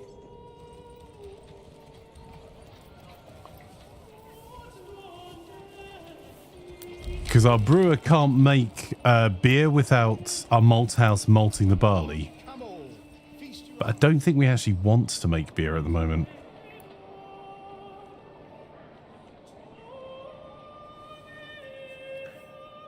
Because as soon as we can make beer, we want to be able to upgrade a whole host of houses. We need 10 of them to get to the next level.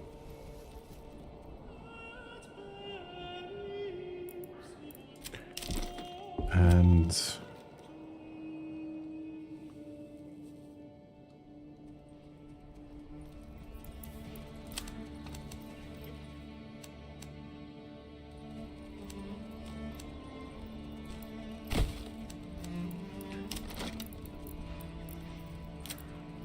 build some more residential. keep your heart.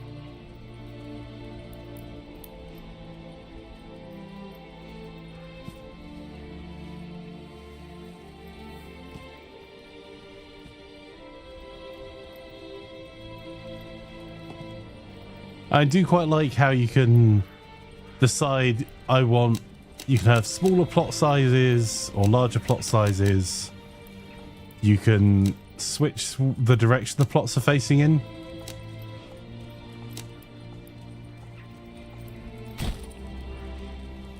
But it does still make for a pretty easy to build plot system. So you're not having to individually place houses unless you want to.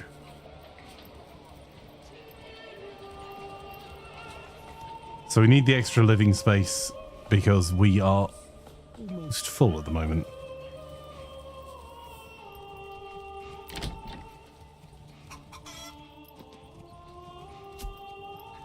And tavern supply is really our biggest problem.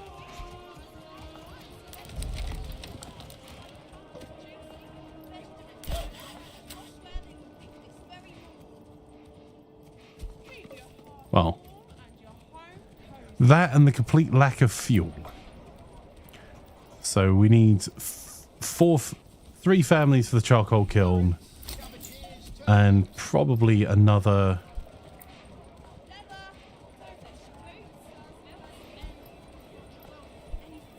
couple to look at malting.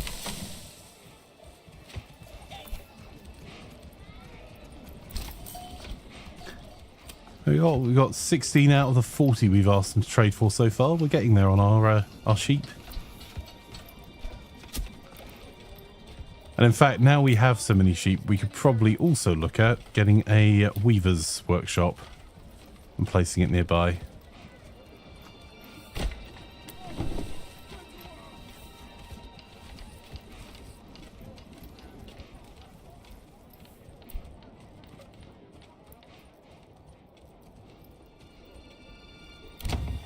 See, none of these have had the goods transported to them yet, so we'll set some higher priorities just for a smattering of houses to make sure that we're building one at a time rather than delivering supplies that each of the plots want and not getting any of them built.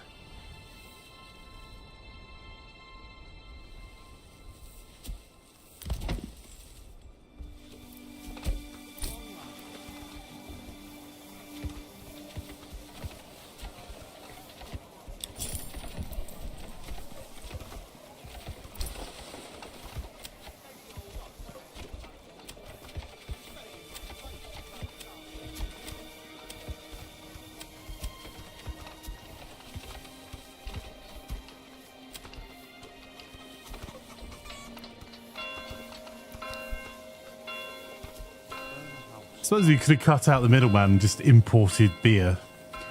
Can you still work around in first person? Yep. You can indeed. Which is just nice to get down on the ground and kind of see your village come to life. You see the windmill on the hill up there.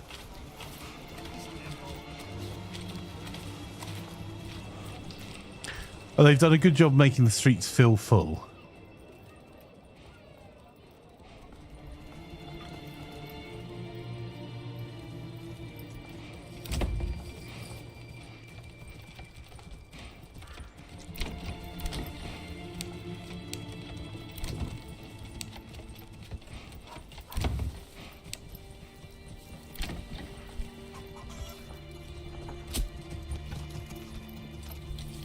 Crazy as a single dev, I know you outsource some things. Yeah, absolutely.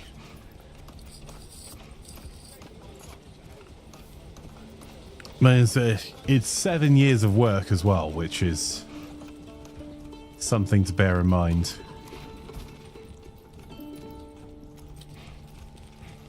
I'm super happy that he's got picked up by Hooded Horse as well, because they seem to be killing it as a publisher at the moment.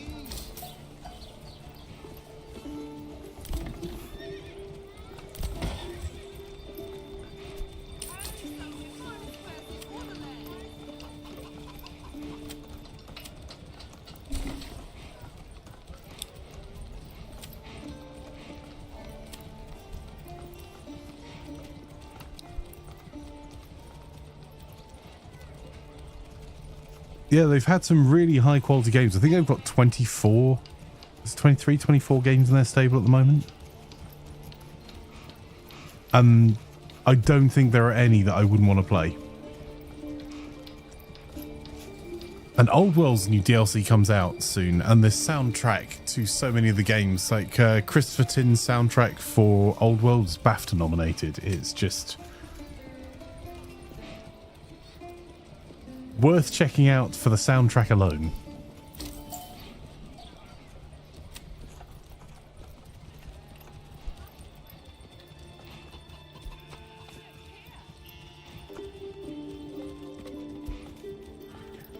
Right, we're getting our plank levels up. What I'm going to do is, before we get carried away upgrading buildings,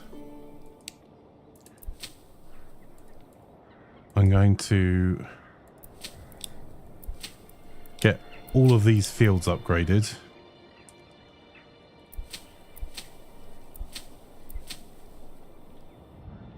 So all of them provide pasture space.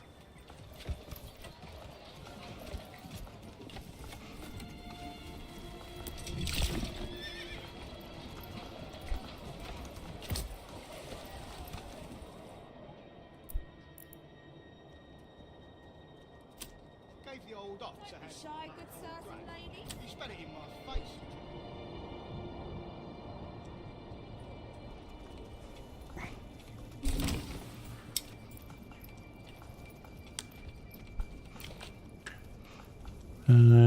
Eggs, I suppose.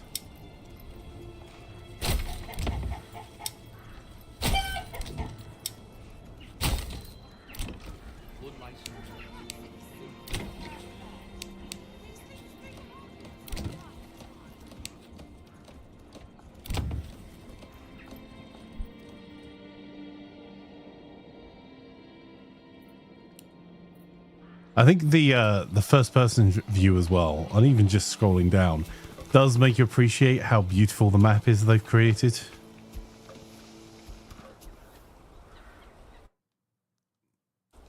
Like sitting on the top of the hill and overlooking your village. I mean, how cool is that?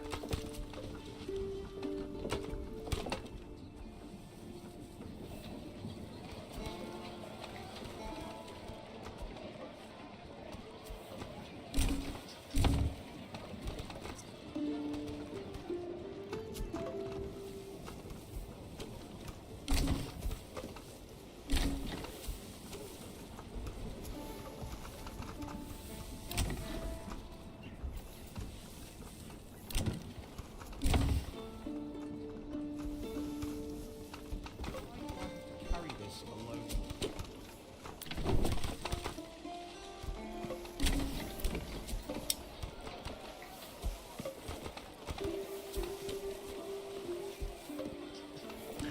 So the glaring hole in our economy here at the moment is that we haven't done anything about iron, and we don't have very much iron locally.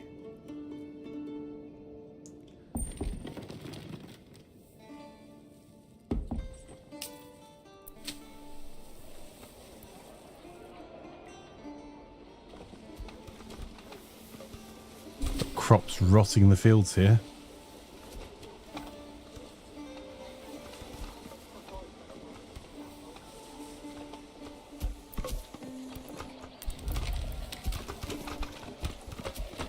Put someone in the malt house.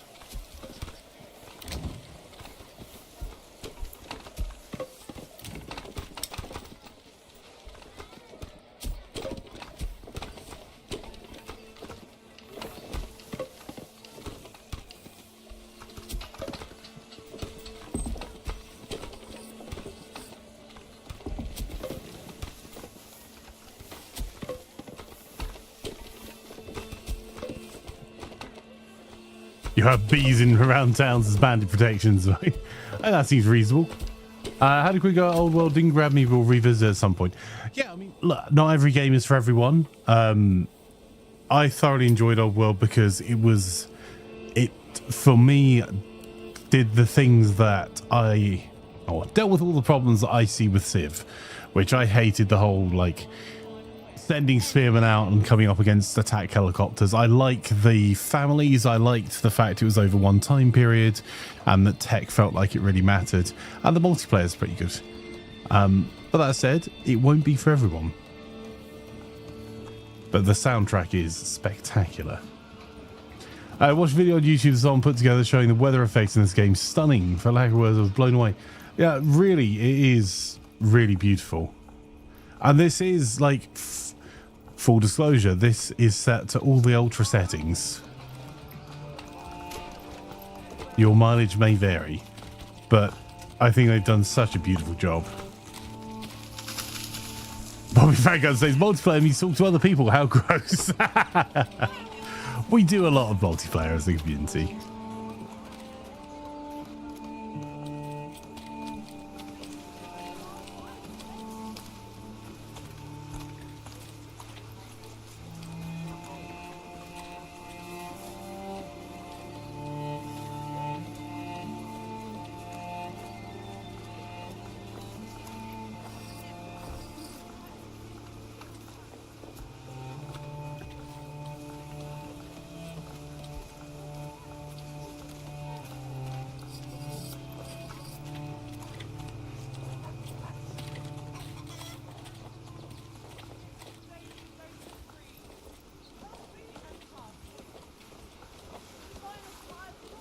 Thank you again for the coffees, guys. I'm thoroughly enjoying them now they've cooled down a bit. Have you tried Ostrich? Worth looking into, in my opinion. Let me have a look. I haven't tried it, is the answer, but I will add it to the wish list so I don't forget. City building puts you in role of a governor of an 18th century Ukrainian town. Challenge your creative skills and management. I'll take a look at that. Thank you. There's been saying to our community for a while, I think we're in the golden age of gaming, and we've probably got a year left on it, where there are just so many excellent games across all genres coming out at the moment, which is awesome. There we go. Okay, so we've got one more.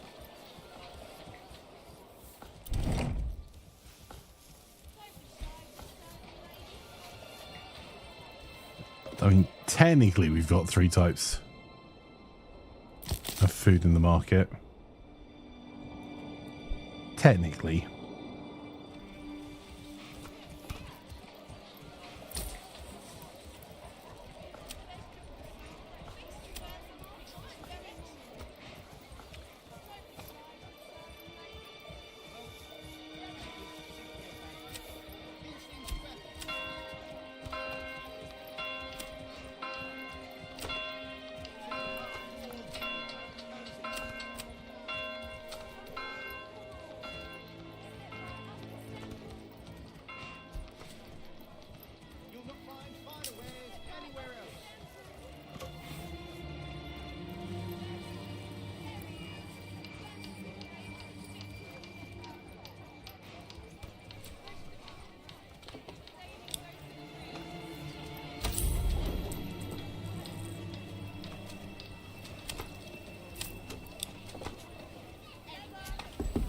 This might tank our regional wealth, but we'll see.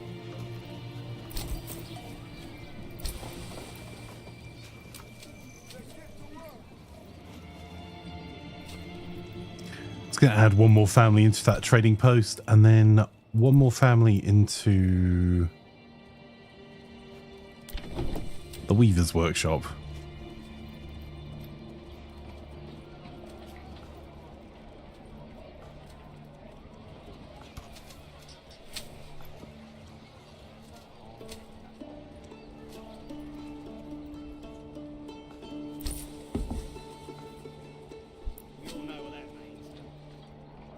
I'm going to need more houses soon as well.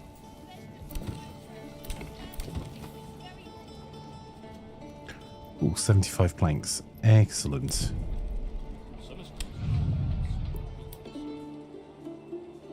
Oh, hello, plant. How do you enjoy the light show?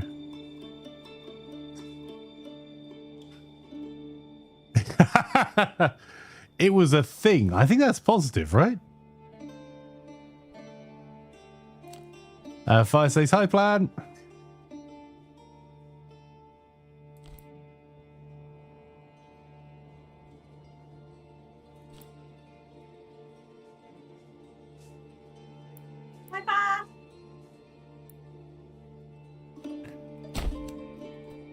Okay, we're going to need more logging. We're going to have to set up another logging camp. Bobby Fatgun, thank you for the follow. Much appreciated.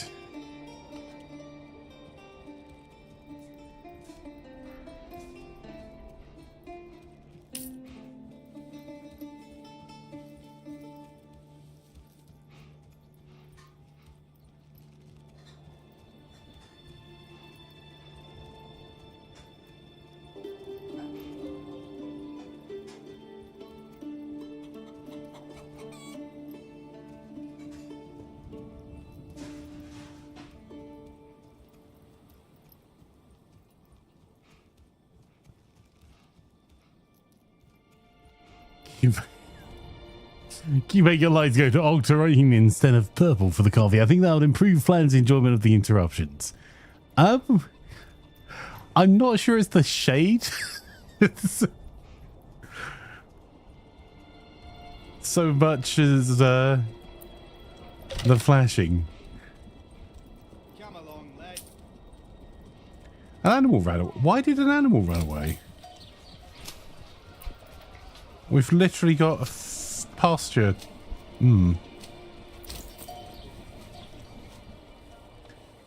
Interesting.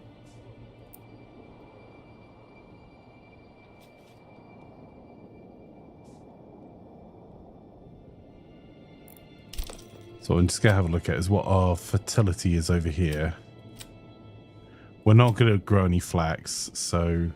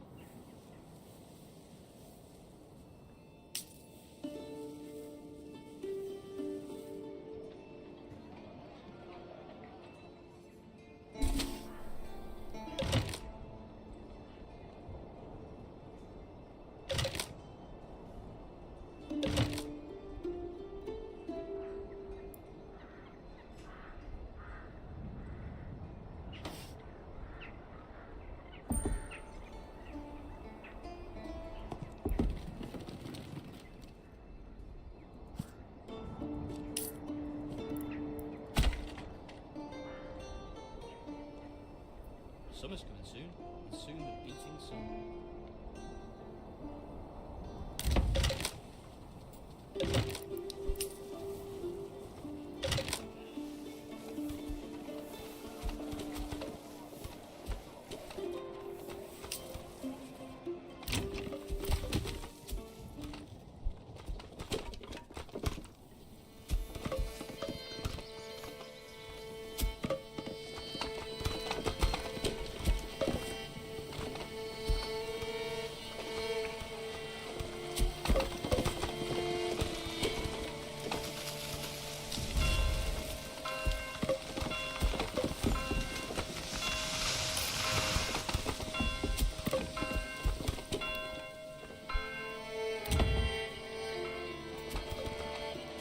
Okay, the tavern supply's up, the food supply's not.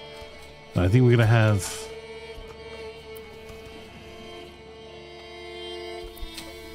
Gave the old ox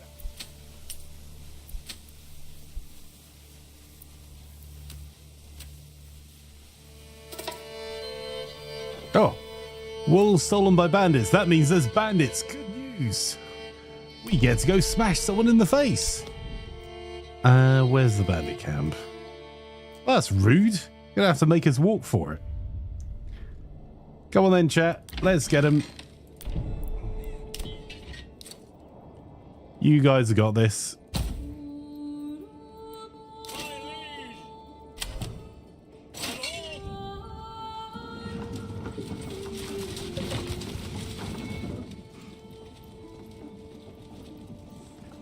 Have the speaks of the house play to read Sandstorm too. I mean...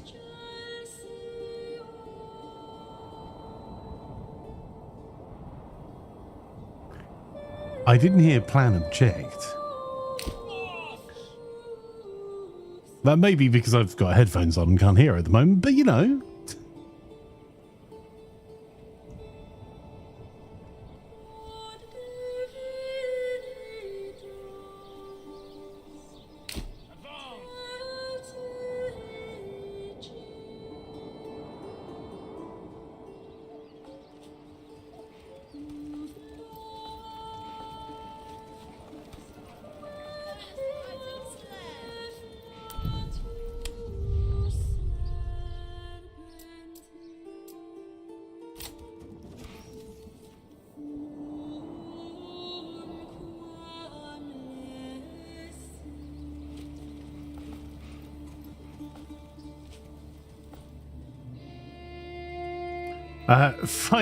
Finds bandits, gets all happy about smashing heads. Ah, yes, the true spirit of Murder Mondays.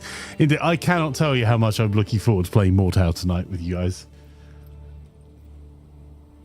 I don't know if Mortal's actually on any sort of sale anywhere at the moment. That's bad words.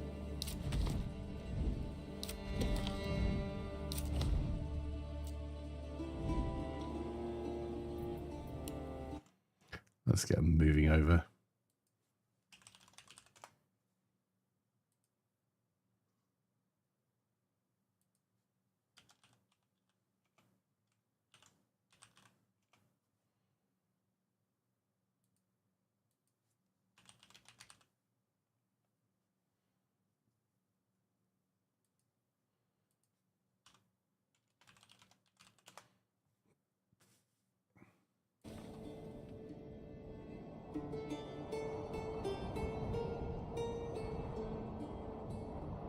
Right, it's pretty cheap to pick up on CDGs at the moment. Well, don't sleep like last week. I know, Cody. No rest for the flanker.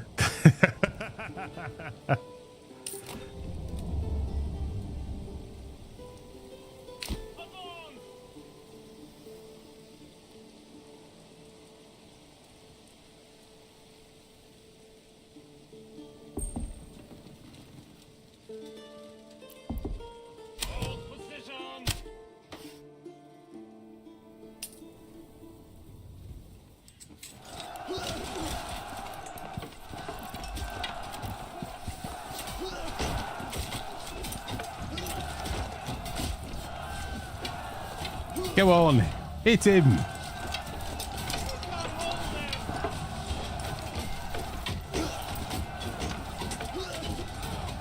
I love that there are some of them standing in the back just going, yeah, go on, get him, lads. Watching them getting beaten to death by chat.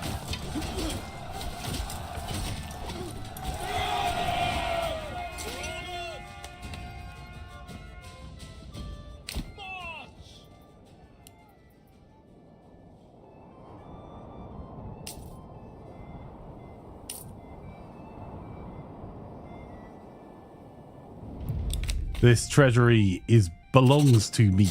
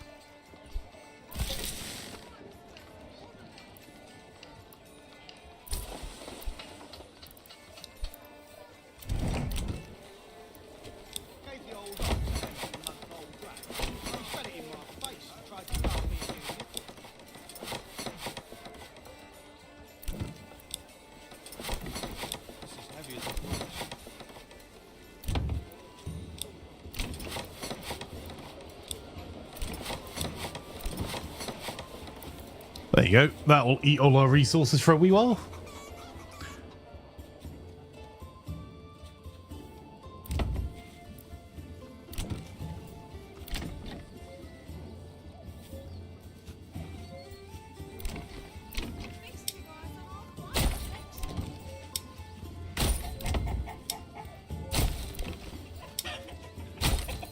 get all of the chicken.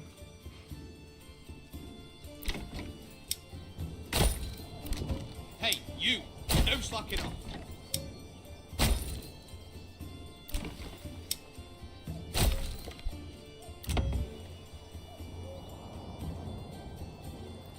There you go. So it's 1, 2, 3, 4, 5, 6, 7,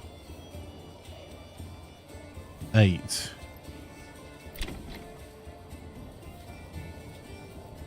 Poor quality, he said. Impossible.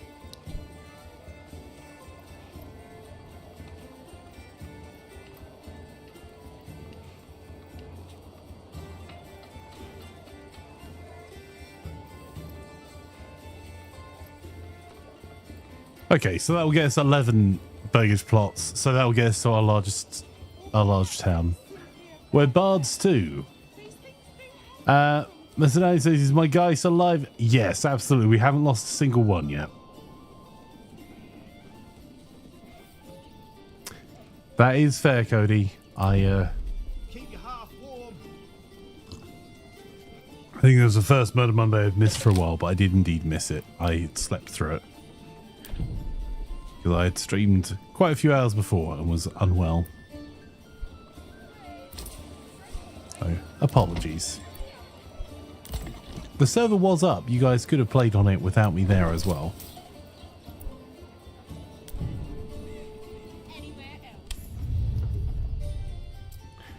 Oh, it's going to take us a while before we can build our walls now.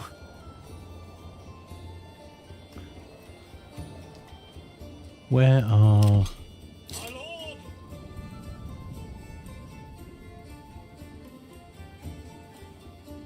March!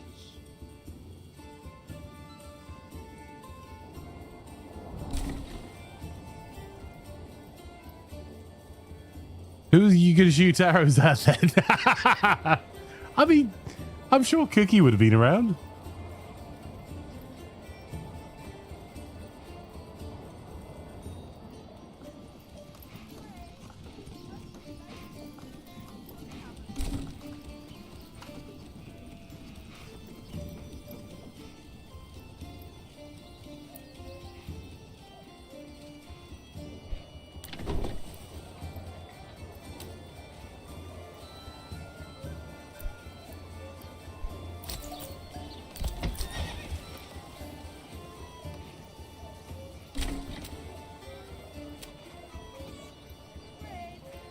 So our trade at the moment, we're exporting warbows and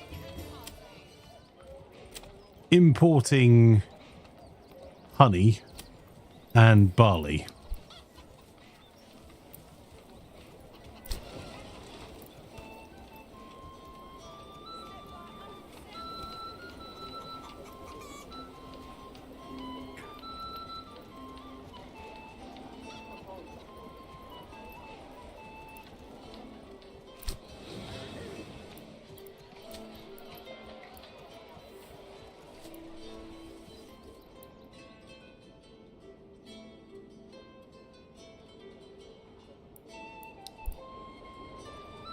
And occasionally we're even making bread.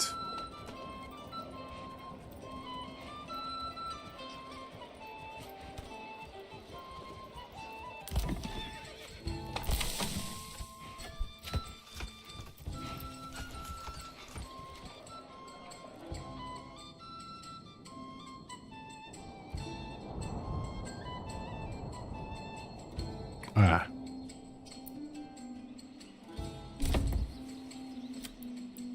Well, we can burn down the stonecutters camp. Because that is no longer a thing.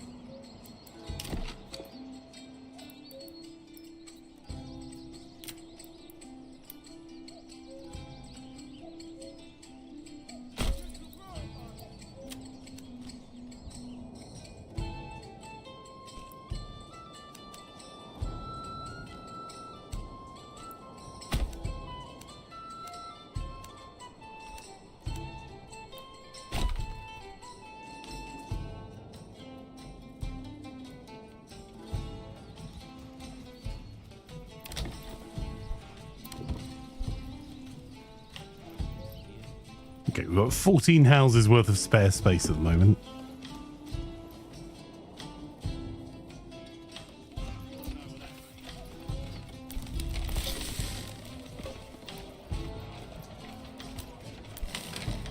I'll add an extra person to the granary.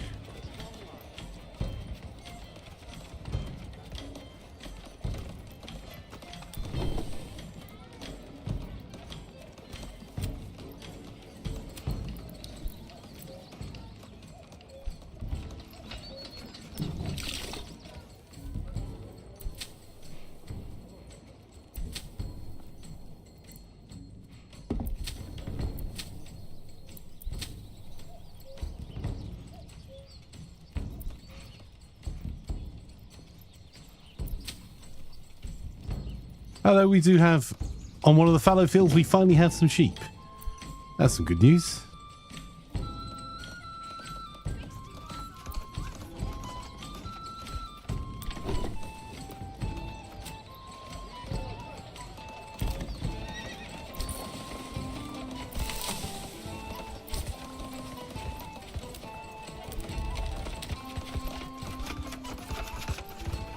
Is that sheep just walking himself to the new pasture?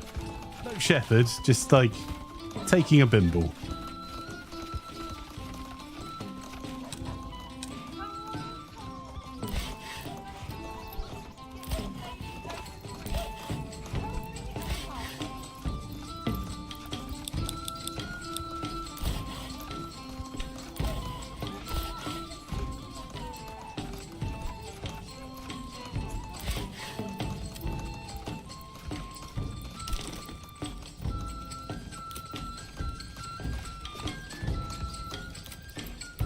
Get ourselves another hitching post.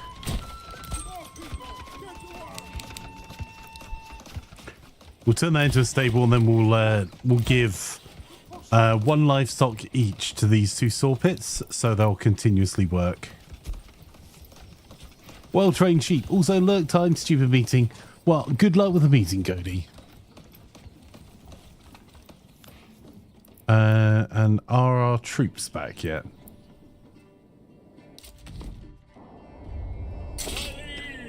Nope. So let's pull them back.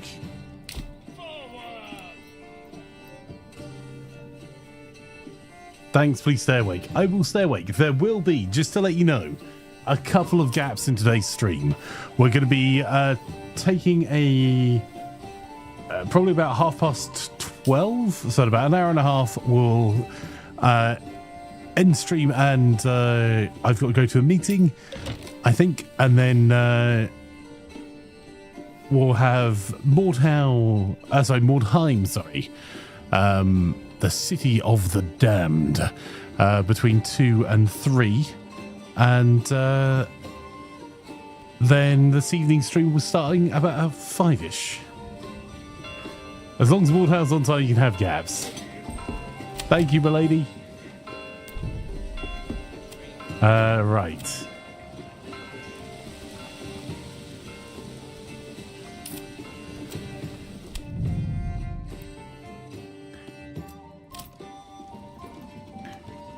Meeting. One of those 8-hour meetings where lots of Zeds to be said. Well.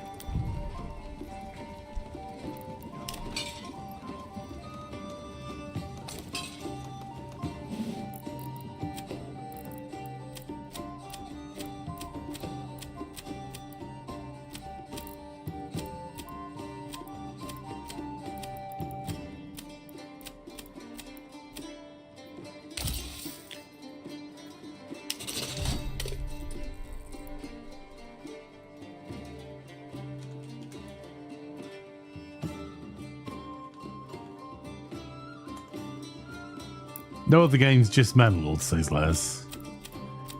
Not that you're addicted, Laz.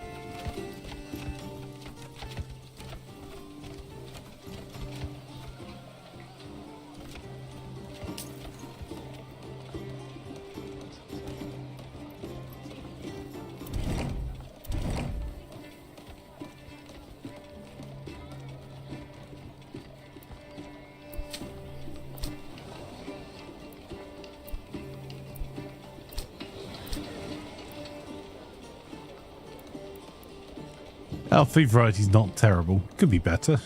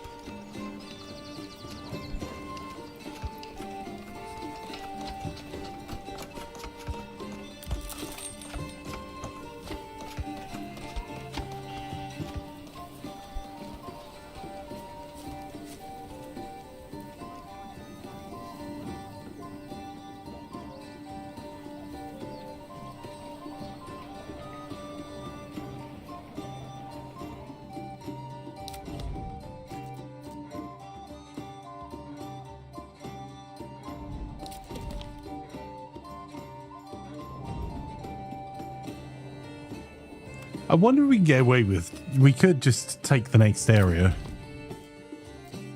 Yeah.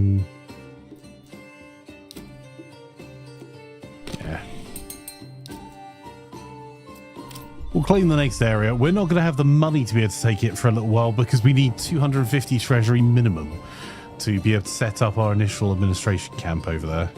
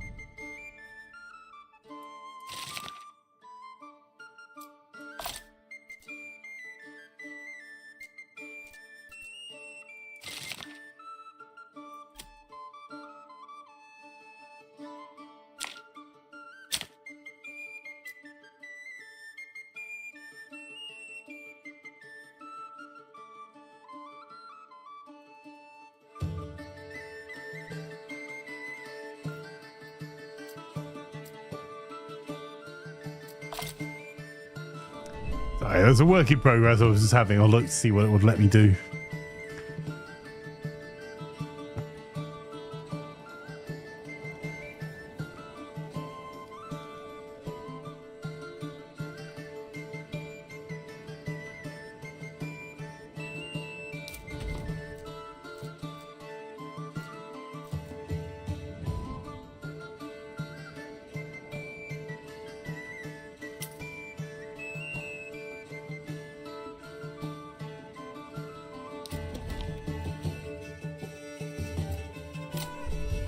So I was thinking we could start making our armorers and stuff here.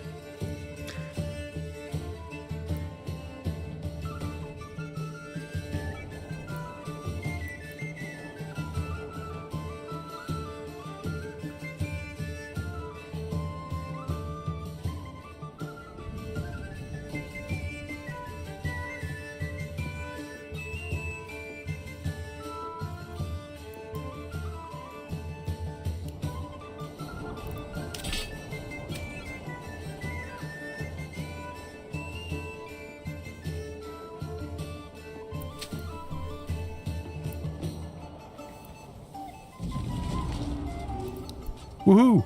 Bandits! Let's go!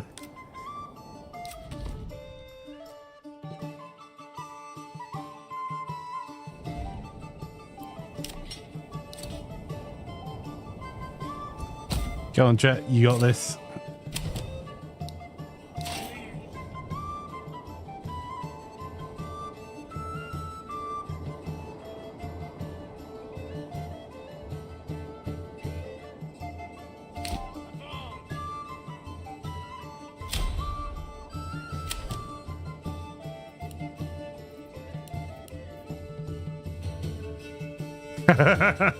You know, guys, Flanker sees bandits. Oh, look, it's Buddy with legs.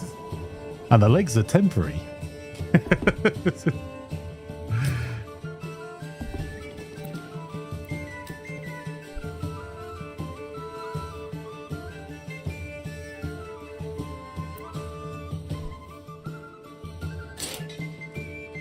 Better part of valor, better part of valor. Well,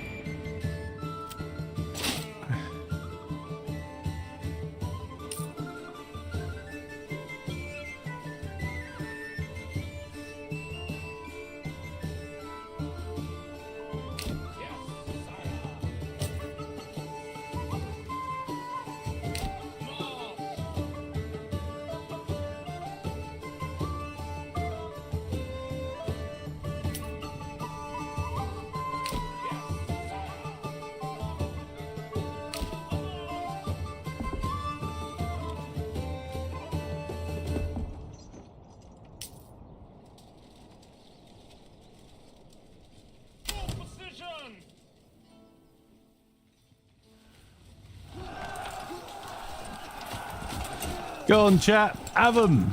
Get them.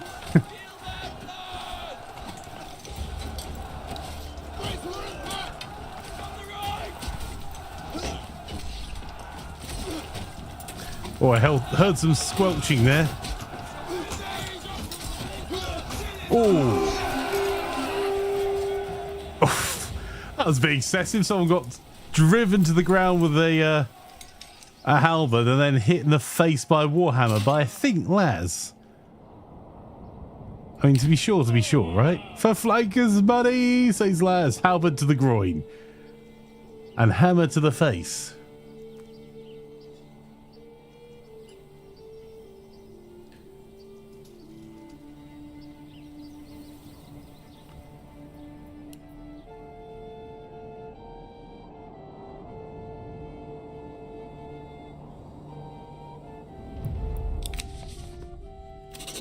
This treasury all belong to me.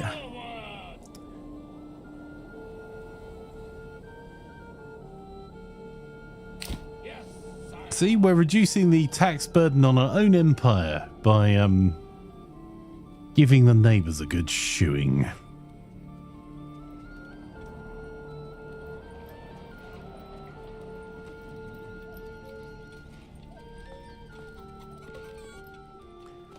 Reezy says, I used to be a rich bandit, then Flaker smacked my face with his knees.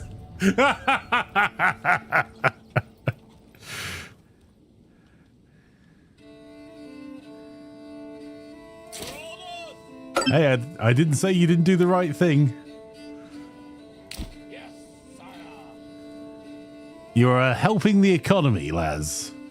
One hammer blow at a time.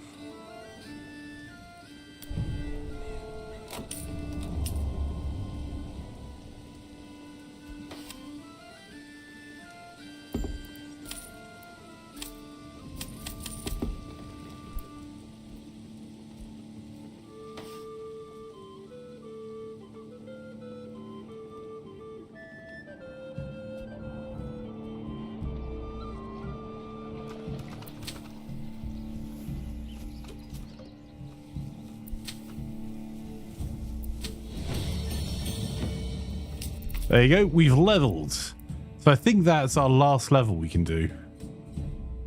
Or maybe we've got one more. So chat, where do we want to specialize into? There's no point in us going into armor making because we don't have the resource on this tile. So that will be our next town. We can go for specialist bakeries. We could go for sheep breeding. Some beekeeping, we can get some apiaries.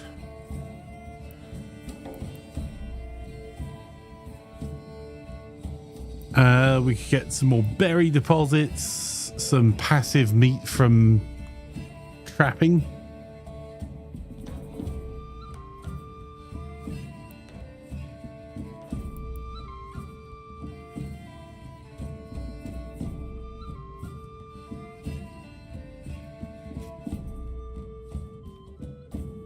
Or we could get some orchards, so we can have some apples.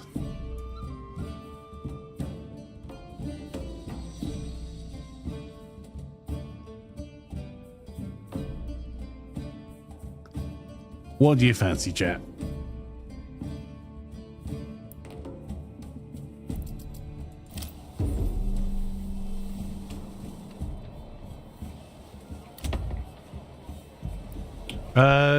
Runes in and fire say bees. Okay. It's the bees, the bees.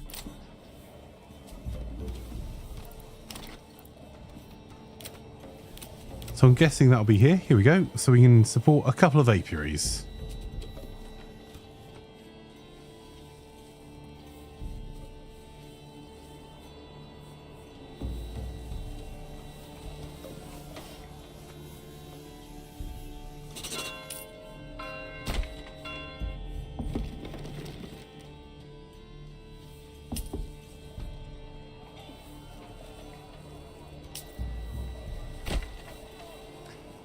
Don't know that makes any difference, but we'll put them on either side of our town. What's this game? Is it like Age of Empires? No, it's more like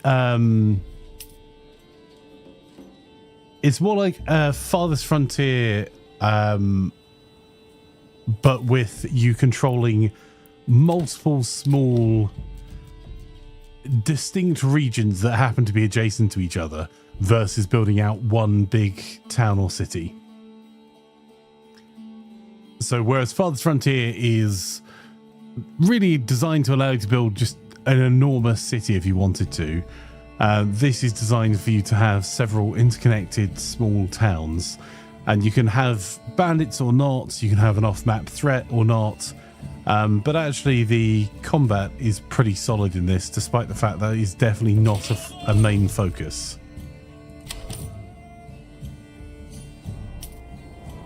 The name's Mingle. Well, welcome, Mingle. Lovely to have you here. Yeah, it's basically a medieval city builder that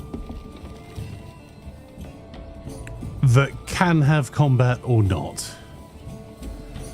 And it is coming out in 4 days, which I'm super excited to see the full release of. And it is an enormous amount of fun. I think it's been wishlisted 2.5 million times now, and it's at its core a single developer.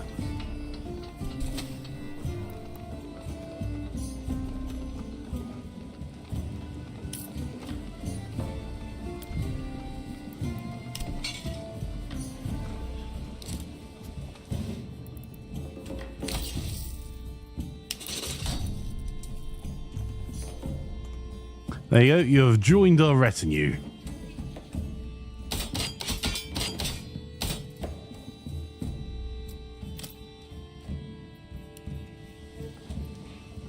Can we get Anno vibes from this says runes in on Twitch? Yeah, that's...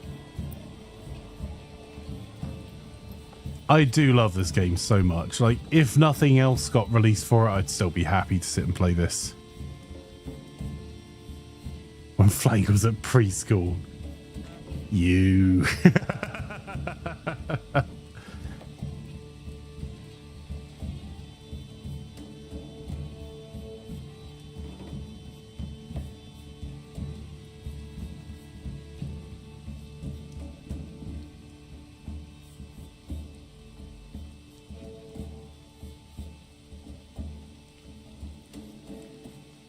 Adbrex, have I died? Not so far. We might have had our first ever crash though, because it seems to not be doing much.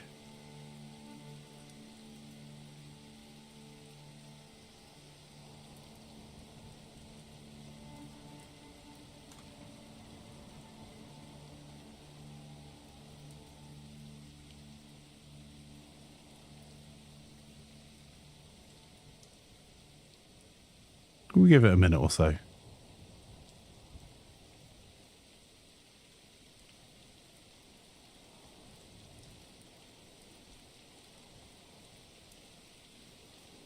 You haven't died from starvation yet. I mean, we're doing okay for food at the moment. We've got 1,500.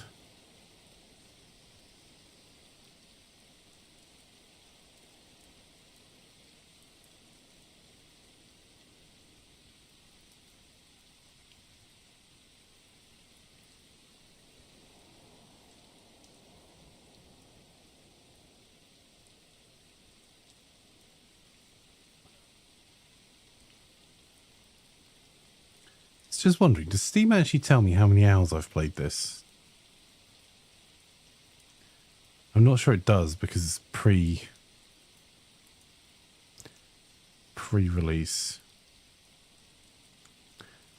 Tab out and tab in. Already done that, darn. Let's have a look. How are you doing today, by the way? I've played 26 hours of a press beta pre-release, and this is the first potential problem I've had. I think that's pretty good going. Give me a second. I'll Alt F4 and then we'll try again.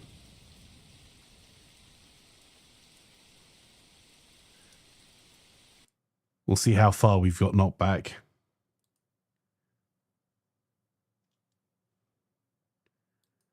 It does whatever a spider pig does. And Flanker tabs out of the game quite a lot. Yeah, I've got it running in windowed mode, but yeah, for some context, I've got 3 lots of Chrome browser windows up, and Discord and OBS and some video recording going on in the background as well. Reason to say 7 days I fell leaving early access. Didn't think I'd live to see the day. And when's our last autosave? Oh, there you go. We might not have lost much at all.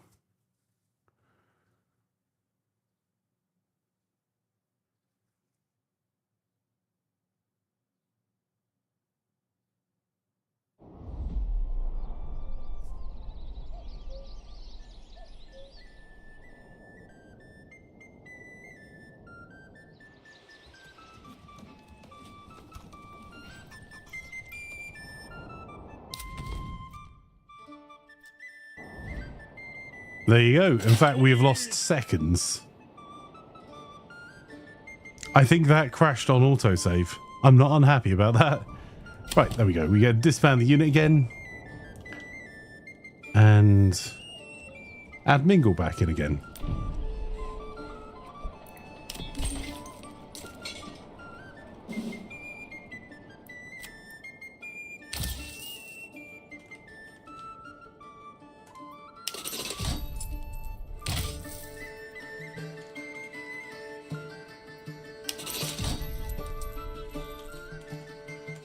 There we go.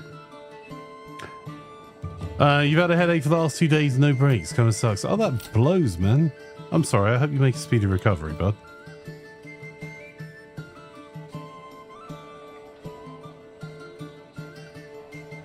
But no, none of chat have died in retinue yet.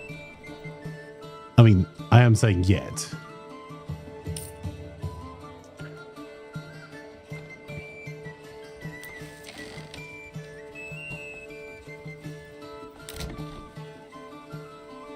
Can't find storehouse for excess weapons. Well, you're not looking very hard.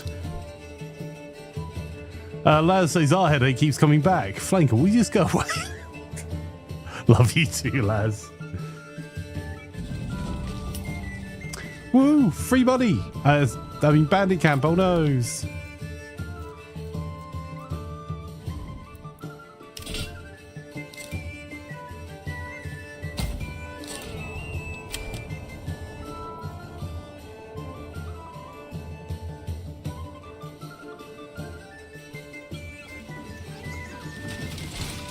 You guys are a good-looking retinue.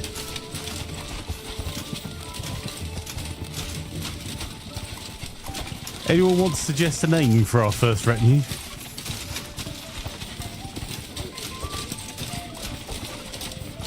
We try with what we have.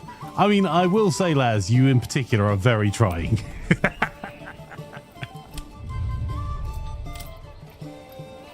The Derplings.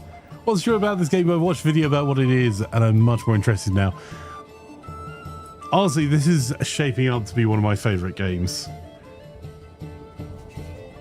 Which is a varied list. Although I think I've really enjoyed Farthest Frontier, which is similar but different to this, and I'm thoroughly looking forward to playing some more of that. And I will get back to playing some more City of Gangsters soon, and we've got ongoing runs for Supermarket Simulator and something else as well. The Taxmen, says Delvit. I like that.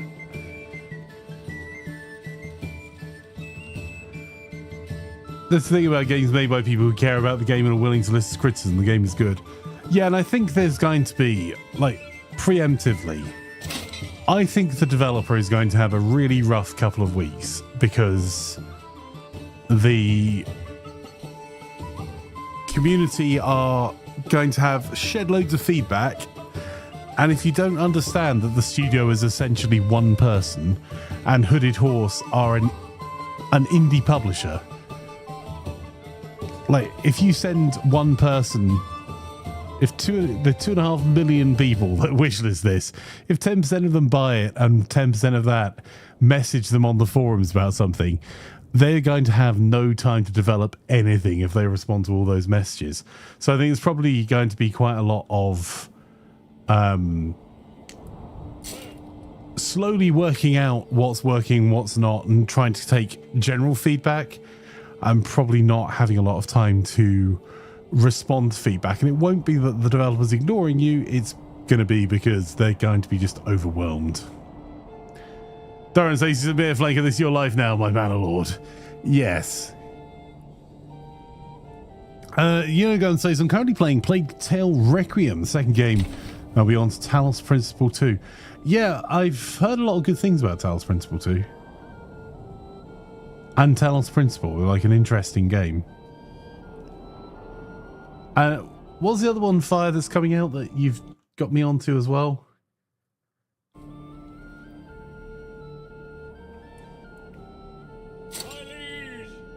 Assume we'll just hire someone when the money rolls in.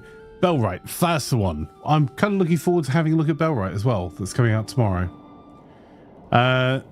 Laz says, the flag's like a magpie. This is the shiny, he likes it. The thing is, 50 Cal Jake, as someone that so outside of streaming, we run a community gaming news site, and also I run a development team. Hiring isn't that easy. It's the same problem that you saw with Palworld, right? Palworld has had a much bigger team to start with, still definitely on the indie side. But there is every new person you bring on, you're going to have to train up. Even if you're just hiring senior devs that know exactly what they're doing, you're going to have to show them how you've used the platforms, how you've used the engine, how you've implemented things. So typically for every hire you take on, I am currently hiring right now for developers. I am fully expecting the developer to reduce my development capacity by about half a full-time employee for every new developer that comes on board, and only produce half a full-time employee's worth of work. And it will probably be 3 months before they're fully on board and are actually doing more work than their time they're consuming. And as you scale a little bit more, that becomes a wee bit easier. Because there is less impact of taking half a developer off to show another developer how to do things.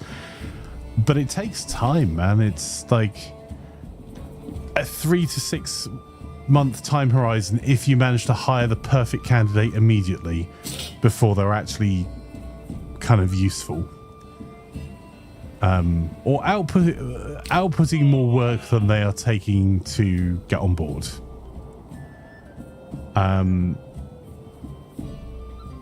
And some hires are a little bit easier, like if they go for hiring a community manager, that hire tends to be a little bit quicker to get into place.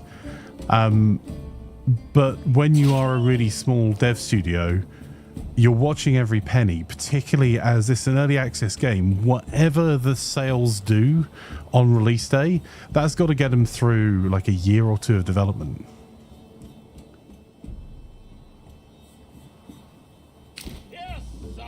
So I'm almost certain that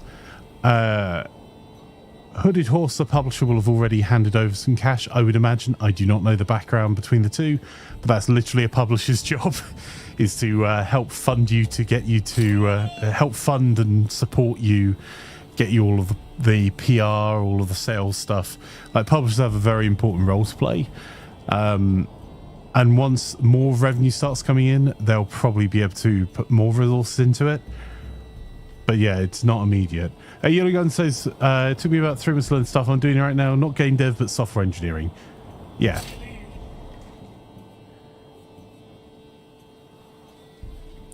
And like, there are instances where if you are using a publicly available engine, so if you're using something like Unreal Engine, that time can be a little bit shorter because you're not having to learn the software so much as you're learning how they're implementing it. But if you're doing any sort of custom code, everyone does it different. So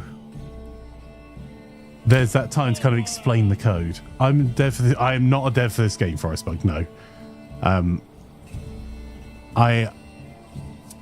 I have my only relationship with the game is I'm being given a press copy because I'm an editor for gaming.buzz. But I run a development team outside of streaming. And I'm a former developer myself. I do not develop today.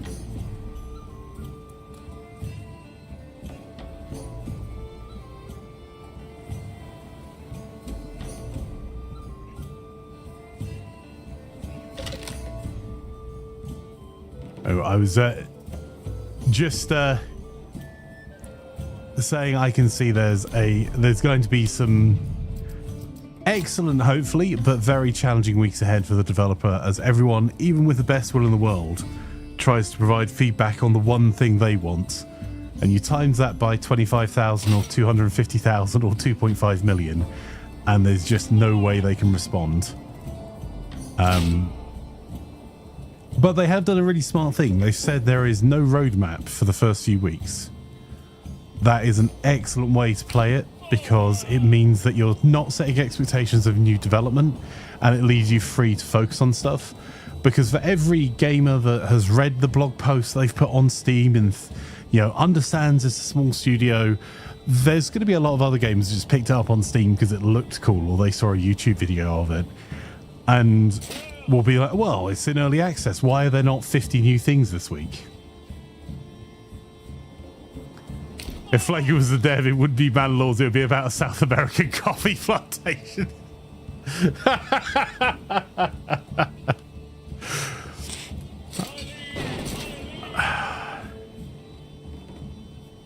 Thanks, Fire.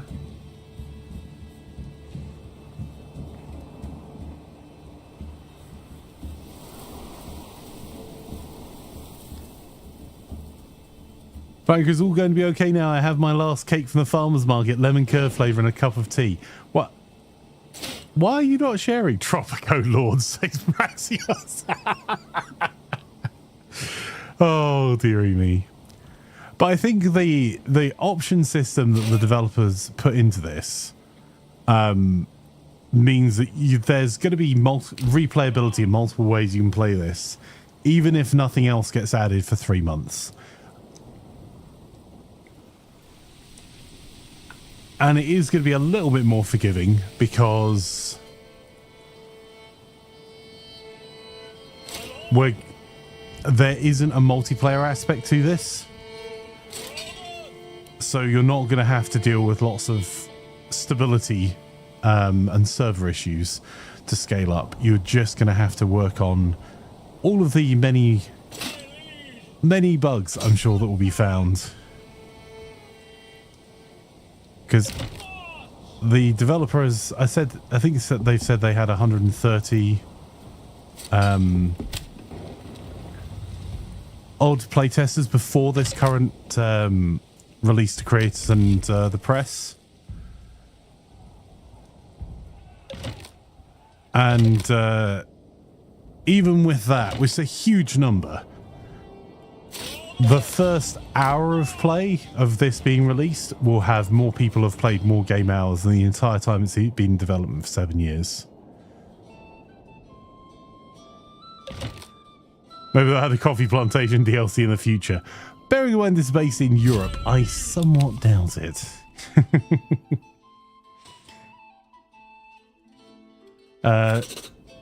This money is belonged to me.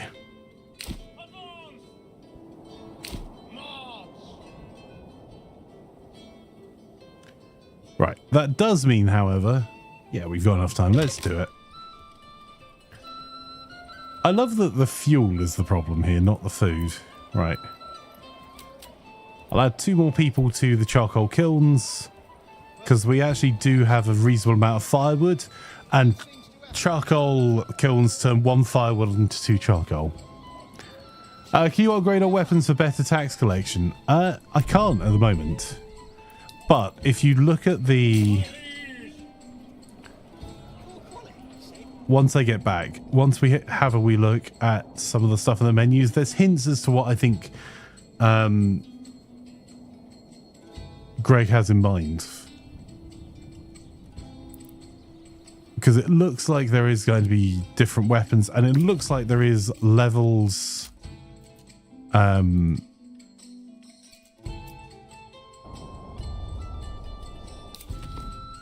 Come on.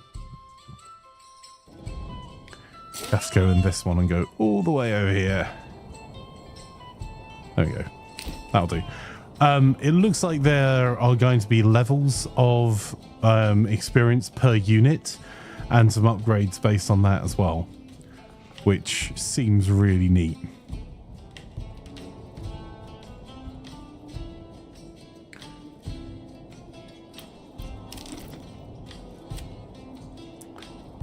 Okay, so we could get some Emma fields in here.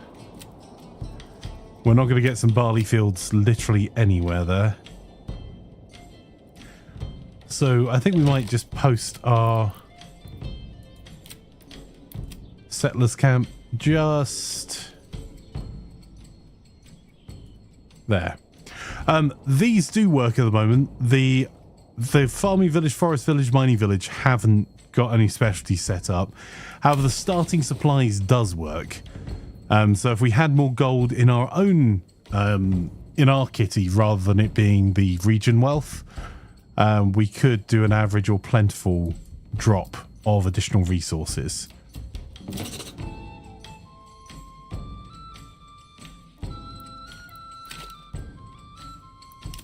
Should probably have not done this in September, truth be told.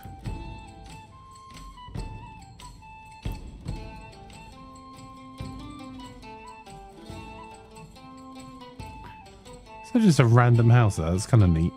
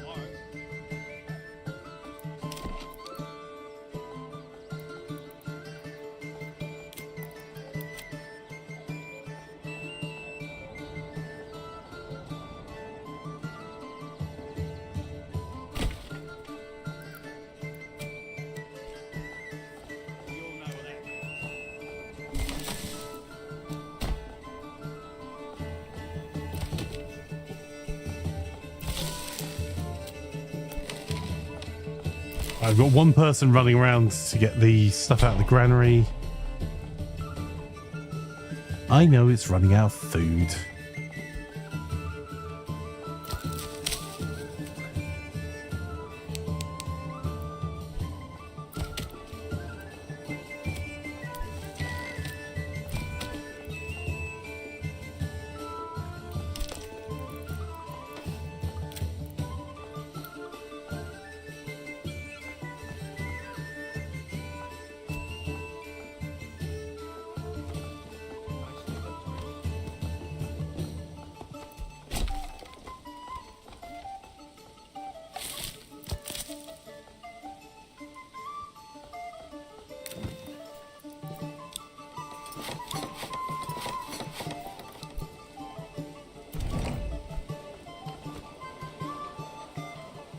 Did we ever build the extra stable?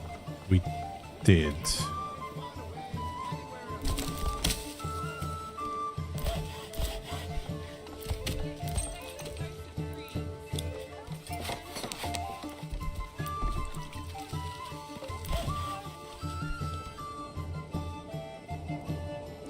There we go. We're now managing 2 villages, one of which looks like it's going to start starving soon.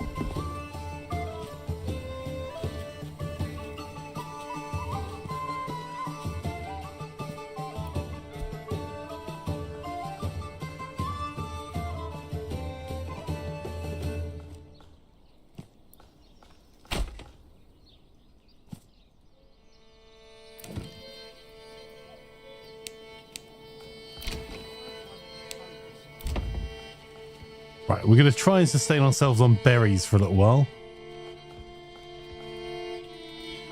And then fuel's going to become our next problem here.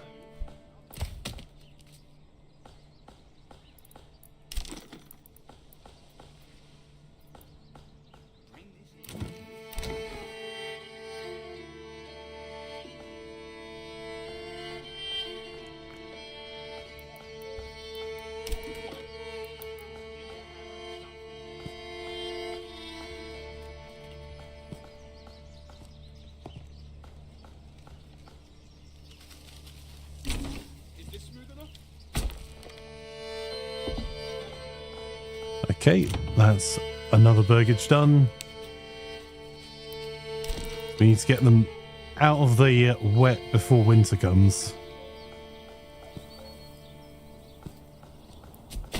Otherwise they'll moan about, you know, being frozen and having no place to live. And I'd like to report, says Laz, that the cake was yummy.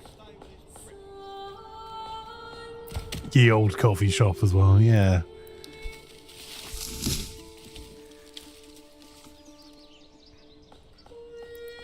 Thanks, Laz. Needed to know that. We all know what that means, don't we?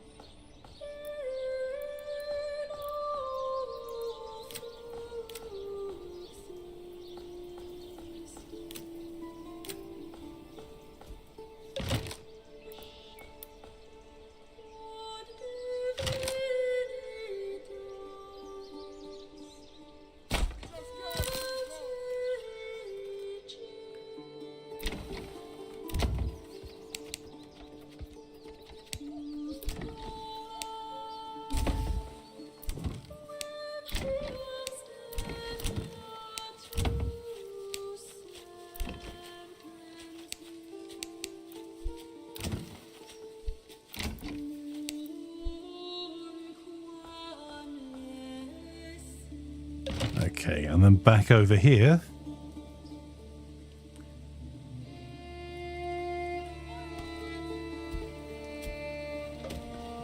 How's our wee stable? Stable's doing great. We'll add an ox. And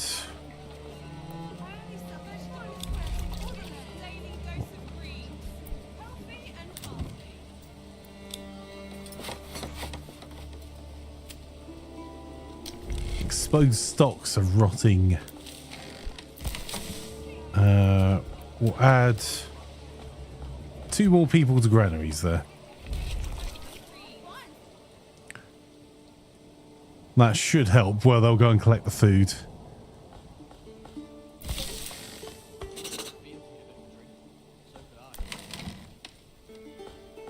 Okay. So it's turning from being us being food constrained to being fuel constrained.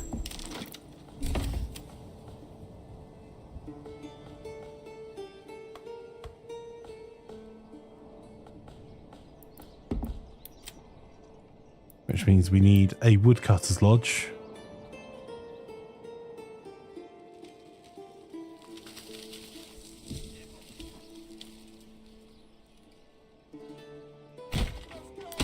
Suppose that can go just there.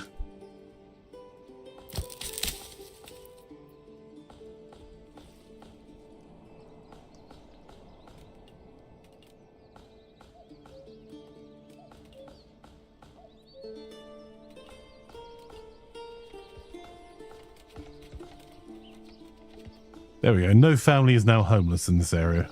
Well, when they finish the roof. Come on. Chop chop. There's an ox already on its way.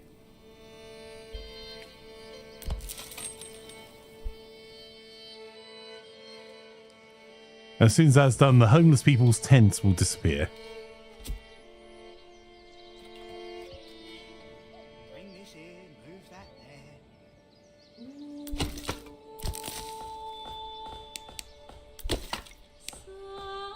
I'll go deaf from all that hammering. There we go. We've reached our first settlement level here. So on this side, we're going to go with charcoal burning, deep mining, and then armor making go down that tree. Because we have a rich resource here of iron.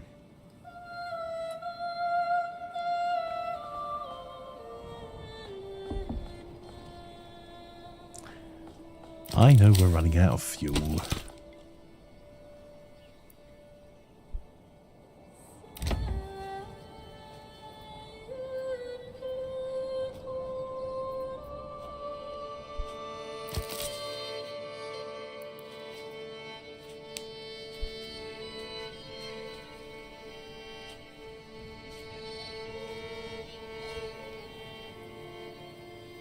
We've got 7 months food as it is, which is good news because we're probably going to lose most of that soon. Let's add a vegetable garden to one of those.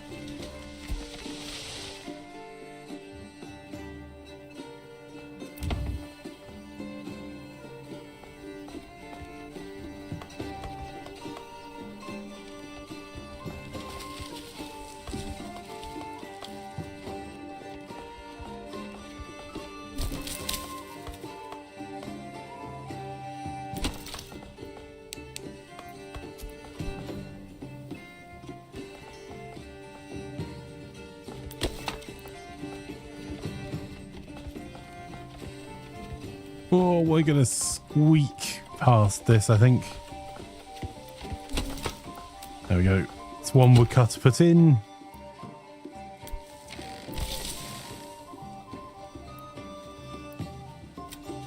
Take one out of the granary and put them into the forester's hut.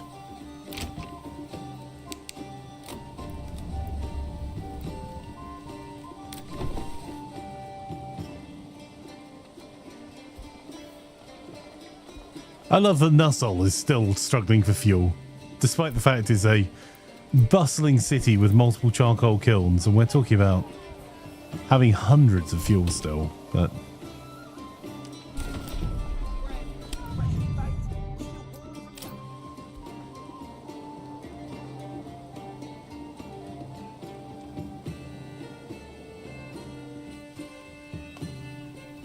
There we go. We've got at least one spare house, and our approvals are 53% here, so we should see families start to move in.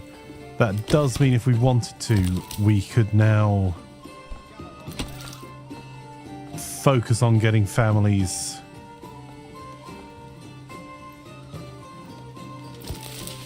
working on resources for us.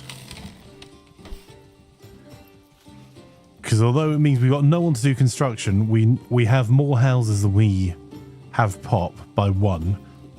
And when the next person moves in, we'll be able to start doing the building again.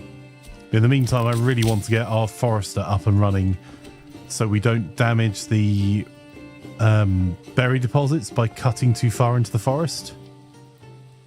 Hey, Molly Berry, how are you? Lovely to have you here. If you're not already following Molly Berry, you definitely should do a twitch.tv/mollyberry.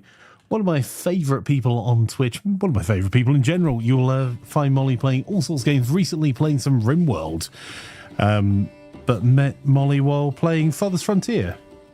And the music is spectacular.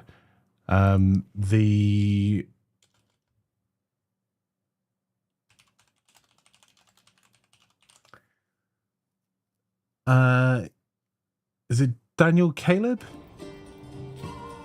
An Elven Shoot that put together the soundtrack. It is great. Up there with Old World, and if you haven't listened to Old World soundtrack, it's worth playing Old World to listen to that BAFTA-nominated soundtrack on its own. How are you today, Molly? And lovely to have you here.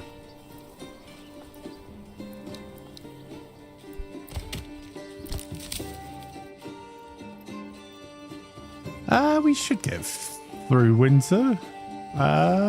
Seems fine. Everything's fine.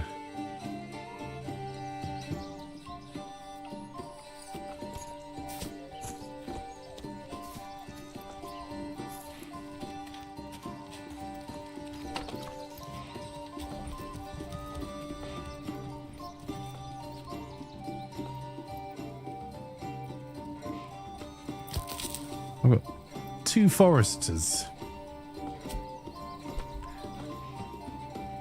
I am considering taking one of the foresters off to cut wood, but that's... we'll see. Let's go back to Nuslo. Oh, and have we had any more bandits?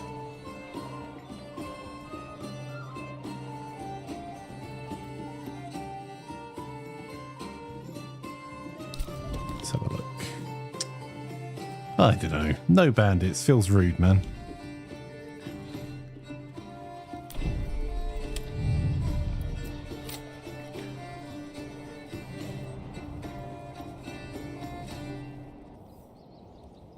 But we do have tax income coming in from the land taxes we set in our initial manor. And you see the towers of the castle. We're just not quite getting there to having spare timber. But I think that's because quite a lot of it's being quite efficiently turned into planks by the saw pit, which we can actually allocate some livestock to.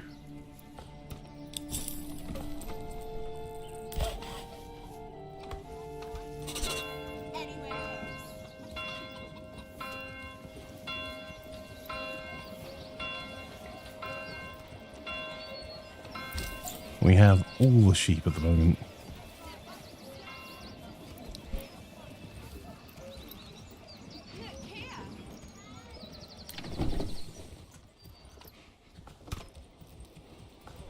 We must be building up quite a stock of yarn and wool there. There we go. Oh, we still got 140 warbows in stock. So our trading post is trading away warbows at the moment, which is where some of our wood supply is going for planks. And we're importing barley to keep us at a level of 10. And we're also importing on the food side some honey at the moment as well, if we drop below 10. Berries so plump and juicy. Been vibing really cozy lurk here, thank you. Oh, well, it's always lovely to have you here. What have you got planned for your stream today, Molly? We've got tavern supplies. So we've got 3 more houses we have to upgrade another level. And a lot of that is currently down to tavern supplies. So let's see. Well, there is actually ale there. I'll stick another family on the tavern and see if they'll pick up the ale more freely. Anywhere else. I'm just going to leave this field fallow for now. We can keep importing barley. This is 6%. I think we want to get some sheep on it to... like we have for this fallow field here, which should be helping the fertility of the field quite a bit. So you see the one that's not had sheep on it, and just had a year of growing, that's at 13%. This one has had this in its 2nd year of fallow. We're doing 1 in 3, and the wheat has got to 36% fertility. So hopefully by the time we actually plant it, it'll be even a little bit higher. Firewood.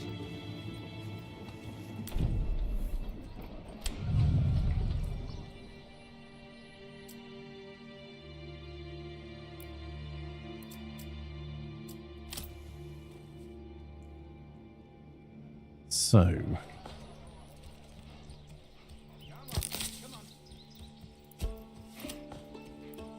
what are you waiting on?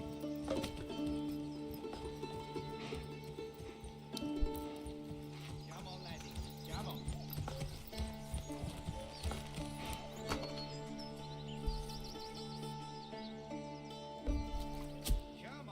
Come on. Come on.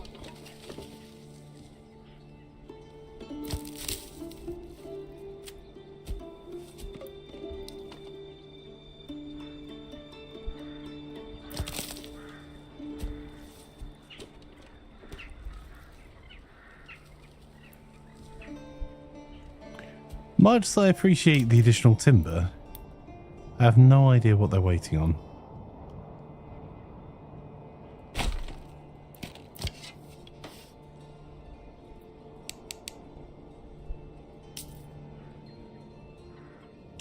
But we are keeping up with the fuel requirements, so I mean that's something. Because I really need these guys to be planting.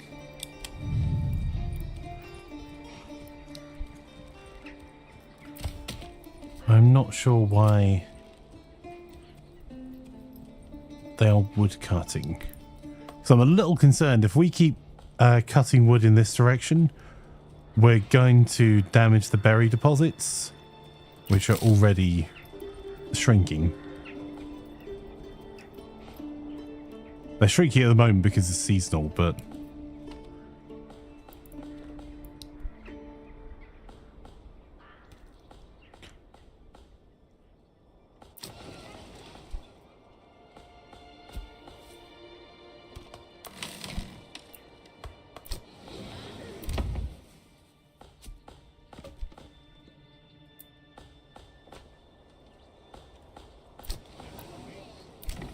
let's spend some of the wealth and get ourselves some eggs.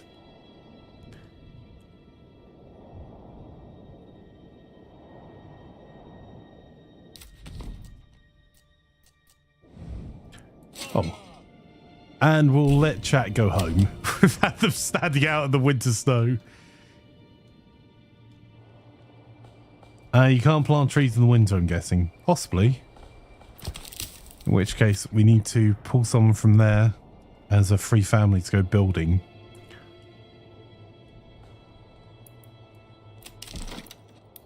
We'll build ourselves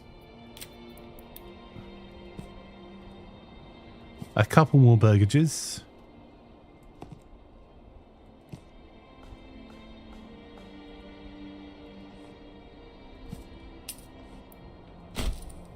3 more. There we go.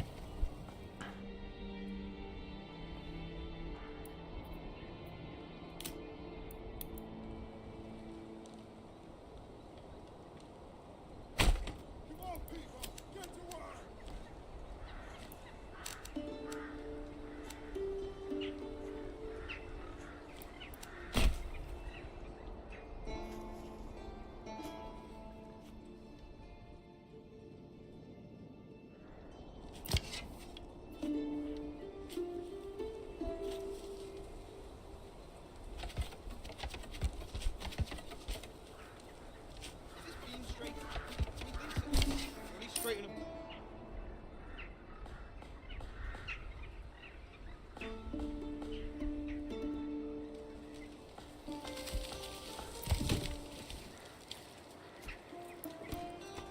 I'm going to pull one person out of the logging camp because we're doing okay for building supplies. I'm going to put that person into the hunting camp. And that will let us still have a spare family for constructing, because people feel generally positive at the moment, and we've now got ourselves out of our fuel dip. We've got four months of fuel and 8 months of food. In the rain or snow, there's still work.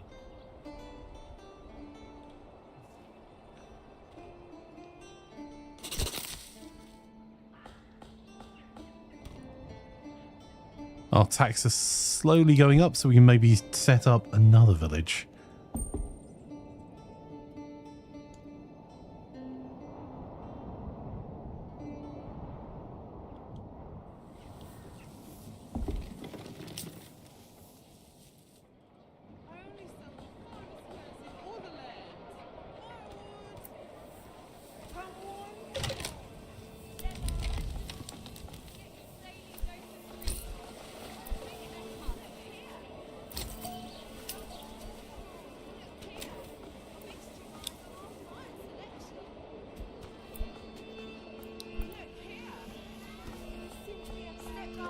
Power flocks looking.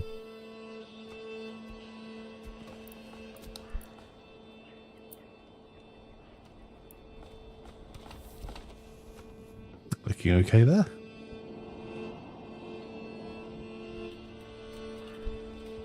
Oh, and we've got one additional family over here now as well.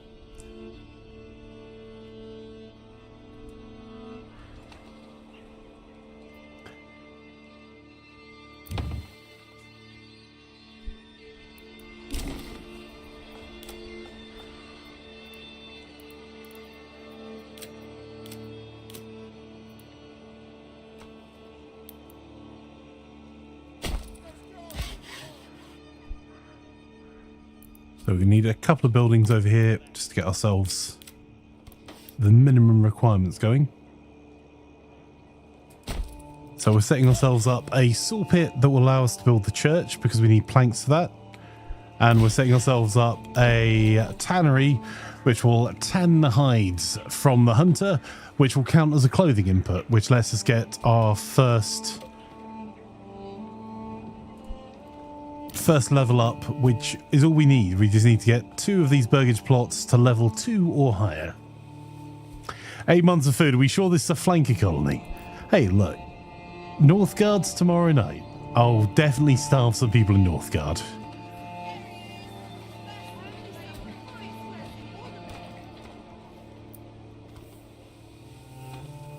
I'm a bit of a loss as to why we're not growing here so much. Because we have so much food.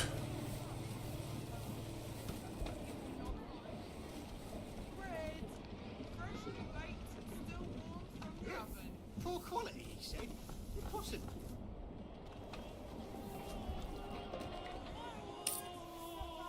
Poor quality, he said. Impossible. Because we should have up to 4 more families coming in here. There's high approval. We've got plenty of food and fuel.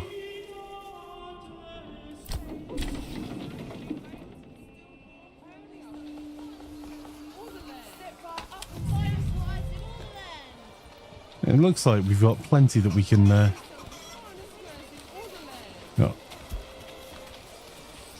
Well, perhaps it was simply a bad match. These things do happen from time to time. Don't be shy, good sirs and ladies. Don't be shy, good sirs and ladies. Only some finest wares and feast you guys on our fine selection.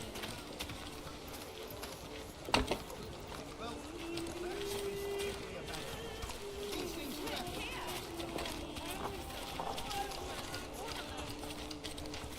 So Henry says, love the voice acting. Me too.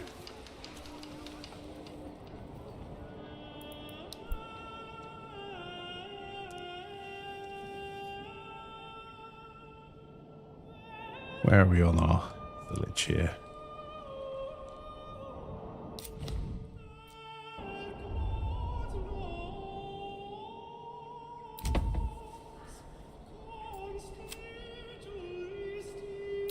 Oh, there are residing families there. Okay.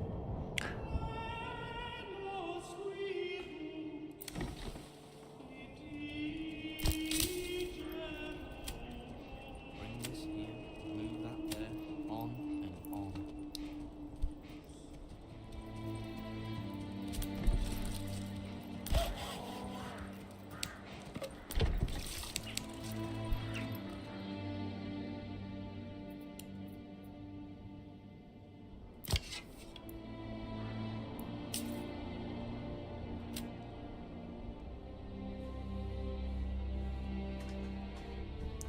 Oh, our coffers are swelling with taxes at the moment.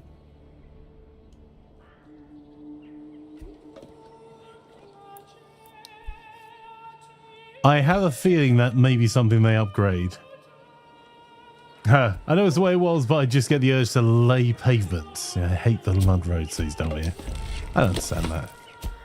What?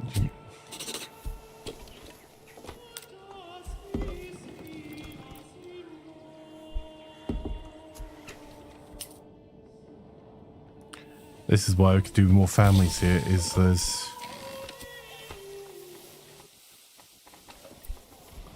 so much to grab. Bandit camp! Huzzah! Let's go!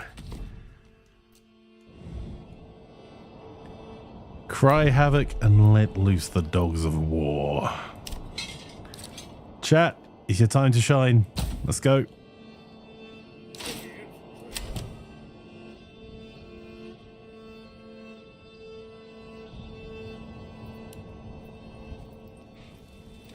Don't be shy, good sirs and ladies.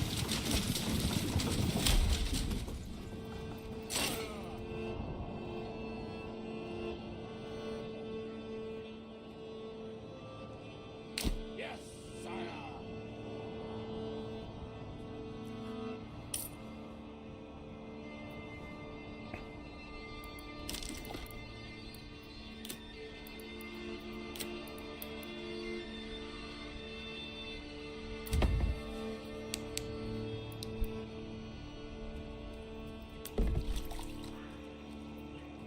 Come along, lad.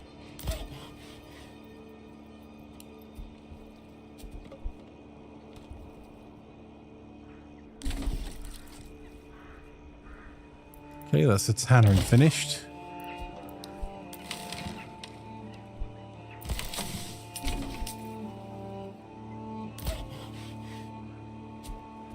Oh, we've got room for 2 more families here.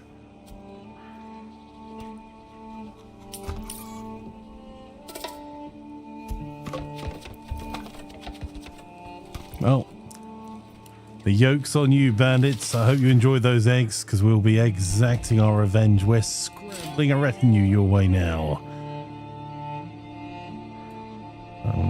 There'll be no more poaching for you.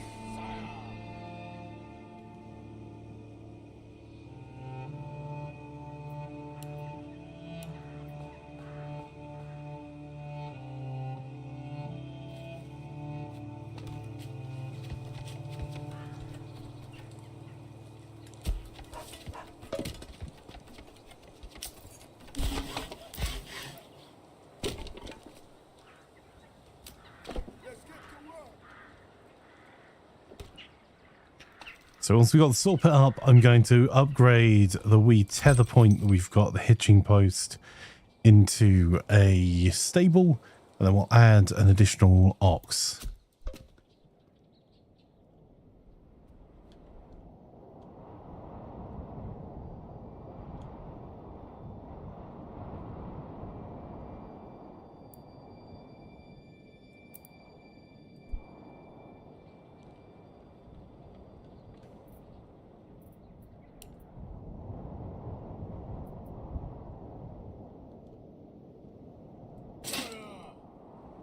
Okay, we're going to let our retinue recover their breath, because their effectiveness is currently dropped because they're fatigued.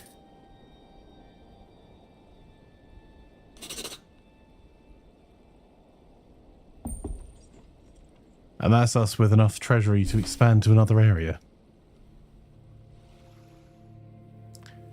Delvia says, the thing is, if those bandits just asked to be part of the colony, they would have been given all the food and houses to boot. Now they'll get some eggs and sharp implements to the face. Halt.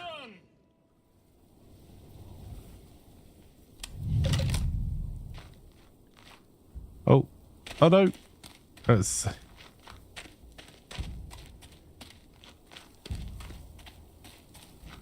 Put us on the nearest road. We're going to have to run to see the battle.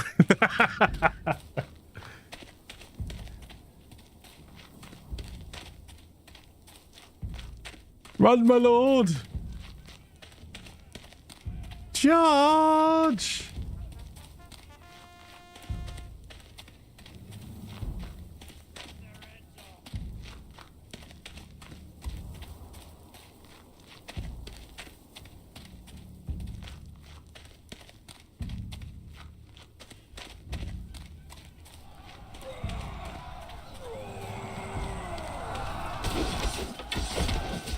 Go on, chat. You've got this.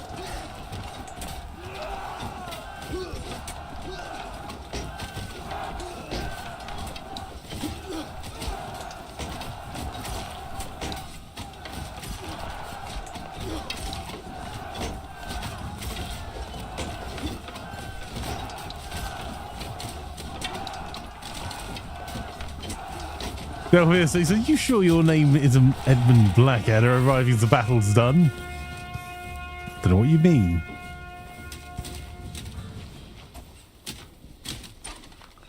Well done, chat. You did well. Now to go and rob them blind. Acquire wealth for the realm.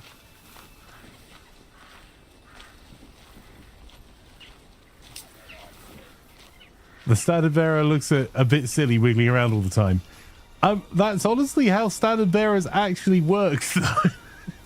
You had your stand on the front line, and if you try fighting with an arming sword in one hand and a stand in the other, you'd have a rough time too.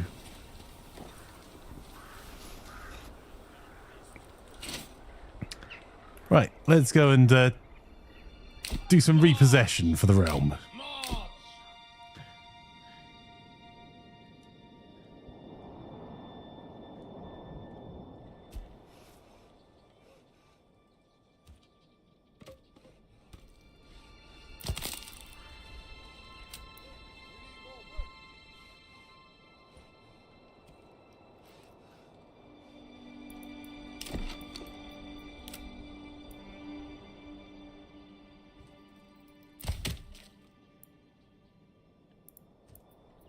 See about another couple of burgage plots here.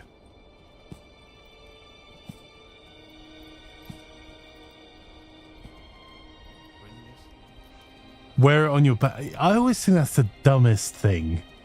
No one in history has worn... Well, that's not true.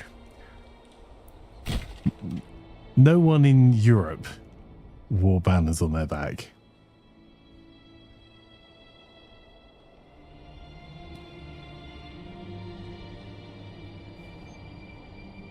And surely that would wiggle around just as much. You would think.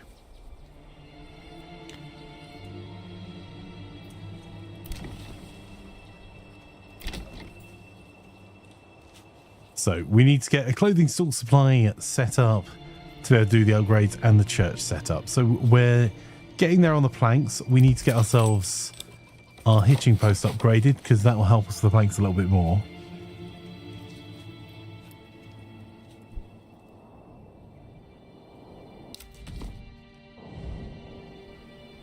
Let's see how the repossession is going over here.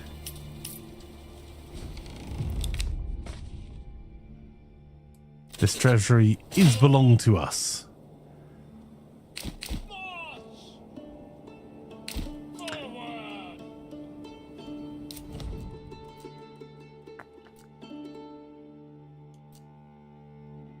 So the question is where to take next.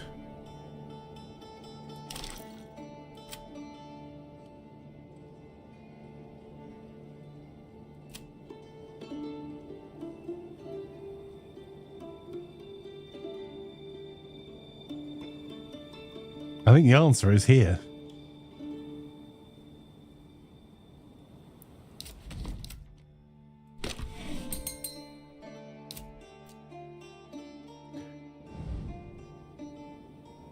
Deserve horse uses standard bearers of the lance. The point of banners historically was to rally troops and identify units clearly. So every unit has to have its own banner, so you can see who was where on the battlefield and what they were up to. So it wasn't so much just an army battle standard, which was something like the Imperial Eagle, say, from the Napoleonic Wars, but also unit battle banners that were per unit, so you get them to fight to hold their own colours, and you could see a little bit more easily where people were on the battlefield.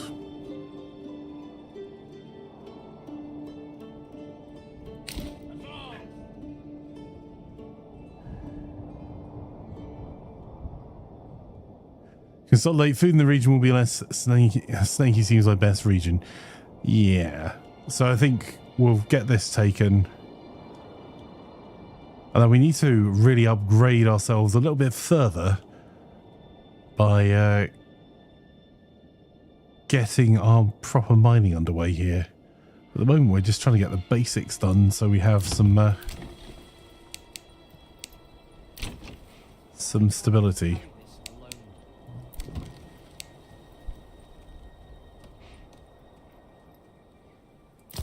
There we go. We seem to be planting trees now, so I think you're right. It was the fact it was winter we weren't able to plant. Because it looks like they're looking for planting spots now rather than just waiting.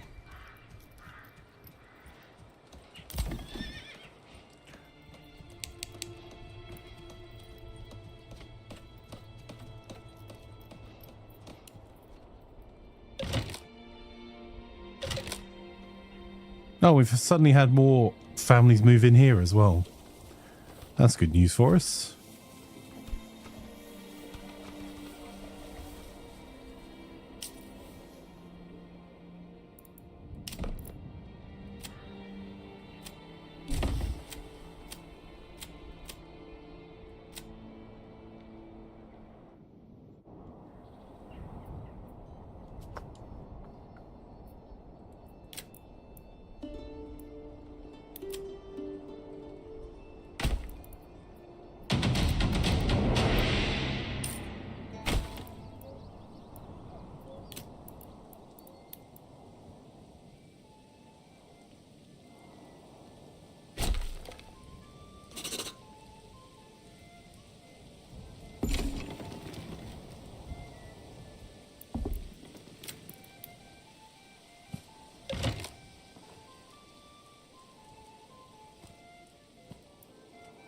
Our region wealth here is just ridiculous.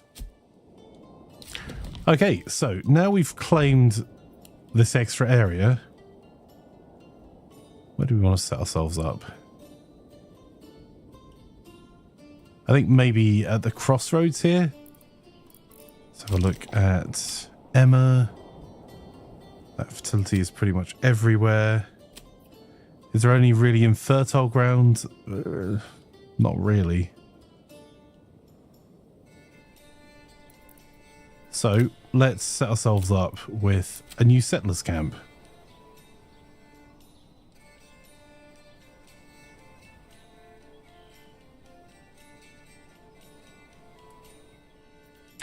And because we've got a little bit more gold in our treasury now, we can now use a average starting supplies, which gives a little bit more food, a little bit more firewood, some more stone and tools to get ourselves up and running. Forest Bug says, bedtime for me, worked on my game all night. Awesome. Well, if you want to share any progress of your game, feel free to send, post it over on the Discord, Forest Bug. It's been lovely to have you here. And I wish you the best of luck with your game. Right, let's get the basics set up over here as well. Those basics are going to be a well.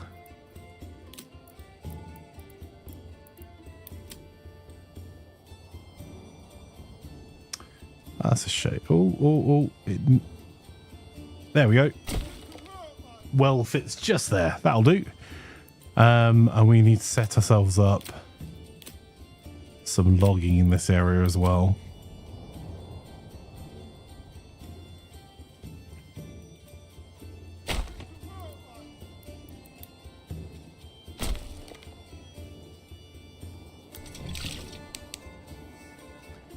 We've got a little bit more grace on this because we've got some more materials.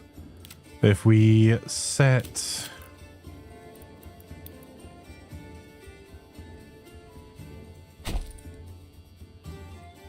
that there, that logging camp is going to be our very high priority. We'll put 2 families into there. And we can also set up, hopefully before winter, a storehouse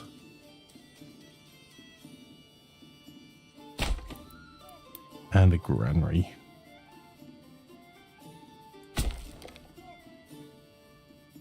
There we go.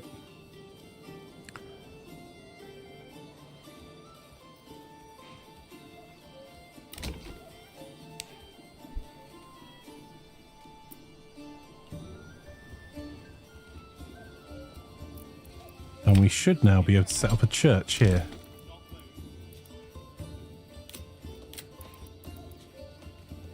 Oh no, we're a little short. So we still need more planks.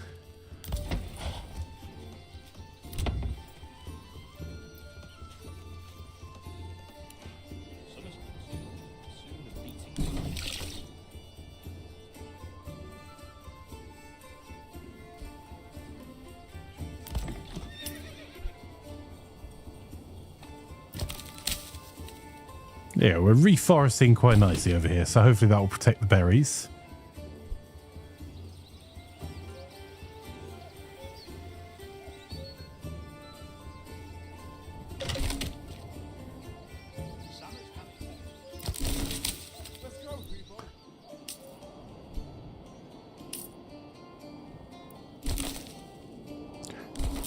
Okay, over here we're going to need that logging camp to have a couple of people in it.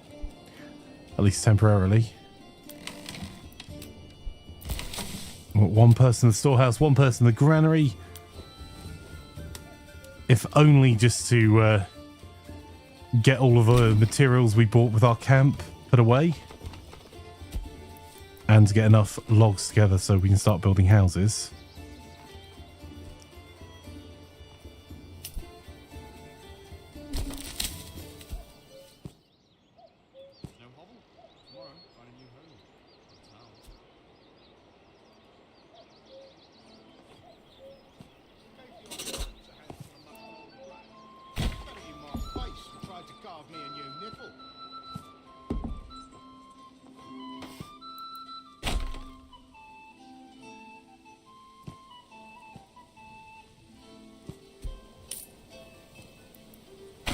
Okay, we've got a standard getting 6 houses together.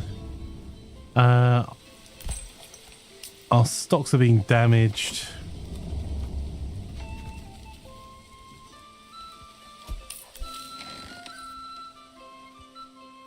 I think most of our food and stuff got put away. That's some good news.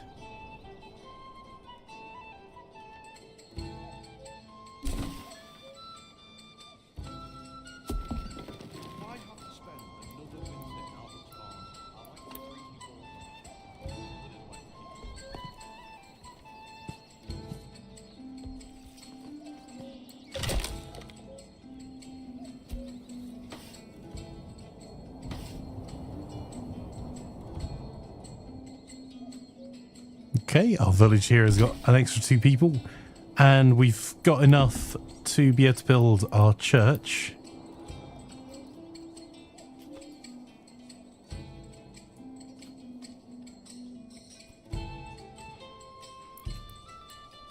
Well, we don't have enough logs. Okay, well, we'll put someone on logging then we will have.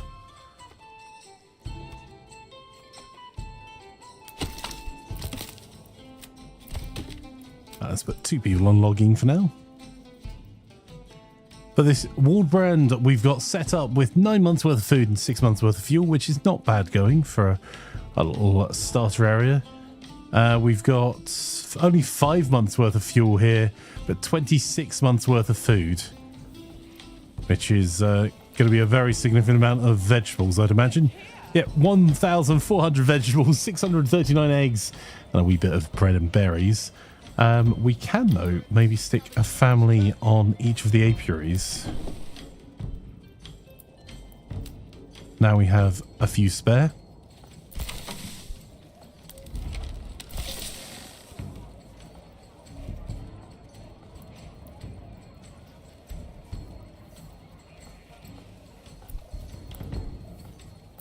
Berries so plump and juicy, you'll want to eat them by the bushel.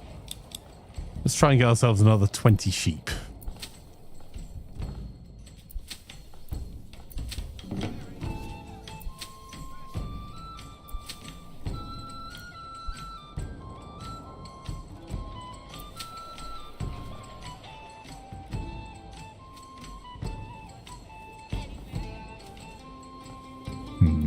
Should probably set some field priorities.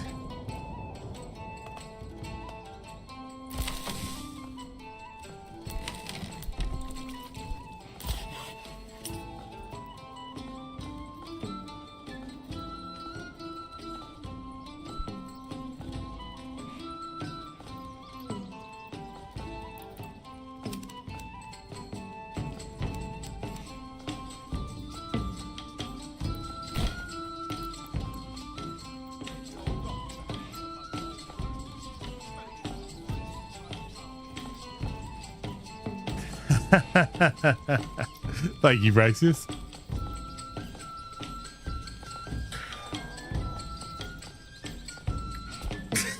I have a feeling that might be a quote from Father's Frontier.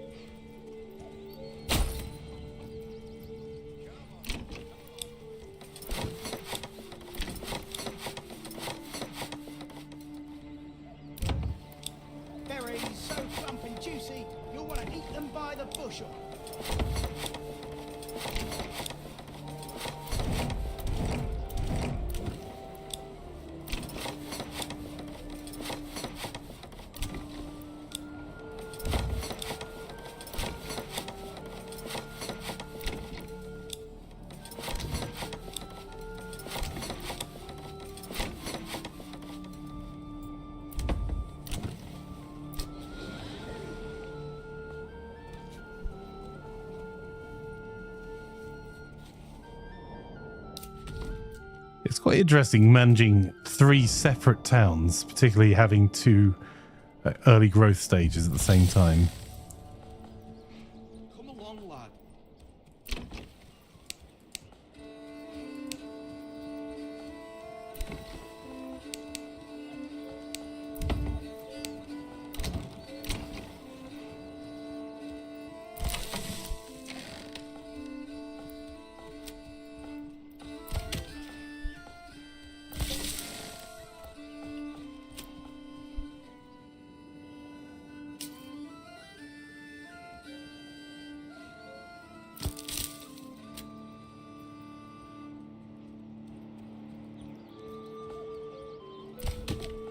So, chat, can any of you remember if I actually built a Hunter's Lodge?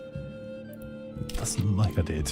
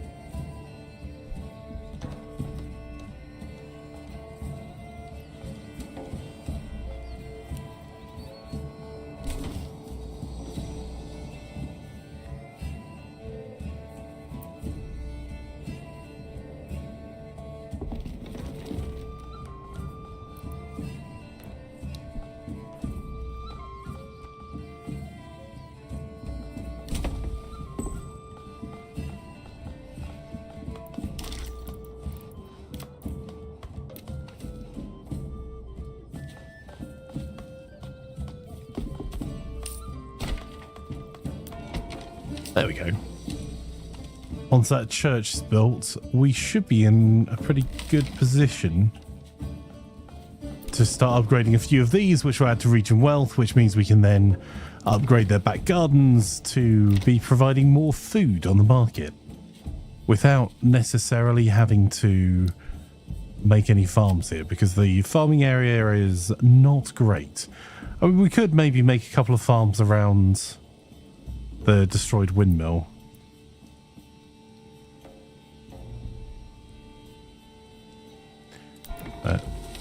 Let's get the church set up first.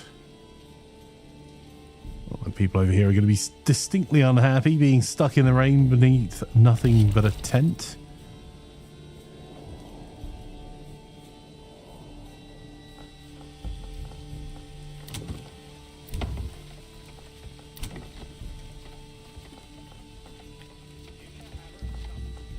Where's the football pitch? Well,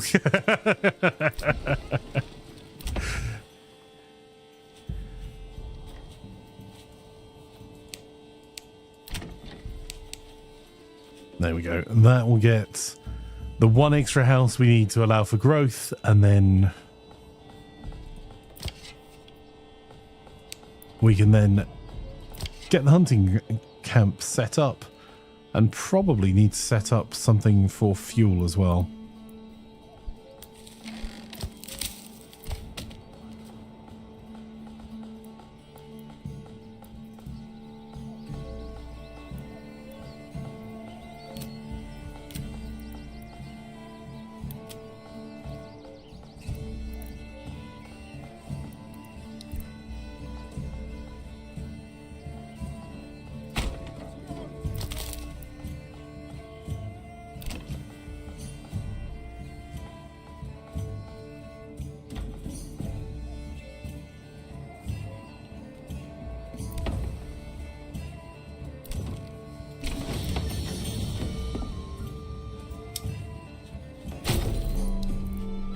Some carrots set up.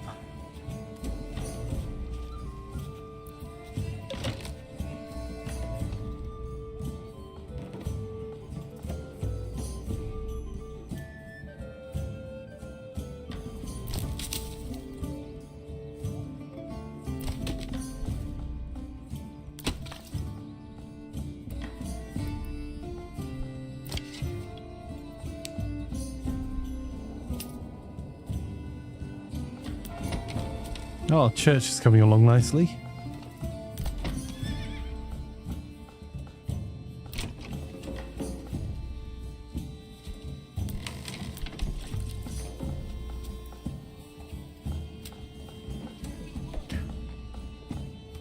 So the reason I just put one person in a tannery is that will count as our clothing, and then we'll have at least a wooden church, and that will let us upgrade these, which will give us some local wealth.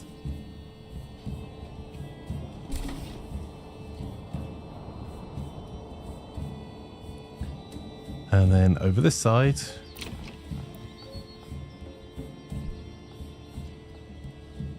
we're not very far off being ready for winter. He lied.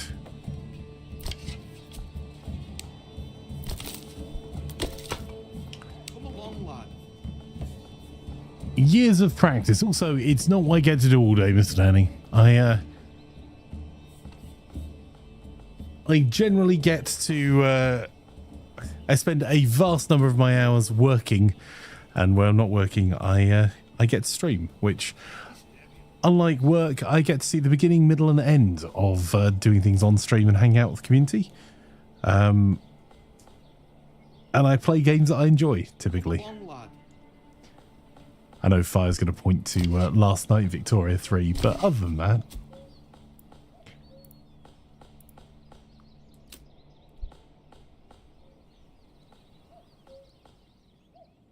Our approval's not quite there yet, but I think we've got that village pretty well set. This one is looking pretty good in Waldbrand, and in Nuslo,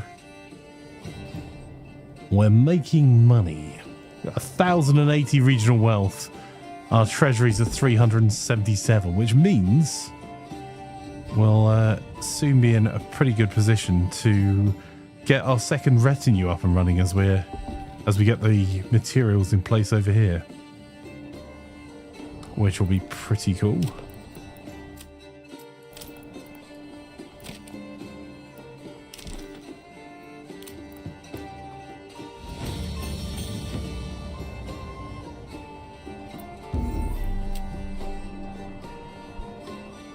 Okay, Nuslo, our newest village, has got a development point. So Imanreth has got a development point.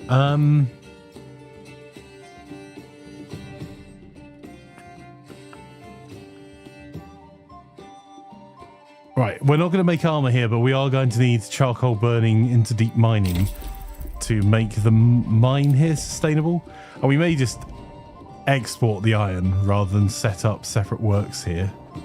Waldbrand will be ready to upgrade soon. And our main city's got its last development point. That's a large town. So what to do with that? We can either do sheep breeding, so we'll breed our own sheep. We can get apples. We can get wax, which I don't think we can do actually very much with yet. But I think will be for whatever becomes of tier 4 housing will probably require that.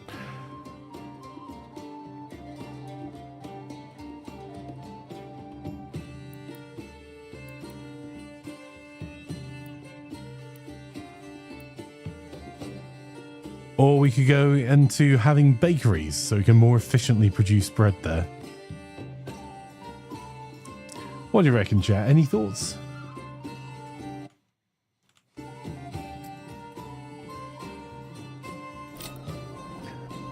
Come back to that as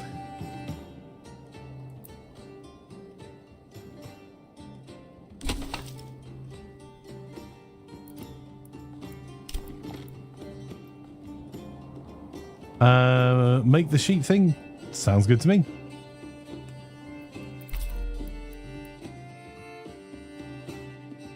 So sheep grazing on pastures slowly multiply.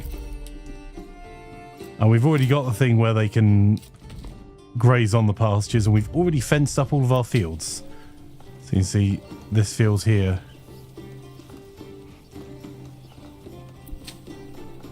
Compared to this field here, it's done the job. And we have been paying to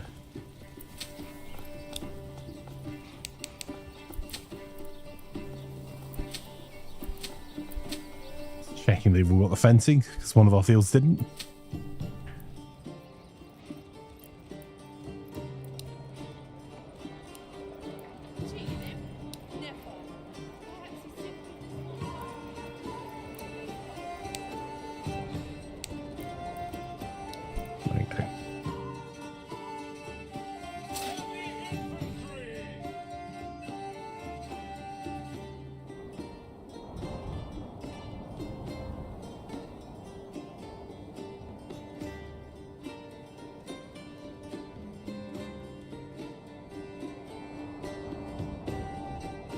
Not seeing any bandit camps out there, so let's disband our retinue. Okay, so we've got 3 3 villages in pretty good shape next to each other. So people on the fields directly. Yes. So the way they work is if you put fences up, if you've got that tech, these become pasture space. So in fallow years, the sheep farmer will move sheep onto those pasture spaces. In fact, let's do this very quickly because we should have.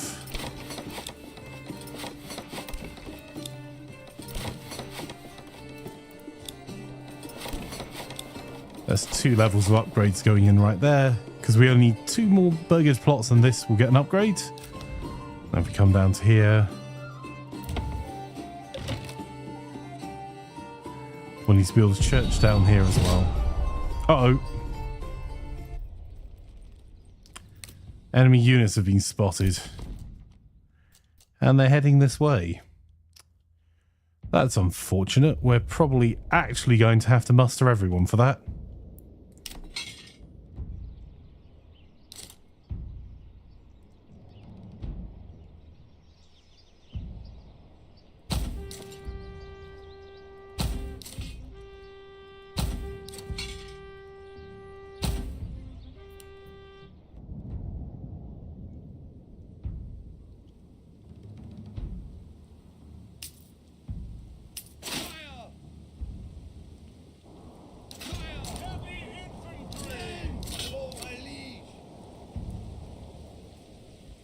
All right, they're getting a little bit close, so...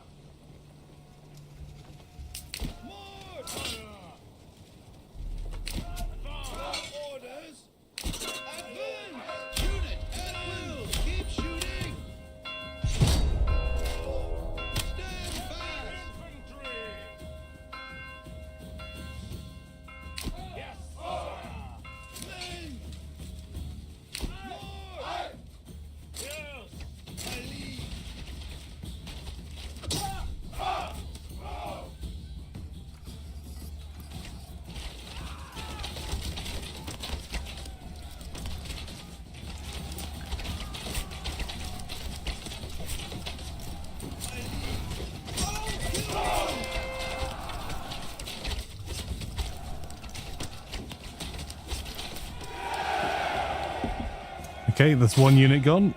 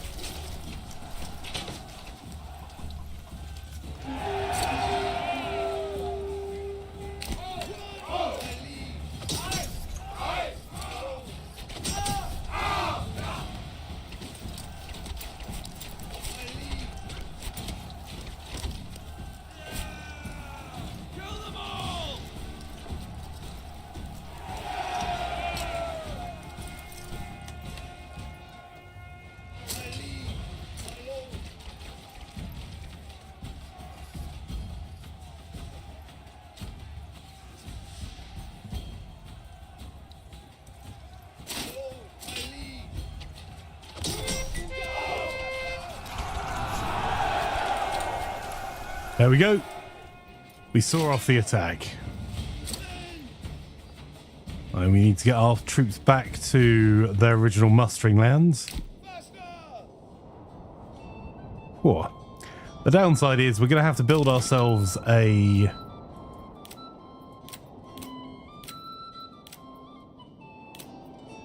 pit for the bodies. There we go. 1 corpse pit, please.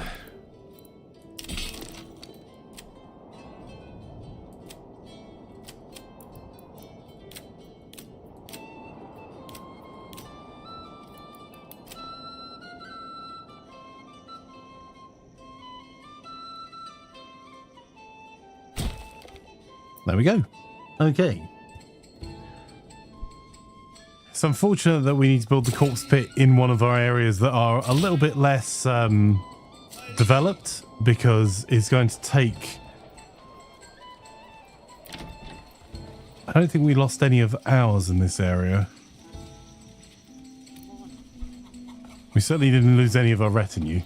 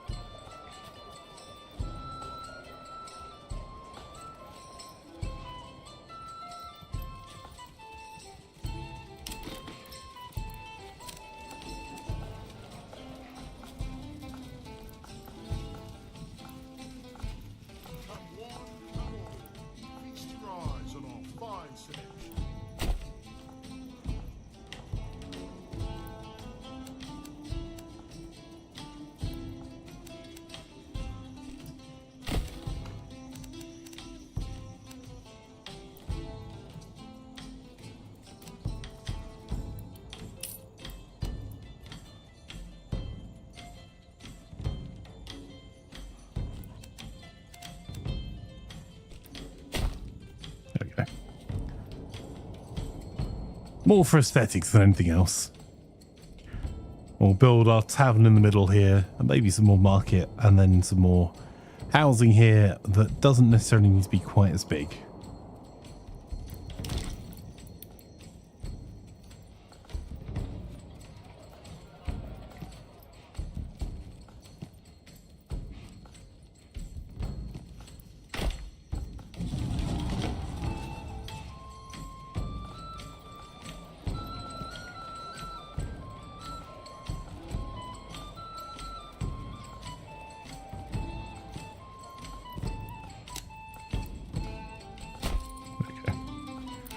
Corner plot, and that'll be one of our blacksmiths. Chat is OP, please nerf us. Oh wait, no, more power. Well, all right, chat. We have a decision to make, or you have a decision to make. I can either raid out, and we'll go and find someone awesome for our community to raid. There are a few awesome streams on at the moment I can see that will keep you entertained. Because I've got to join a work call for potentially about an hour, so I can either raid out or we can mute. I can mute up and carry on. I'll still be here, but be muted, which is Wagley's favourite way of watching the stream. So yeah, up to you guys.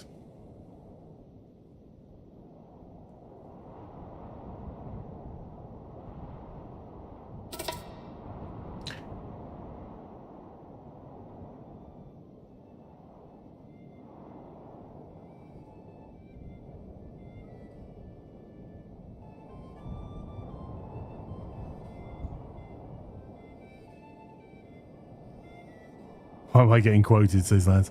If you stick around, we get another hour of lovely music. Okay, well...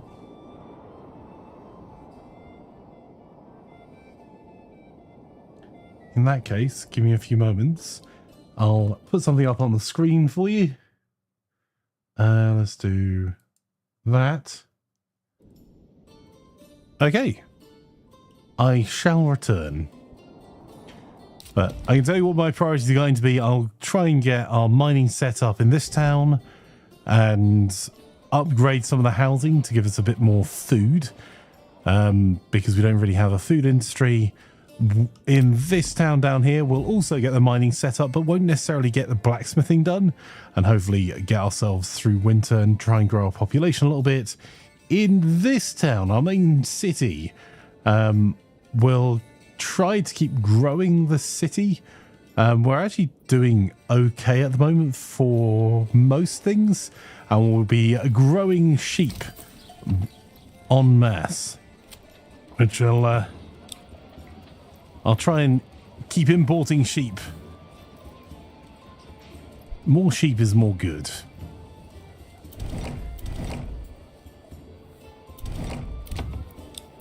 And get ourselves some more of our burgage plots upgraded. Our market seems to be doing an excellent job here. And maybe we stick a couple more people into each of the apiaries. Anyway, I really do have to go and join this call. So I shall return in a little bit. I will be here in chat, and I'll try and keep an eye on it as we go. And thank you all for coming and hanging out. I always appreciate it. And I will mute up.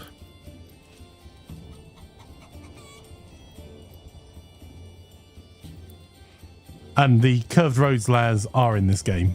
You can definitely do just curved roads. So I'm trying to build them like inspired by market towns in the UK. But if we want to do curved, we could try and do curved. We can even do circular. Oh, you mean make a town around them? Okay. Does the fertility suck over here?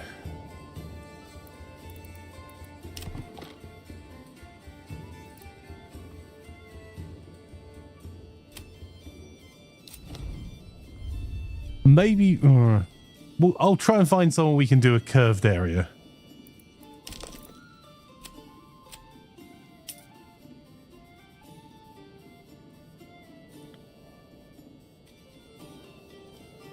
Let's go. Look, I'm already signing in on the device now, so...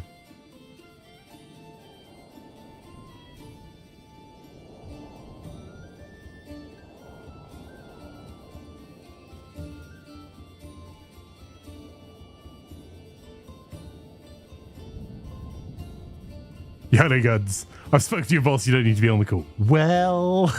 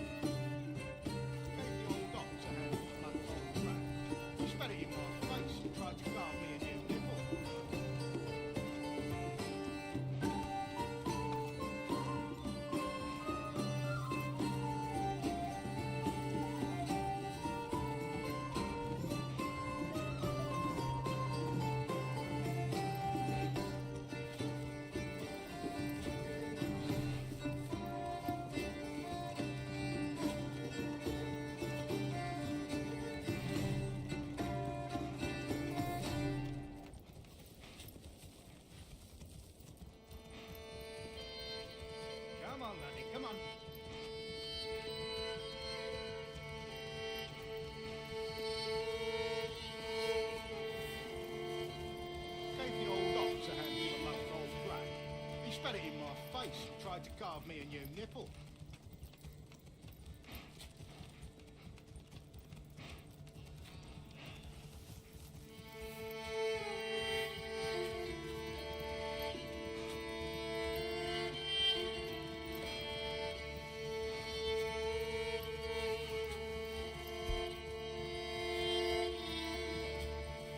Just give me a hammer and something needs to not move. I'll put it in its place.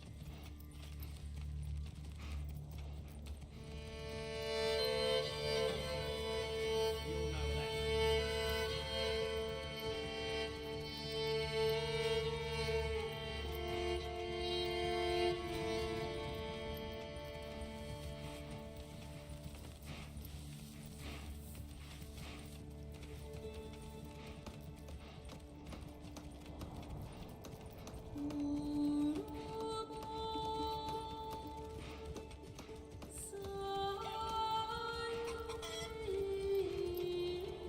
Is it being straight? He thinks it is. Well, he's straight enough for this kind of work.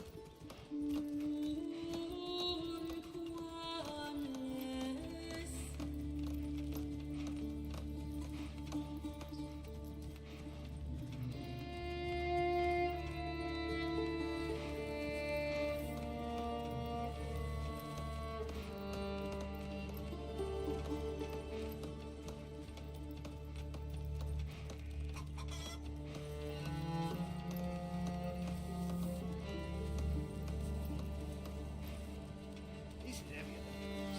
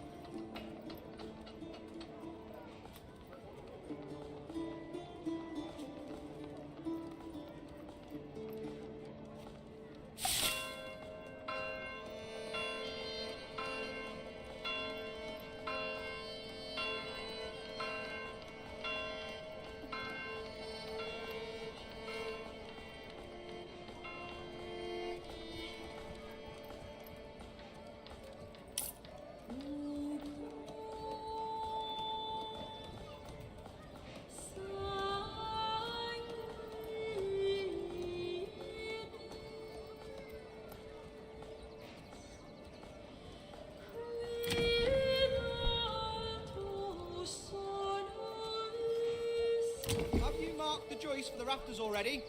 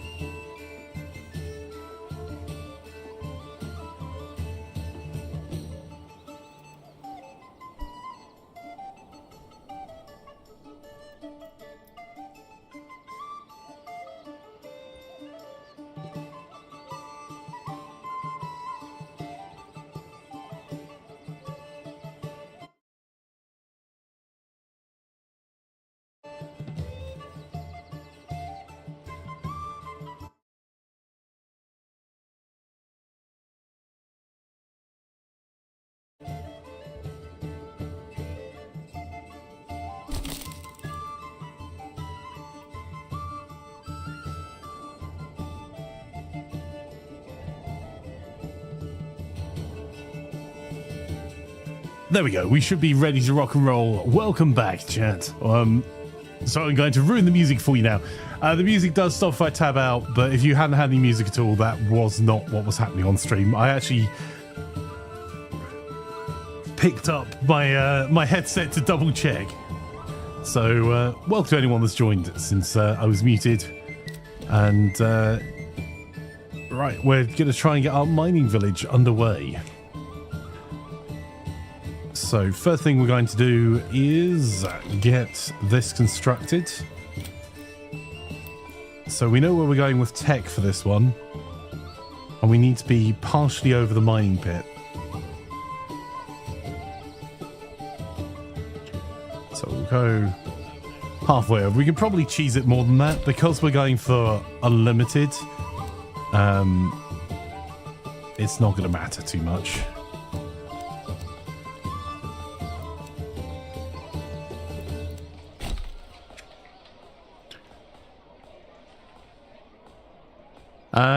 You heard it say, clearly the meeting was quick because boss said you weren't needed and you left early. Like I said, yes.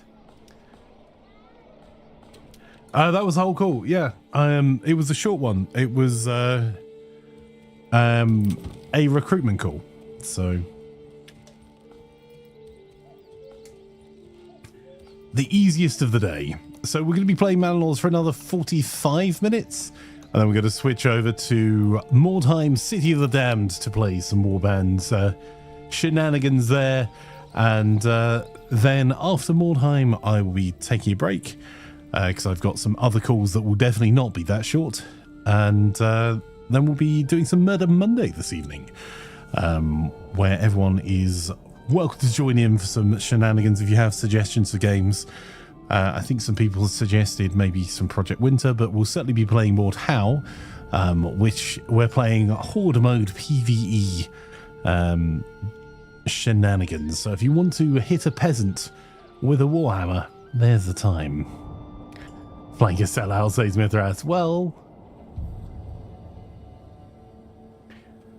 it was an efficient call. There wasn't actually very much to discuss. It was an introduction, told them what we were looking for, and they've gone off to go through CVs.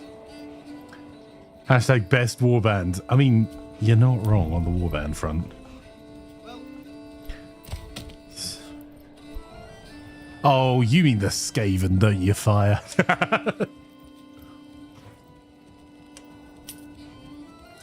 Doc says, Flanker just said, sorry you didn't get the job. I'm playing Manor Lords. Have a nice life. No, I'm probably going to have to spend an entire day this week, probably Wednesday, interviewing people.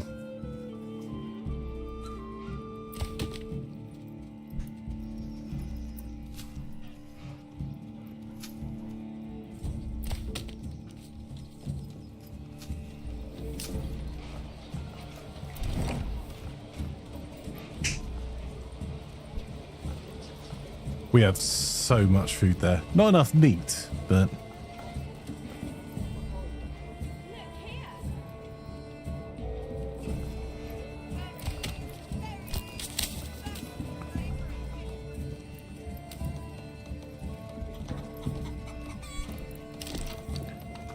what do we need here? What I'm going to do is get another hitching post here. There we go. And we'll set that hitching post up as a high priority. And then we'll add a couple of animals to that. We have so much regional wealth. Considering we are importing masses.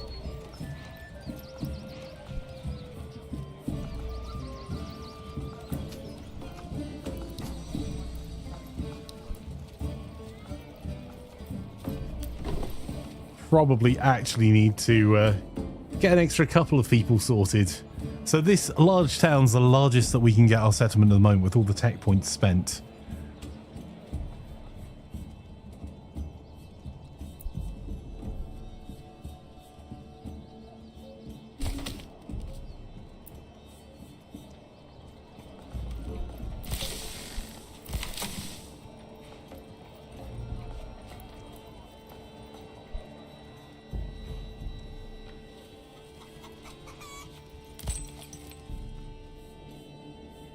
Okay. I'm enjoying the challenge of running between different cities to set them up. Okay, this one's nearly ready to level up.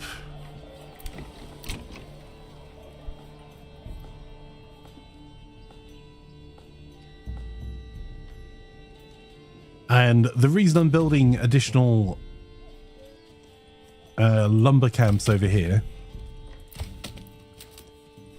is because I want to expand our manor, and we are utilizing the timber that we're cutting pretty much constantly, turning into planks, and then the planks being turned into war bows, sorry.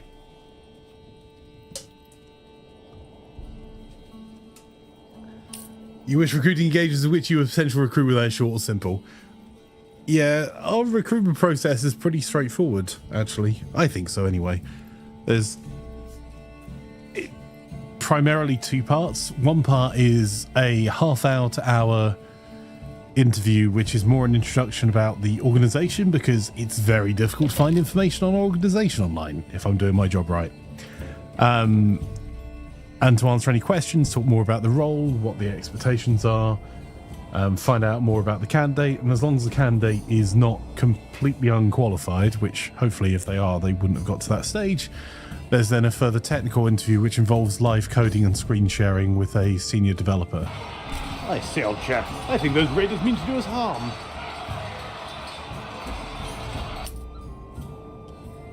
And then we make a decision after that. Hey Deadsy, welcome. If you're not already following Deadsy, you definitely should do it. Twitch.tv/DeadsyPeaches, playing some Warzone. Nice.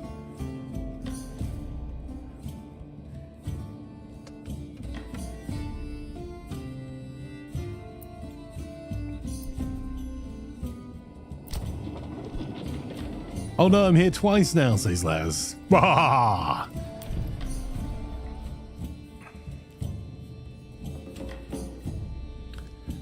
Oh, Doc, if you've got 5 years Scala experience and are looking for a senior developer role, you can put your hat in the ring.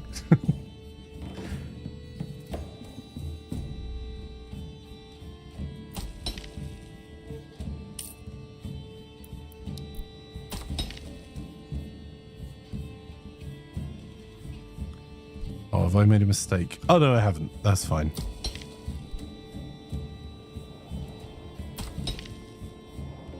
That was just a really low priority for us. Okay, so we've got the forester's hut planting more trees, the logging camp there. It always seems to take forever to get the hitching posts done, even when they're the highest priority. Not entirely sure why, but hopefully it'll be...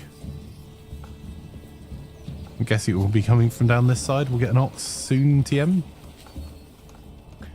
I don't develop things, I fix things that were badly developed, says Doc.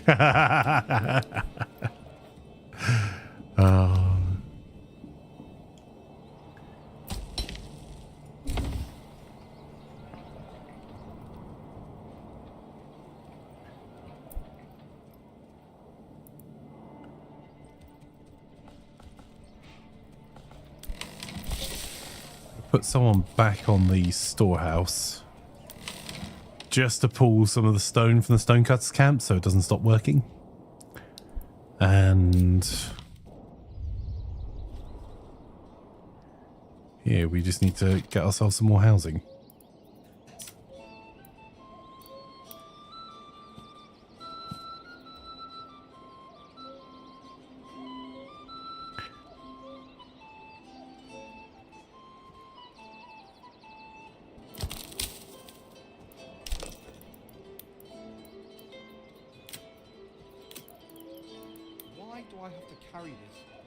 Okay, well, I was just checking is if there's anything across there that would cause damage.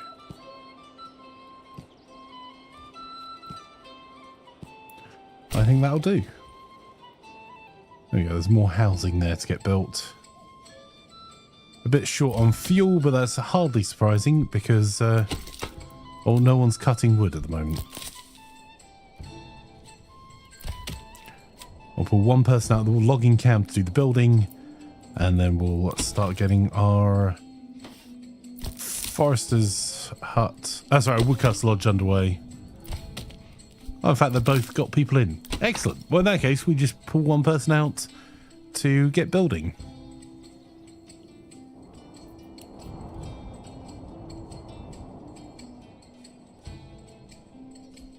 Come on, laddie, come on.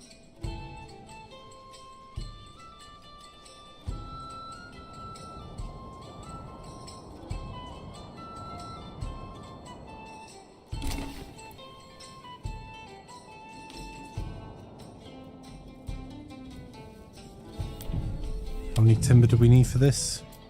Oh, we're so close.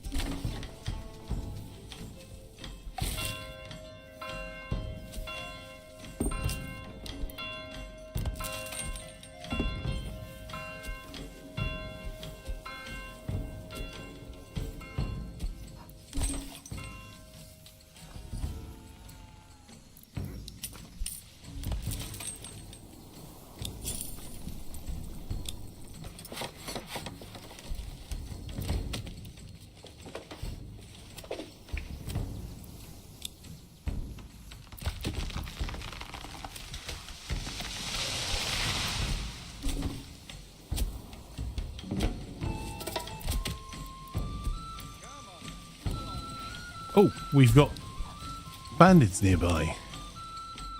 How rude.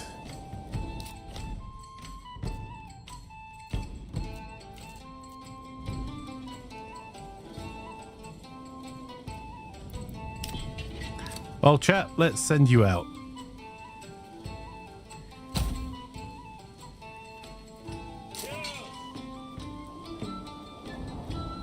No need to run, you can take a bimble.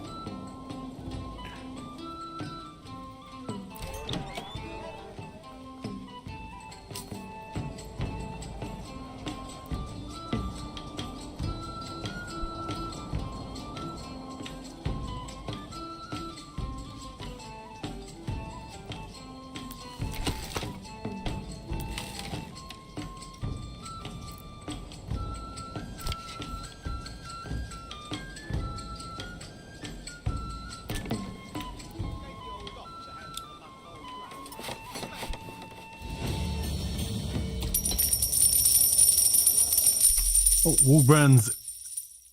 ITSDR placebo cheered X1. Step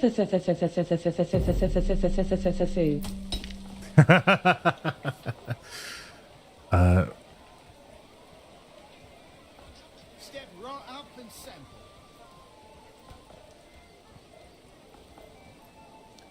Soul says, my experience with recruitment, which is marred by both bad luck and being autistic, turns out that complicates things have been nothing but straightforward. Vague questions, being unable to read the interviewer at all, and not hearing back for weeks, if at all, is standard. Program says, I know they deal with large volumes. I'll be completely fine with mass email. Sorry you didn't get the role like big corpos do. Full send ahead, indeed. That's the most dramatic gibberish I've ever heard say so. Wow.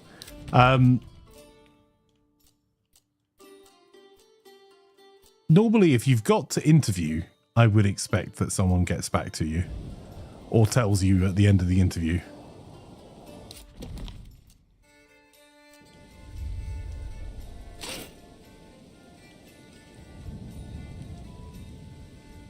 Anything but is what that's fair.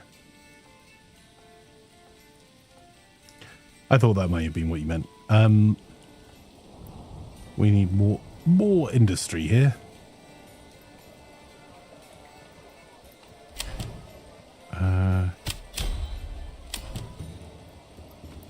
I need...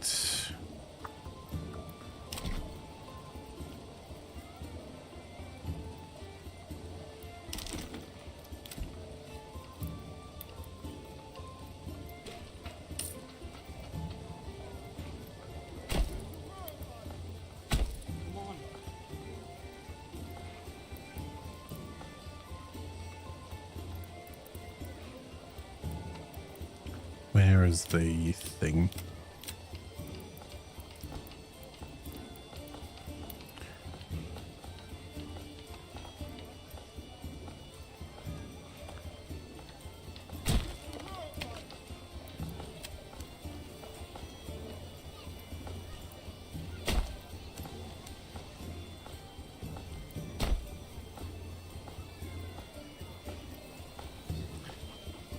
Hey, Cody.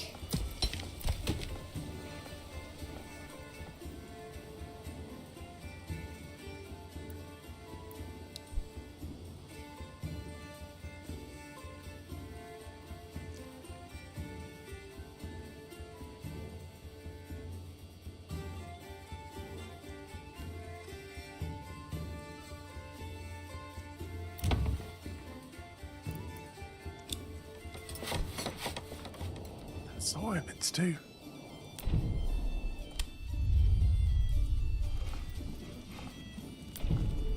There we go. We just committed to a mass building at our main manor.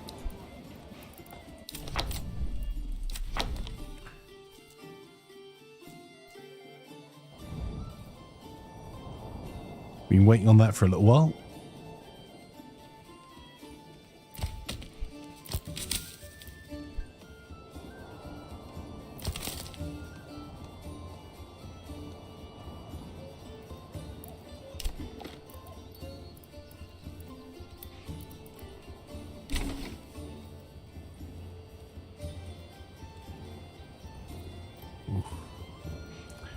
That's unfortunate. I was kind of hoping I might be able to stick the saw pit in the middle there.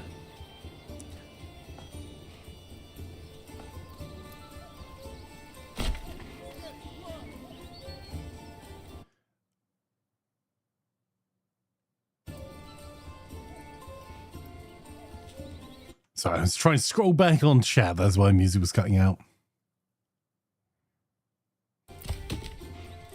Haven't had your first nap. You need food first. Haven't had that either. Wow.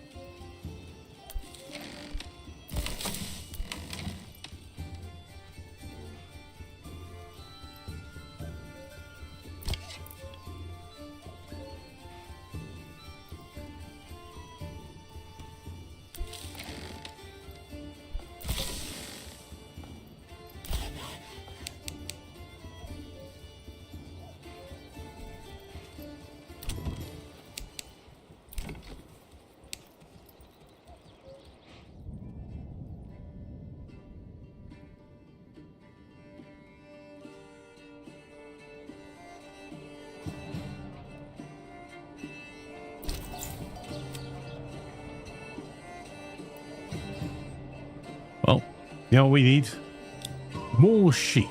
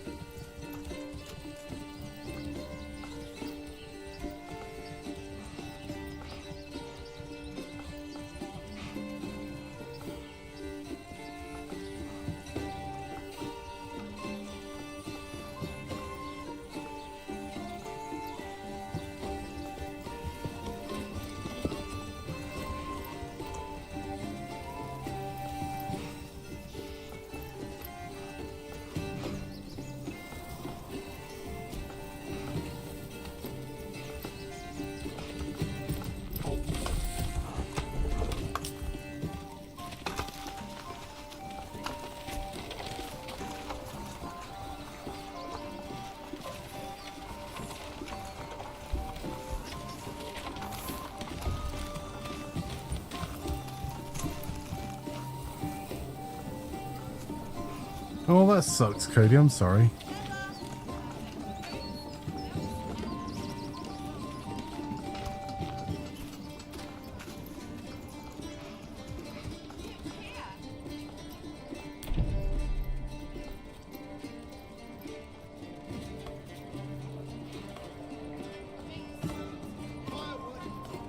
angry and hungry. Well, I'll be back on spade duty tonight.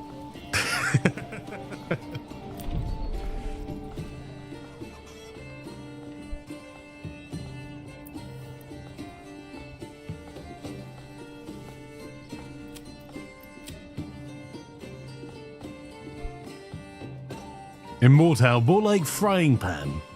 Tell you what, I will go frying pan as I first builds tonight. The original weapon of choice for fighting peasants.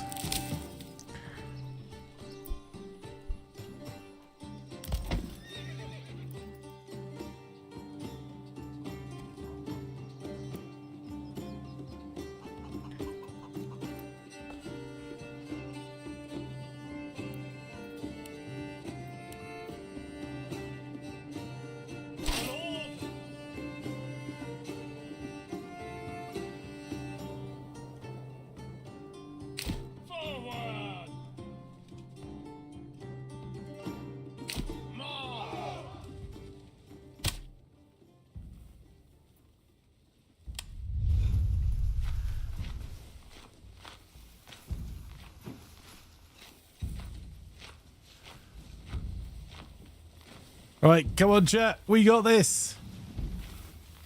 Nothing but a bunch of peasants. No prisoners! Nope. We don't have a prison. They're coming! Bastards! Crush them! They're moving! Stay together! Kill them all! Kill them all! No mercy! They're coming! Stay together! Bastards! Tear each them! Crush them!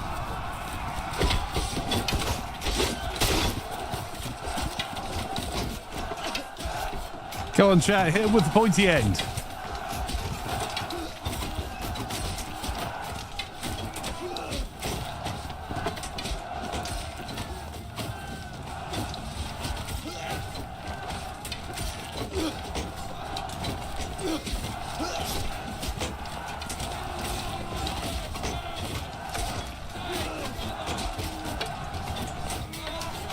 See, I'm not the only one. That must be a commander on the enemy side, standing in the back helpfully. And he doesn't look anywhere near as fashionable. I mean, look at this beard. All right, chat. Go on. Off you go. Go and tax the camp.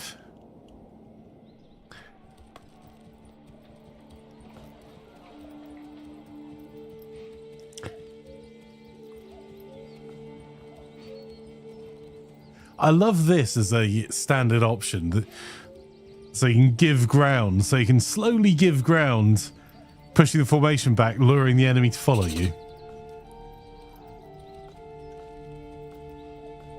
So if you're archers, you can keep giving ground and giving ground and giving ground as the enemy approaches. It's just a really neat combat system for a city building game. Like...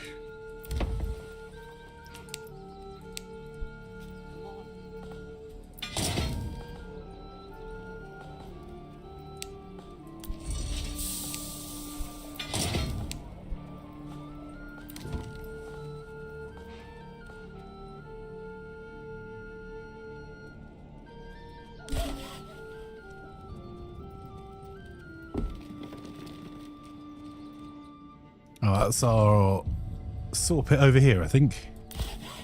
There we go. So we get one person working in the saw pit. What are we short of? Fuel over here. We are heading into November, so let's add an extra person into the woodcutter's lodge for now.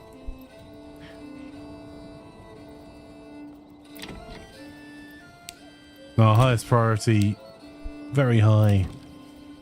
And high there. We're just going to build some extra housing. We've currently got one housing slot available for another family to join us.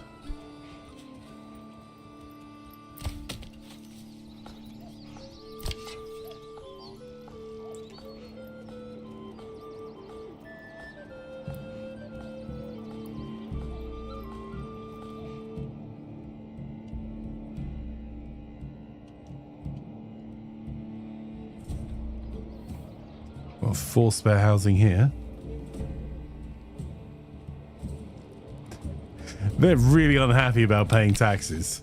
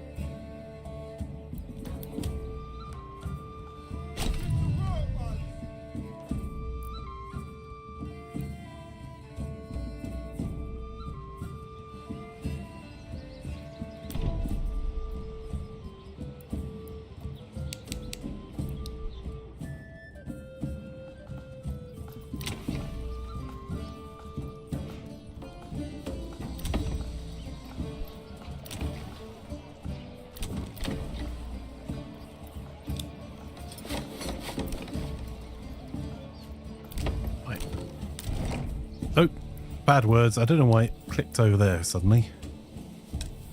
That's probably the pantry's full notification that...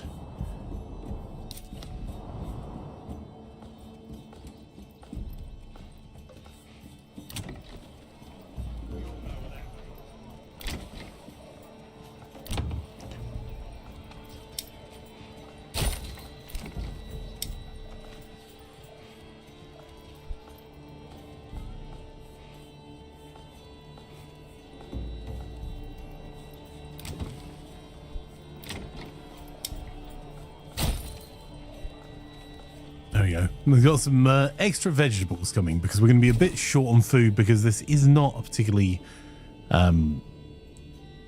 fertile area.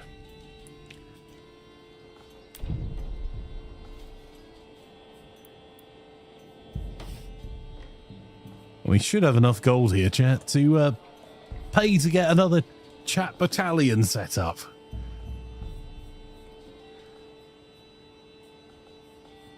See you all in a bit, Doc. Enjoy the last of your work day, my friend.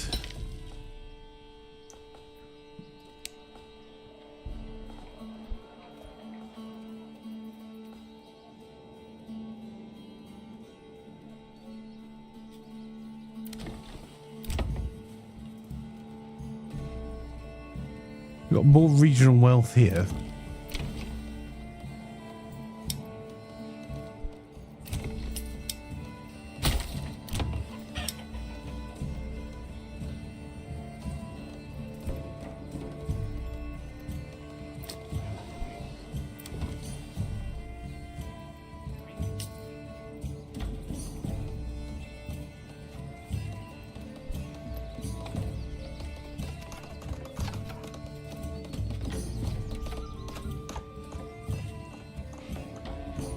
Play a game of Spot the Tether Point.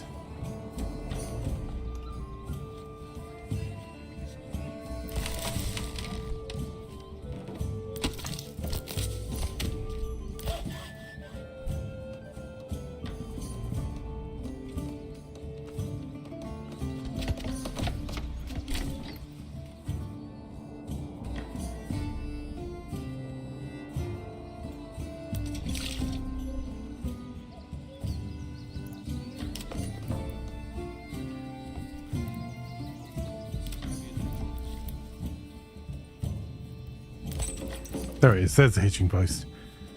Okay. So we need to save ourselves 20 gold.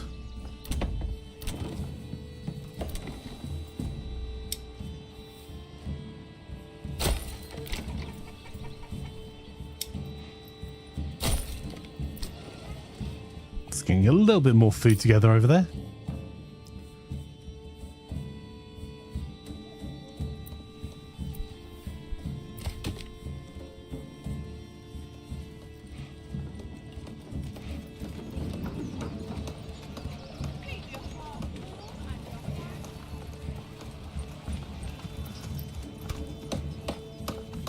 We're going to start building out our castle finally. Let's straighten this up.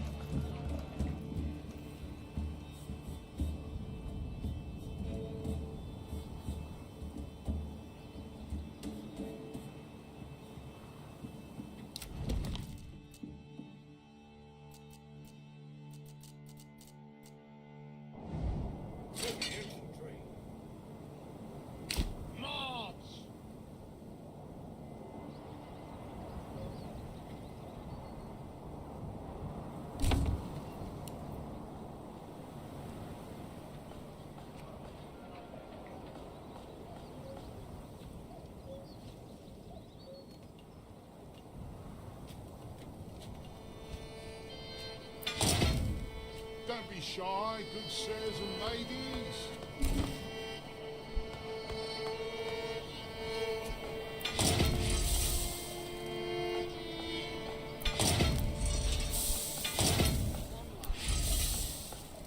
You'll not find finer wares anywhere else.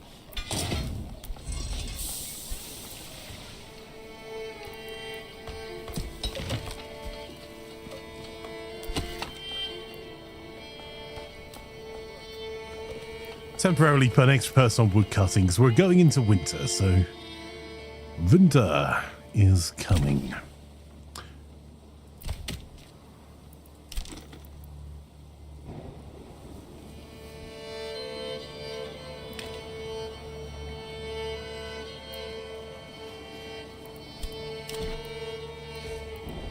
And on this one, I think we're going to put some more charcoal burner.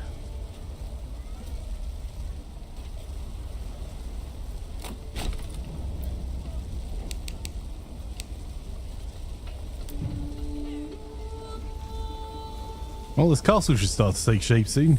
It's going to be taking a long time to transport everything because the ox are having to bring up all of the timber.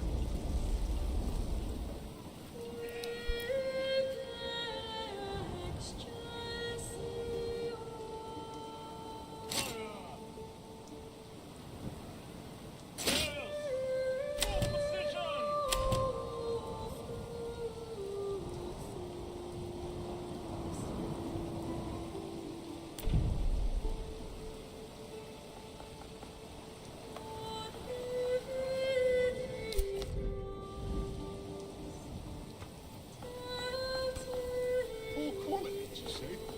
Impossible.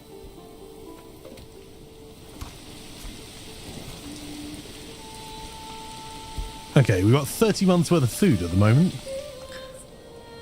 That's good. It's just the fuel that's going to be a wee bit of a problem.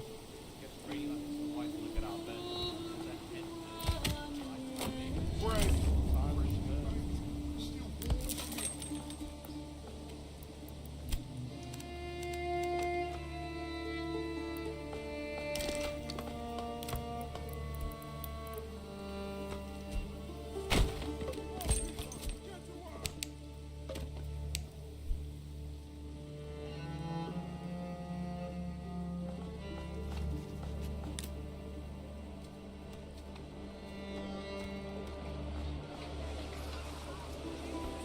Well, despite the weather, our city's coming together.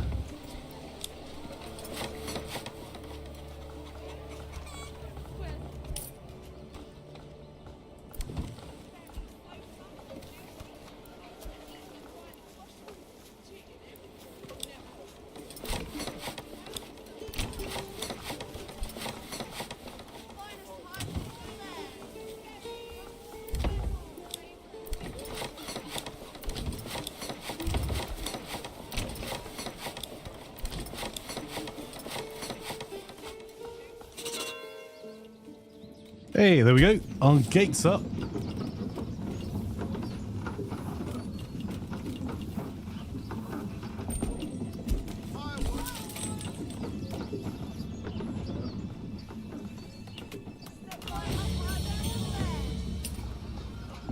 Oh, Wolbrand's increased the settlement level.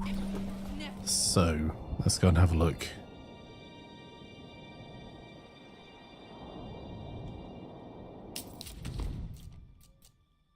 Yeah, there's Wolbrand.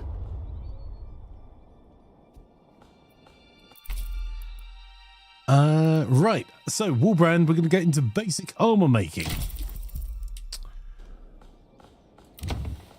And once this plot's been upgraded, we'll start getting our armorers and blacksmiths up and running.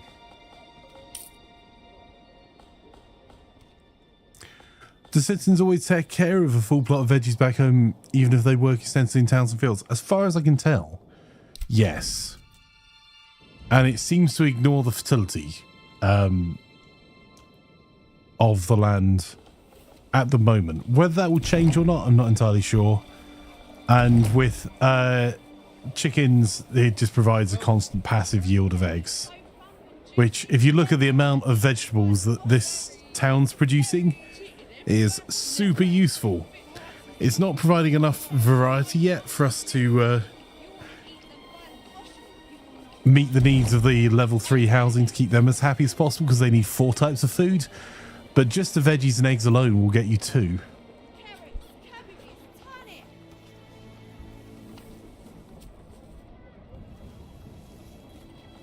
Yeah, I've not seen any yield figures on any of these. I don't know whether that's something that will come soon, TM, or whether that is going to be well down the list. But you would think a larger work area at the back would give you more yield. That's what I'm basing it on, and I'm assuming chickens don't require as much land. But those are all assumptions, not based on anything that I can actually see in the game.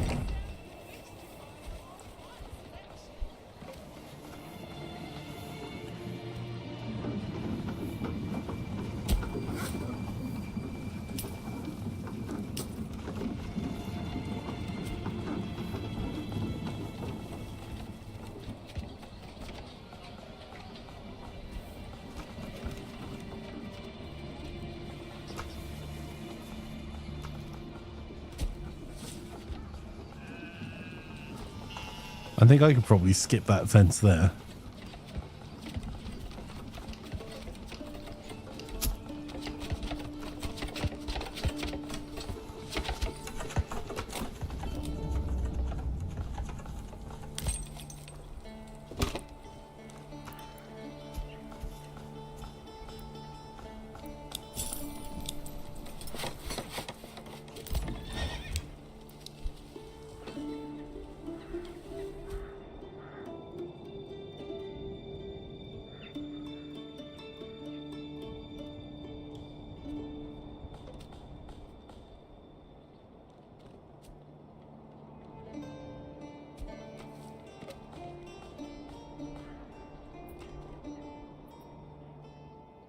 Poor quality, he said.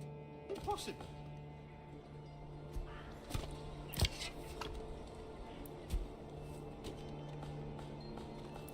Meat so tender.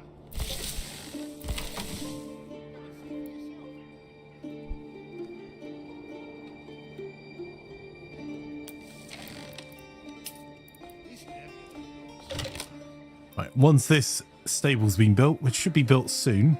There we go.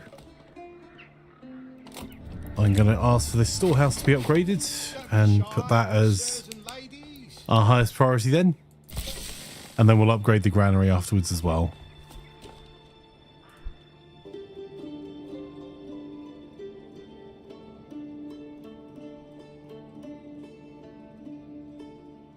Ooh, and we're nearly ready for our second retinue, chat. Just give me a hammer.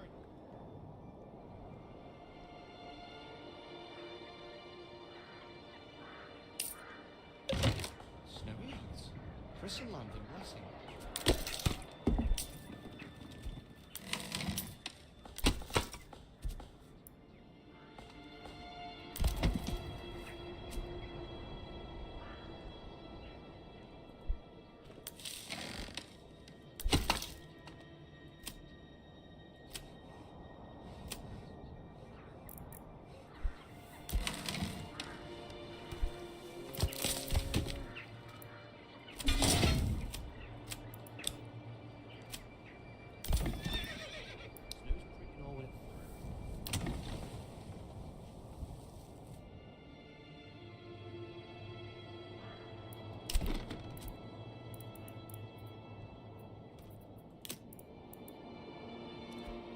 Okay, because we're doing the upgrading, we're a little short on the planks, but we should be ready to rock and roll soon there. Come on.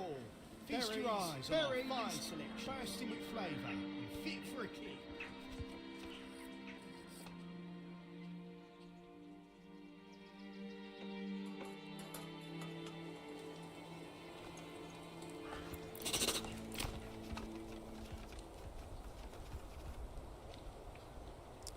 This is a very pretty game.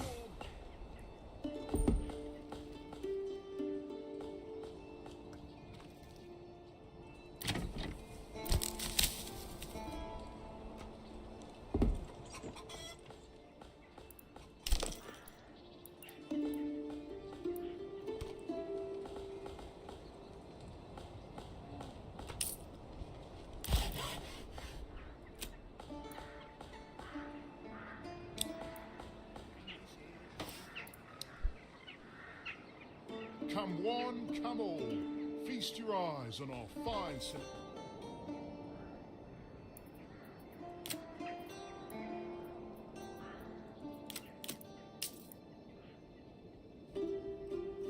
Can we make weapon storage out of a regular storage house? I hope we get a proper weapon place later. Yeah, the moment it goes into your storehouse. No free on ox. Oh dear.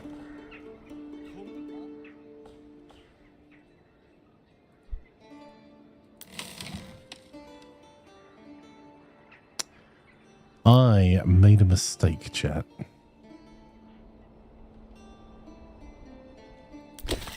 You know what? The logging camp, I'm going to remove the permanently assigned oxen from there and leave it assigned on the saw pit, and that will mean we've got one free oxen that will drag supplies over. Can you ban other stuff so only weapons get to put in a storage, certain storage out? Yes, you can.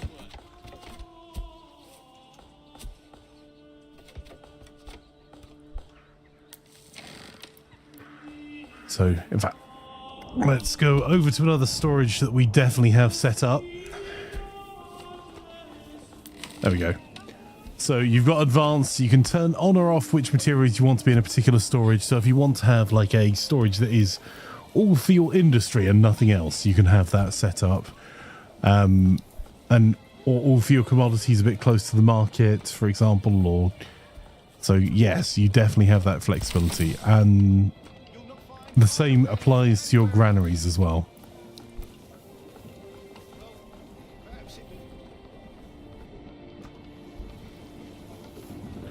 Oh, we got the first part of our fence built. So I think that's all of that done, in fact, for now.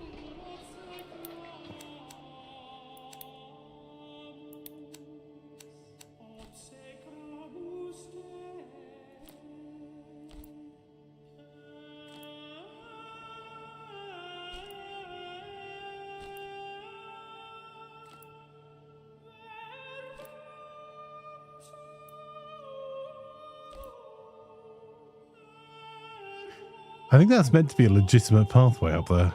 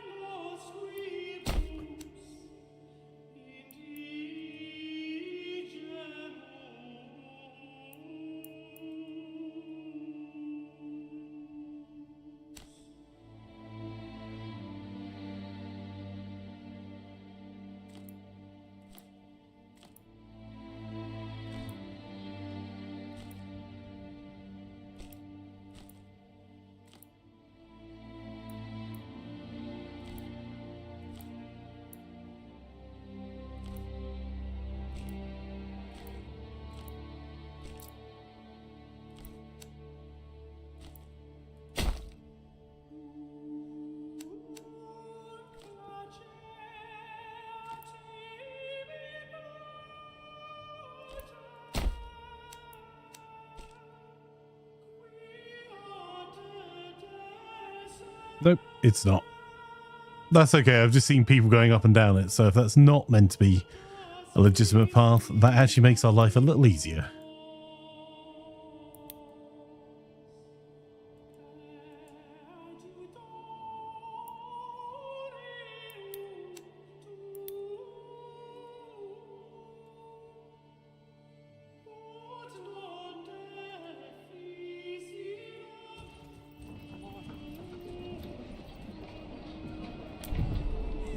There's another round of committed construction there.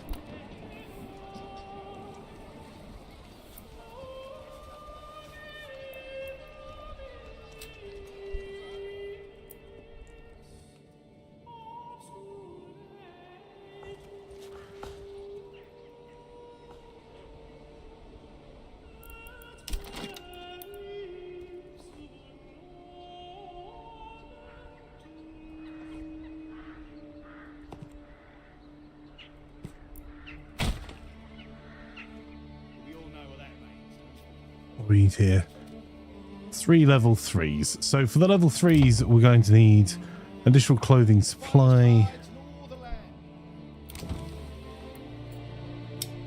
Which, if we upgrade those two, we might get to in just a second. And we should now have another chat battalion. There we go. There's our retinue. So if anyone's not already in our other battalion,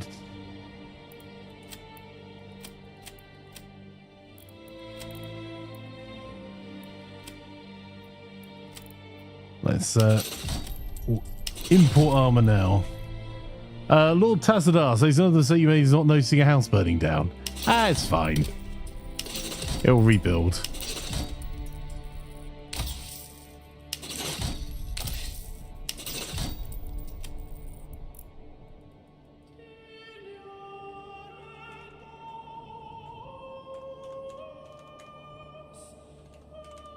Hey, Lord Tazadar, you've joined the retinue.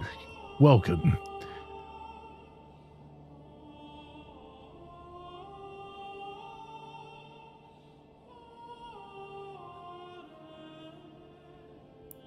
Careful about closing the castle. Don't worry, I'm not closing it in anytime soon.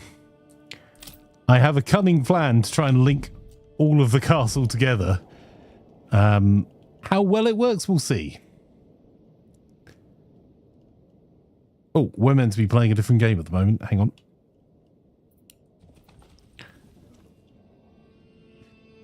Well, let's finish hiring the additional retinue first, though.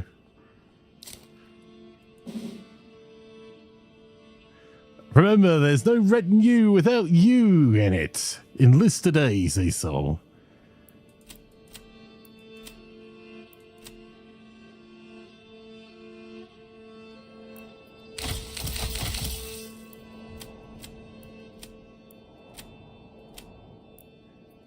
Enlist today and we'll even spring for the armor.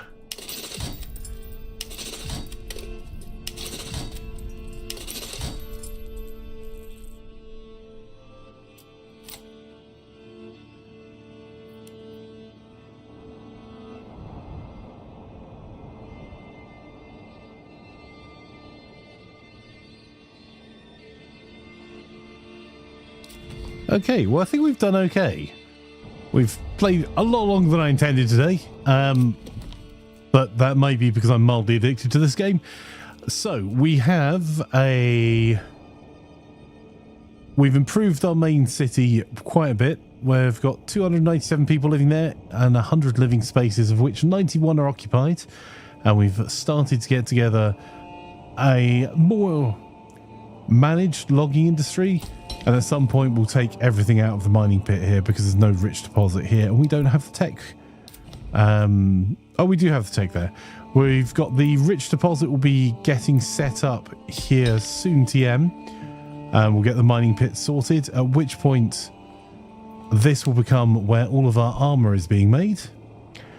And then this village back here will be just mining. We will use a rich deposit to be mining an unlimited amount, but I think we're just going to export the ore next door and try and use this area more for farms, because you have a look at the fertility here, particularly for barley, which is a right pain in the to get growing. There is some decent enough fertility around here that we can still build on. And then anywhere we're not doing barley, we could maybe look at doing some flax on this side. And what I'm really interested in then is getting Emma everywhere else. So this will be really a farming focused area. I see a retinue guy. Yeah, absolutely. Give me a moment. It'll only take me a moment.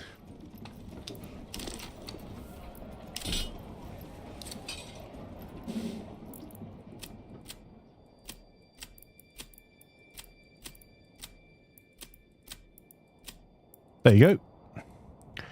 Armed with a warhammer and using red and green at the moment. So if you have any changes you'd like to make, let me know. So the cunning plan is that we're going to switch over shortly into to playing some Mordheim, City of the Damned, which is a game based on the tabletop game of the same name from Games Workshop, and we're running a Rat Skaven warband that we're going to continue to try and make our riches across the city, gathering Weirdstone. You prefer a sword or axe, but it works well. Okay, well, I can change that. There you go. You have a sword there. Job's a good one. So let's save up. I need to do a few different things. So we need to make sure we're saved.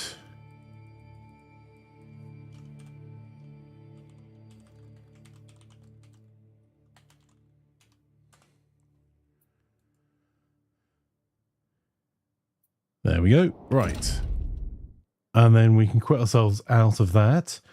And then I need to do some quick setting up. So if you're watching on YouTube, if you wouldn't mind doing the whole liking, subscribing, hitting that bell icon, it would be super appreciated. However, we're going to be switching over to a different stream. The stream will be up in just a few moments on YouTube specifically for our Mordheim game. We're going to be playing Mordhau a little bit later on. If you want to join in or just want to show off any of your cities as you build them as well, please head on over to the Discord, discord.gg/Imaflanker. It's super helpful too.